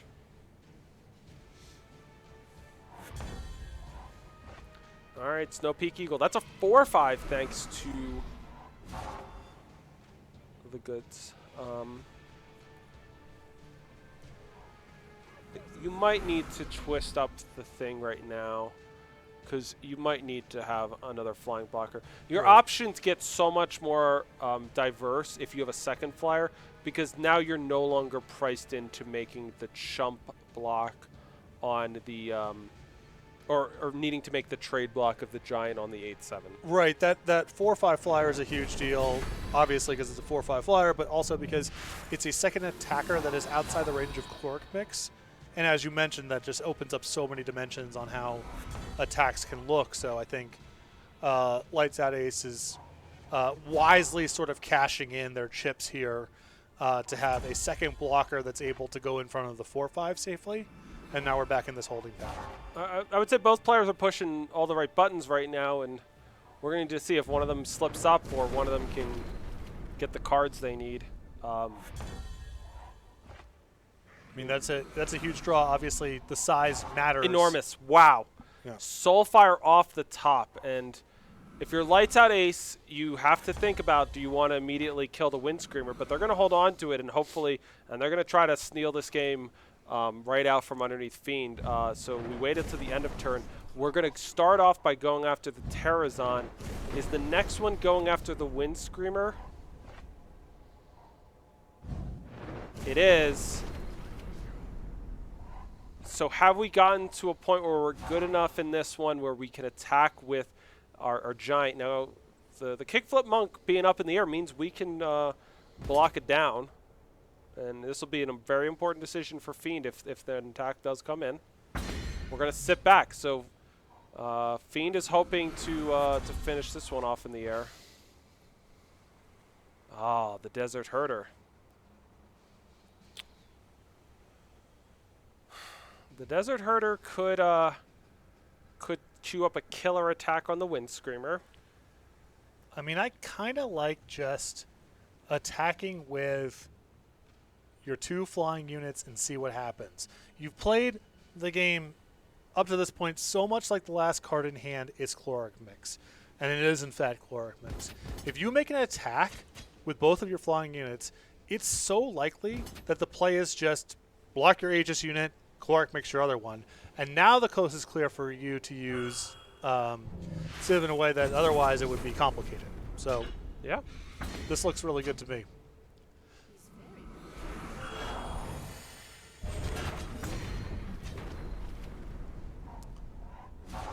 Does the Loot String Bow do much right now? It gives the Harness Thrill Seeker flying. We're not quite at the point where that's good. If it feels that's not shabby because you could set in the 3-1 and the 6-6, and if the Monk goes in front of the 3-1. Okay. You don't have to do it this turn, and I think there's enough sort of implied value with the ankle cutter cutting off draws that it's fine to just say, make this attack, but there's an argument this turn for maybe pushing a little bit. It's value with ankle cutter, and if you just have another Frenzy card that's in the top of your deck right now. Oh. Flash Flood. Oh, is that it? Yeah. We are going, I mean, That's Lights Out Ace has no fast spell action. We're going to stun all of these units, and I mean, you want to talk about a valiant effort coming back in this one from Fiend, but they won. Wow, just an incredible game, a well-earned victory. Both players just playing playing really kind of out of their minds in that one. I mean, there was a lot of really intricate sequencing and real moments that they were both trying to seize upon and create for themselves, and just it's kind of how we said it was going to come down. It was like one of those players was going to get the card that they needed in that moment because they had both just kind of landed some haymakers on each other. Yeah, and a lot of credit goes to Fiend there for, I think, playing the entire game around Caloric Mix, not just kind of in discrete moments, but in sort of an overarching, what's my plan in this game? And then turns out that they were right on their read, and playing around that card well was kind of what gave them the breathing space to even be in a position to top deck in the first place. All right, so kudos to Fiend. They will be going on to the finals to play Notorious GHP. We got one last break in the action, and that's coming up right now, and we'll be back with our finals here at the Draft Open. See you soon.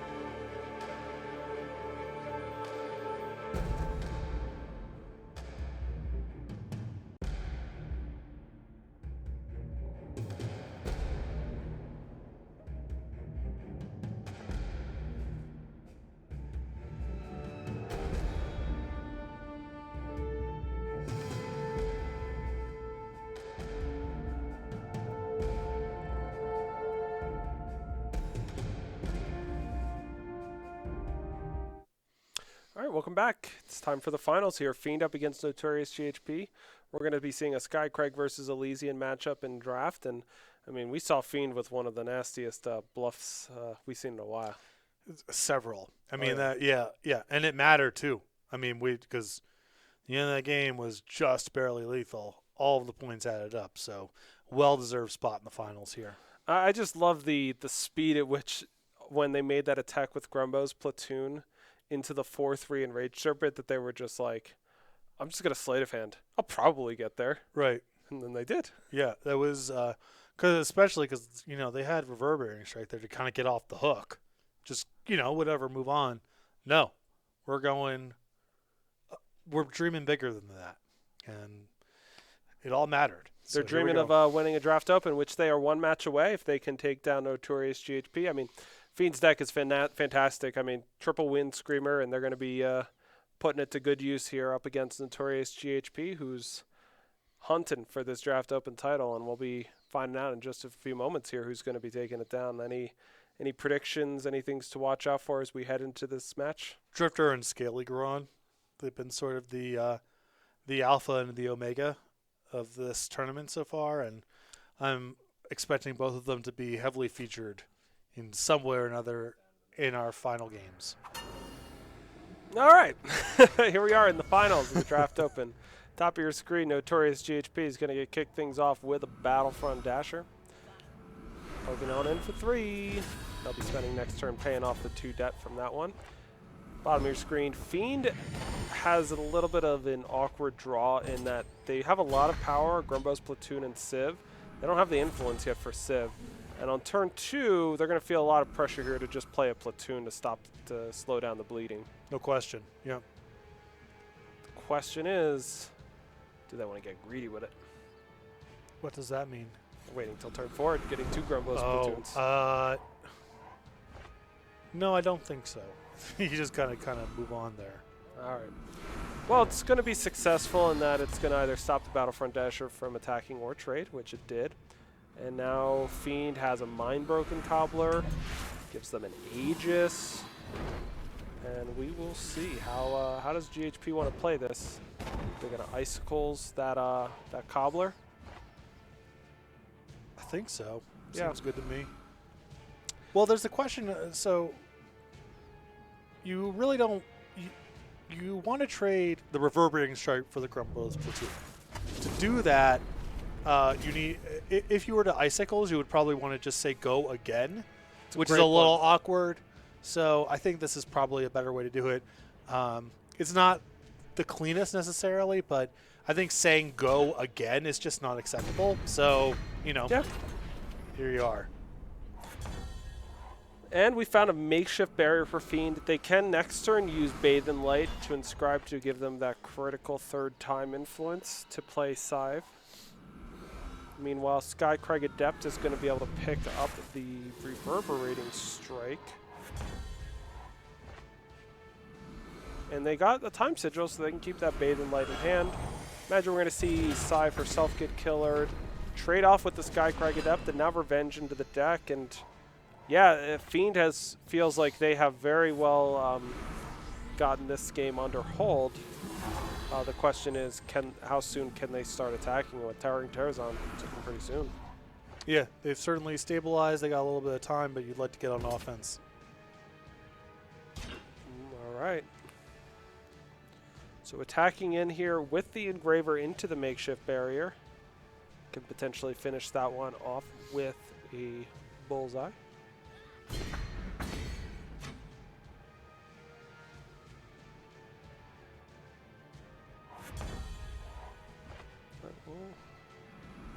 No rush. That's a cheeky play by GHP because there's a good chance Fiend at some point is going to transform it, and that's a huge amount of power. But the Wind Screamer's got it out of range now. Clever. Well, you still have Reverberating Strike plus Bullseye on the Screamer. Or the yeah, I guess this is probably better. Yeah, this is a fun play because now we're really setting things up. Lethal. That's lethal. Wow, Notorious GHP just with a ton of damage out of nowhere. And you want to talk about making some really precise plays. Oh, yeah. Not the way that they use that reverberating strike plus the bullseye, just because on the twirly. Just because they had an icicles in hand, if they ever do want to kill the thing, they can do so with the icicles. And if they top deck some more burn, which they did, it's just game on the spot. Right, exactly. You know, you have your 3-2 against your choice, a 2-2 or a 1-3, and next turn mattered so much that, yep, even though the 1-3 is better, just leave it there because that's going to force either a chump block or the 3 points, and that gets you into range of several things, including a second icicles off the top. Great game. Yeah. Because it was not getting easier after that. Bathe in Light was going to be up, and Terrazon was going to be hitting. You know, if it wasn't then, it might not ever happen. Yeah, and a game like that can kind of get in your head a little bit if you're not careful if you're Fiend, because losing a game where you had 6 power and Bathe in Light and your opponent just threw burn spells at your face is like, you can kind of feel like I did something that made that happen. Totally. All right, so Fiend did not inscribe that Snow Peak Eagle on turn 1, and so far it's working out as they found first a Primal Sigil, and if they can find one more, they'll get to play that awesome 2/3 Flying Aegis. Yeah, they did. All right. So is it going to be a Cobbler?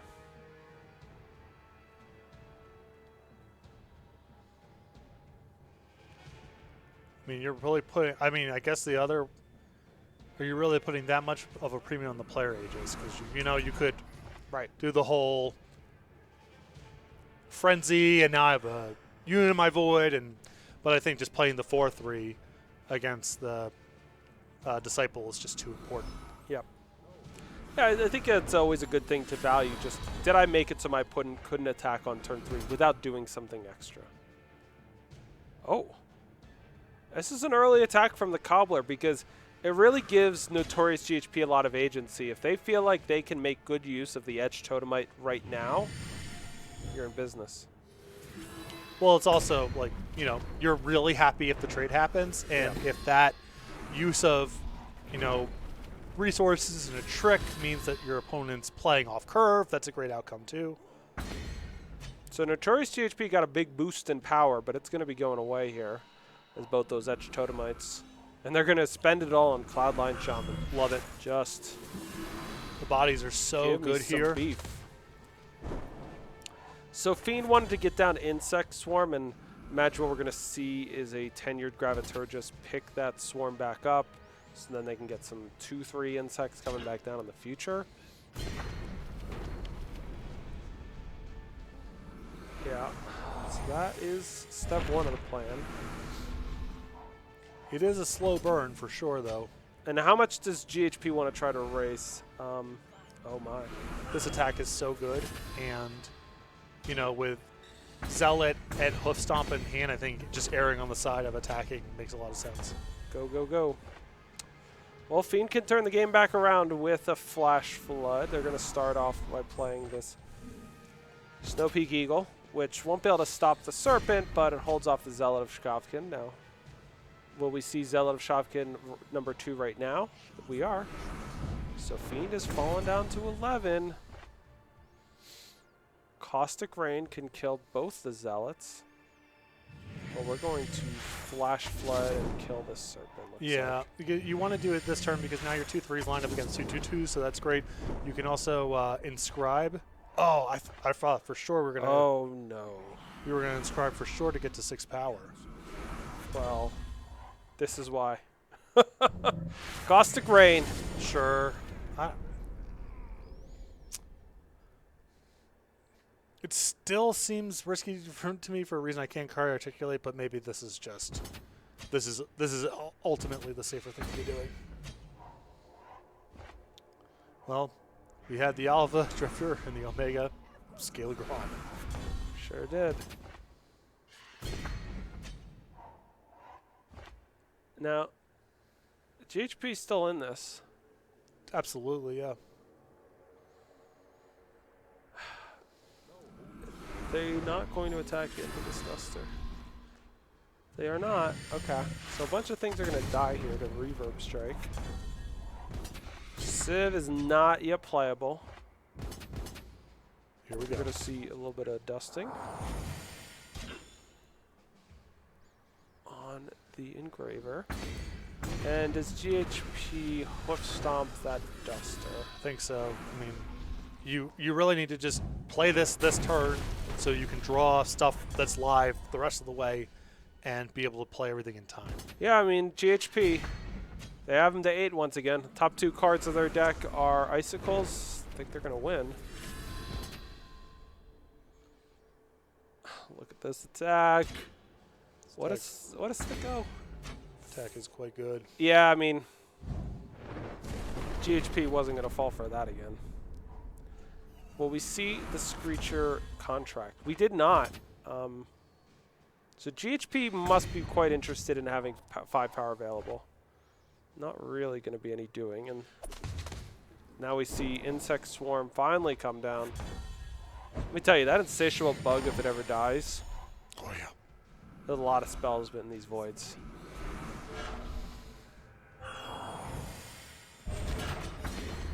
I might have gotten the bug down.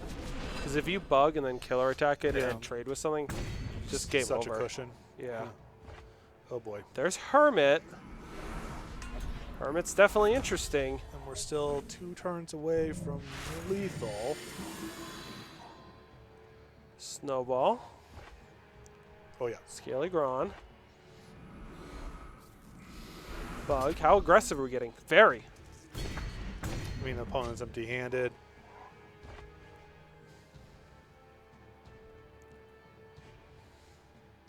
I'm not really seeing it here, Patrick. No, I don't think there's a way out. I think Fiend is going to tie this one up here, and they do.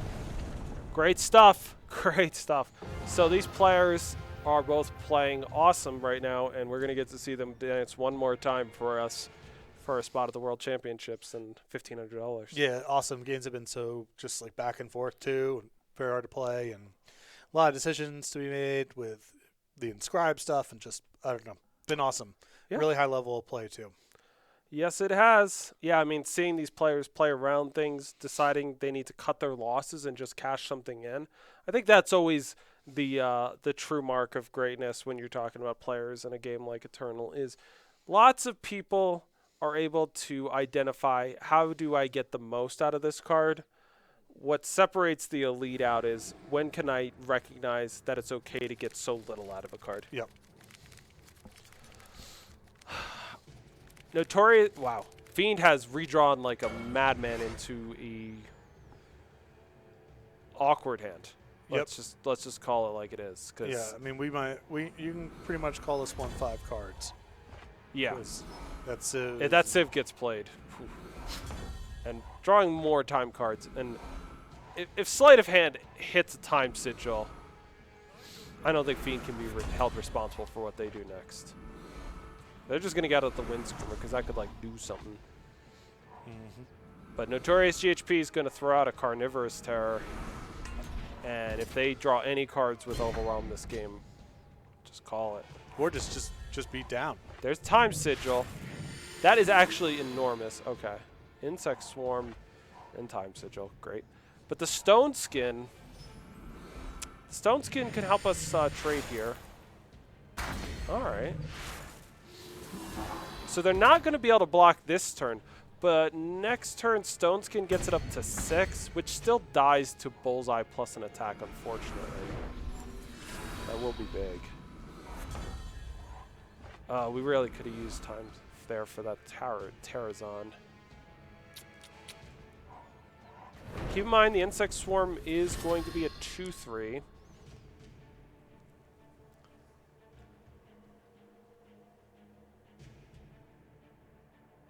So, Insect Swarm. And then you could go like Stone Skin the Swarm, block the Terror. And that's pretty good for you. I mean, the issue is that Fiend's leftovers in hand are not well equipped to handle, like flying units or things that are particularly large, but you at least give yourself a little bit of a cushion. I mean, if you draw to time the next turn, the board's relatively stable. Wow, this is such a gutty play by Fiend. Holy cow.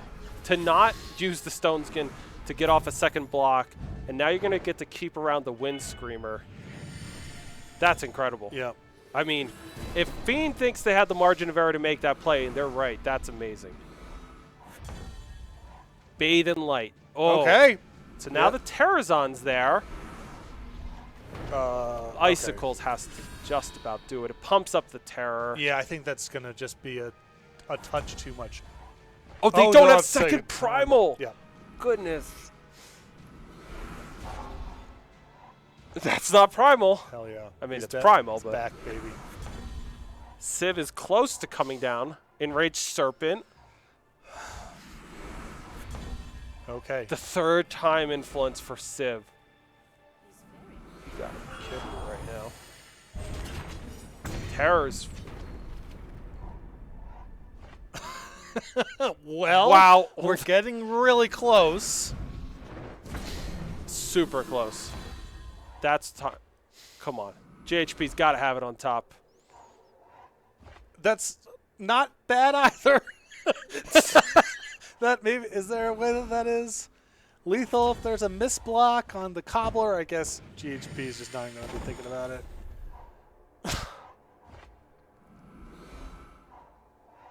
No way. We're still holding tight, right? Get out of here. Fiend plays so fast. So fast.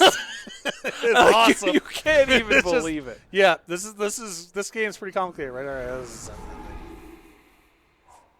No, it's another fire sigil. GHP. Oh my God. no, that's 2, There's 4, 10, 13, 16, 18. Well, I'll say this. Those points from last turns sure are useful. I mean, you just have to just stun everything and go in, right? I think so. I mean, You don't have to attack with everything if you want to play around a charge threat. sure, like Dasher, I guess, is still. Yeah. Like, you're going to win next turn. If you only get 16 damage across this turn. But this is an unfathomable This is so absurd. ending to this tournament. The entire tournament is going to come down to Notorious GHP's top of their deck. If it's a Primal Sigil, they win on the spot. And if it's not just about anything else, and they are going to lose a game that it did not seem conceivable they ever could.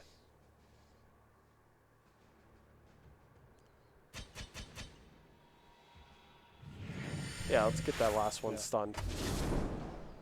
And you can okay, it's just sending in everything. The draw for GHP's tournament.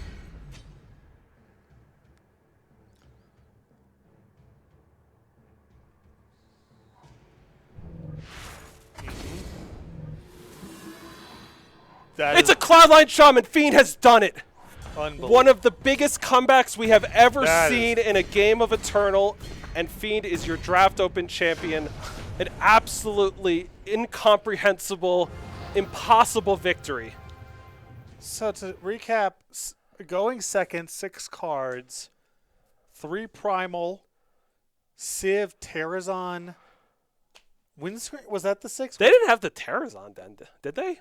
Their opening hand It was was horrendous, and GHP's draw out of the gates was pretty fast. My recollection was it was 3 Primal Sigils, a Primal play, a Civ, and another play. Sure, but just like not a time. I don't think. Yeah. Yeah, unbelievable. Congratulations. Yes. And condolences to Notorious GHP, of course. That is a. They had 2 top 4s, so they're still going to be going on to Worlds. You'd still love to win every tournament. You'd love to win that one, and that's one of the most tear your hair out losses I've ever seen. I think Notorious GHP's been playing around for enough years that there's a certain solace that you can take in a moment where you are the person who it's like all of the spins of the wheel came up against you, that you lost 20 coin flips in a row. I mean, the only reason, I shouldn't say the only reason. Part of the reason we got in that position in the first place was because Fiend redrew to 6 and had an unplayable hand. Yeah. We can't just Right. hone in on the moment where, yes, GHP lost a bunch of coin flips or loaded coin flips in a row. No question about it. But we can't just hand wave the fact that Fiend was starting from such a challenging position and just played tight. Like, what are you going to do? Just play your cards as best you can. Maybe it's not good enough, but 1% of the time, it's good enough, and we got to capture that 1% of the time. Congratulations. Great stuff. Congratulations to Fiend, because they did not have a second top 4 to fall back on. No. So that was not going to do it for them. So we'll be seeing them at the World Championships. We'll be seeing Notorious GHP. One of the most exciting, one of the best matches we've ever had to finish off an Open. So glad all of you at home get to join us, and so grateful everyone who participated with us all weekend, whether you're watching this tournament, playing in it today, playing in it throughout the weekend. It was a blast as always. Thanks to Patrick Sullivan for joining us, to Tim, Tom, Andrew, and everyone on our production team for helping us bring this broadcast together. That's going to do it for here at Direwolf Digital Studios. We'll be back next month. We've got our last Open of the season. I believe it is a Throne Open. And from there, we will move on to LCQ and World Championships. So we'll be seeing you next month. And until then, signing off here from Direwolf Digital Studios. And congratulations to Fiend, your winner of the Alone 5K Draft Open.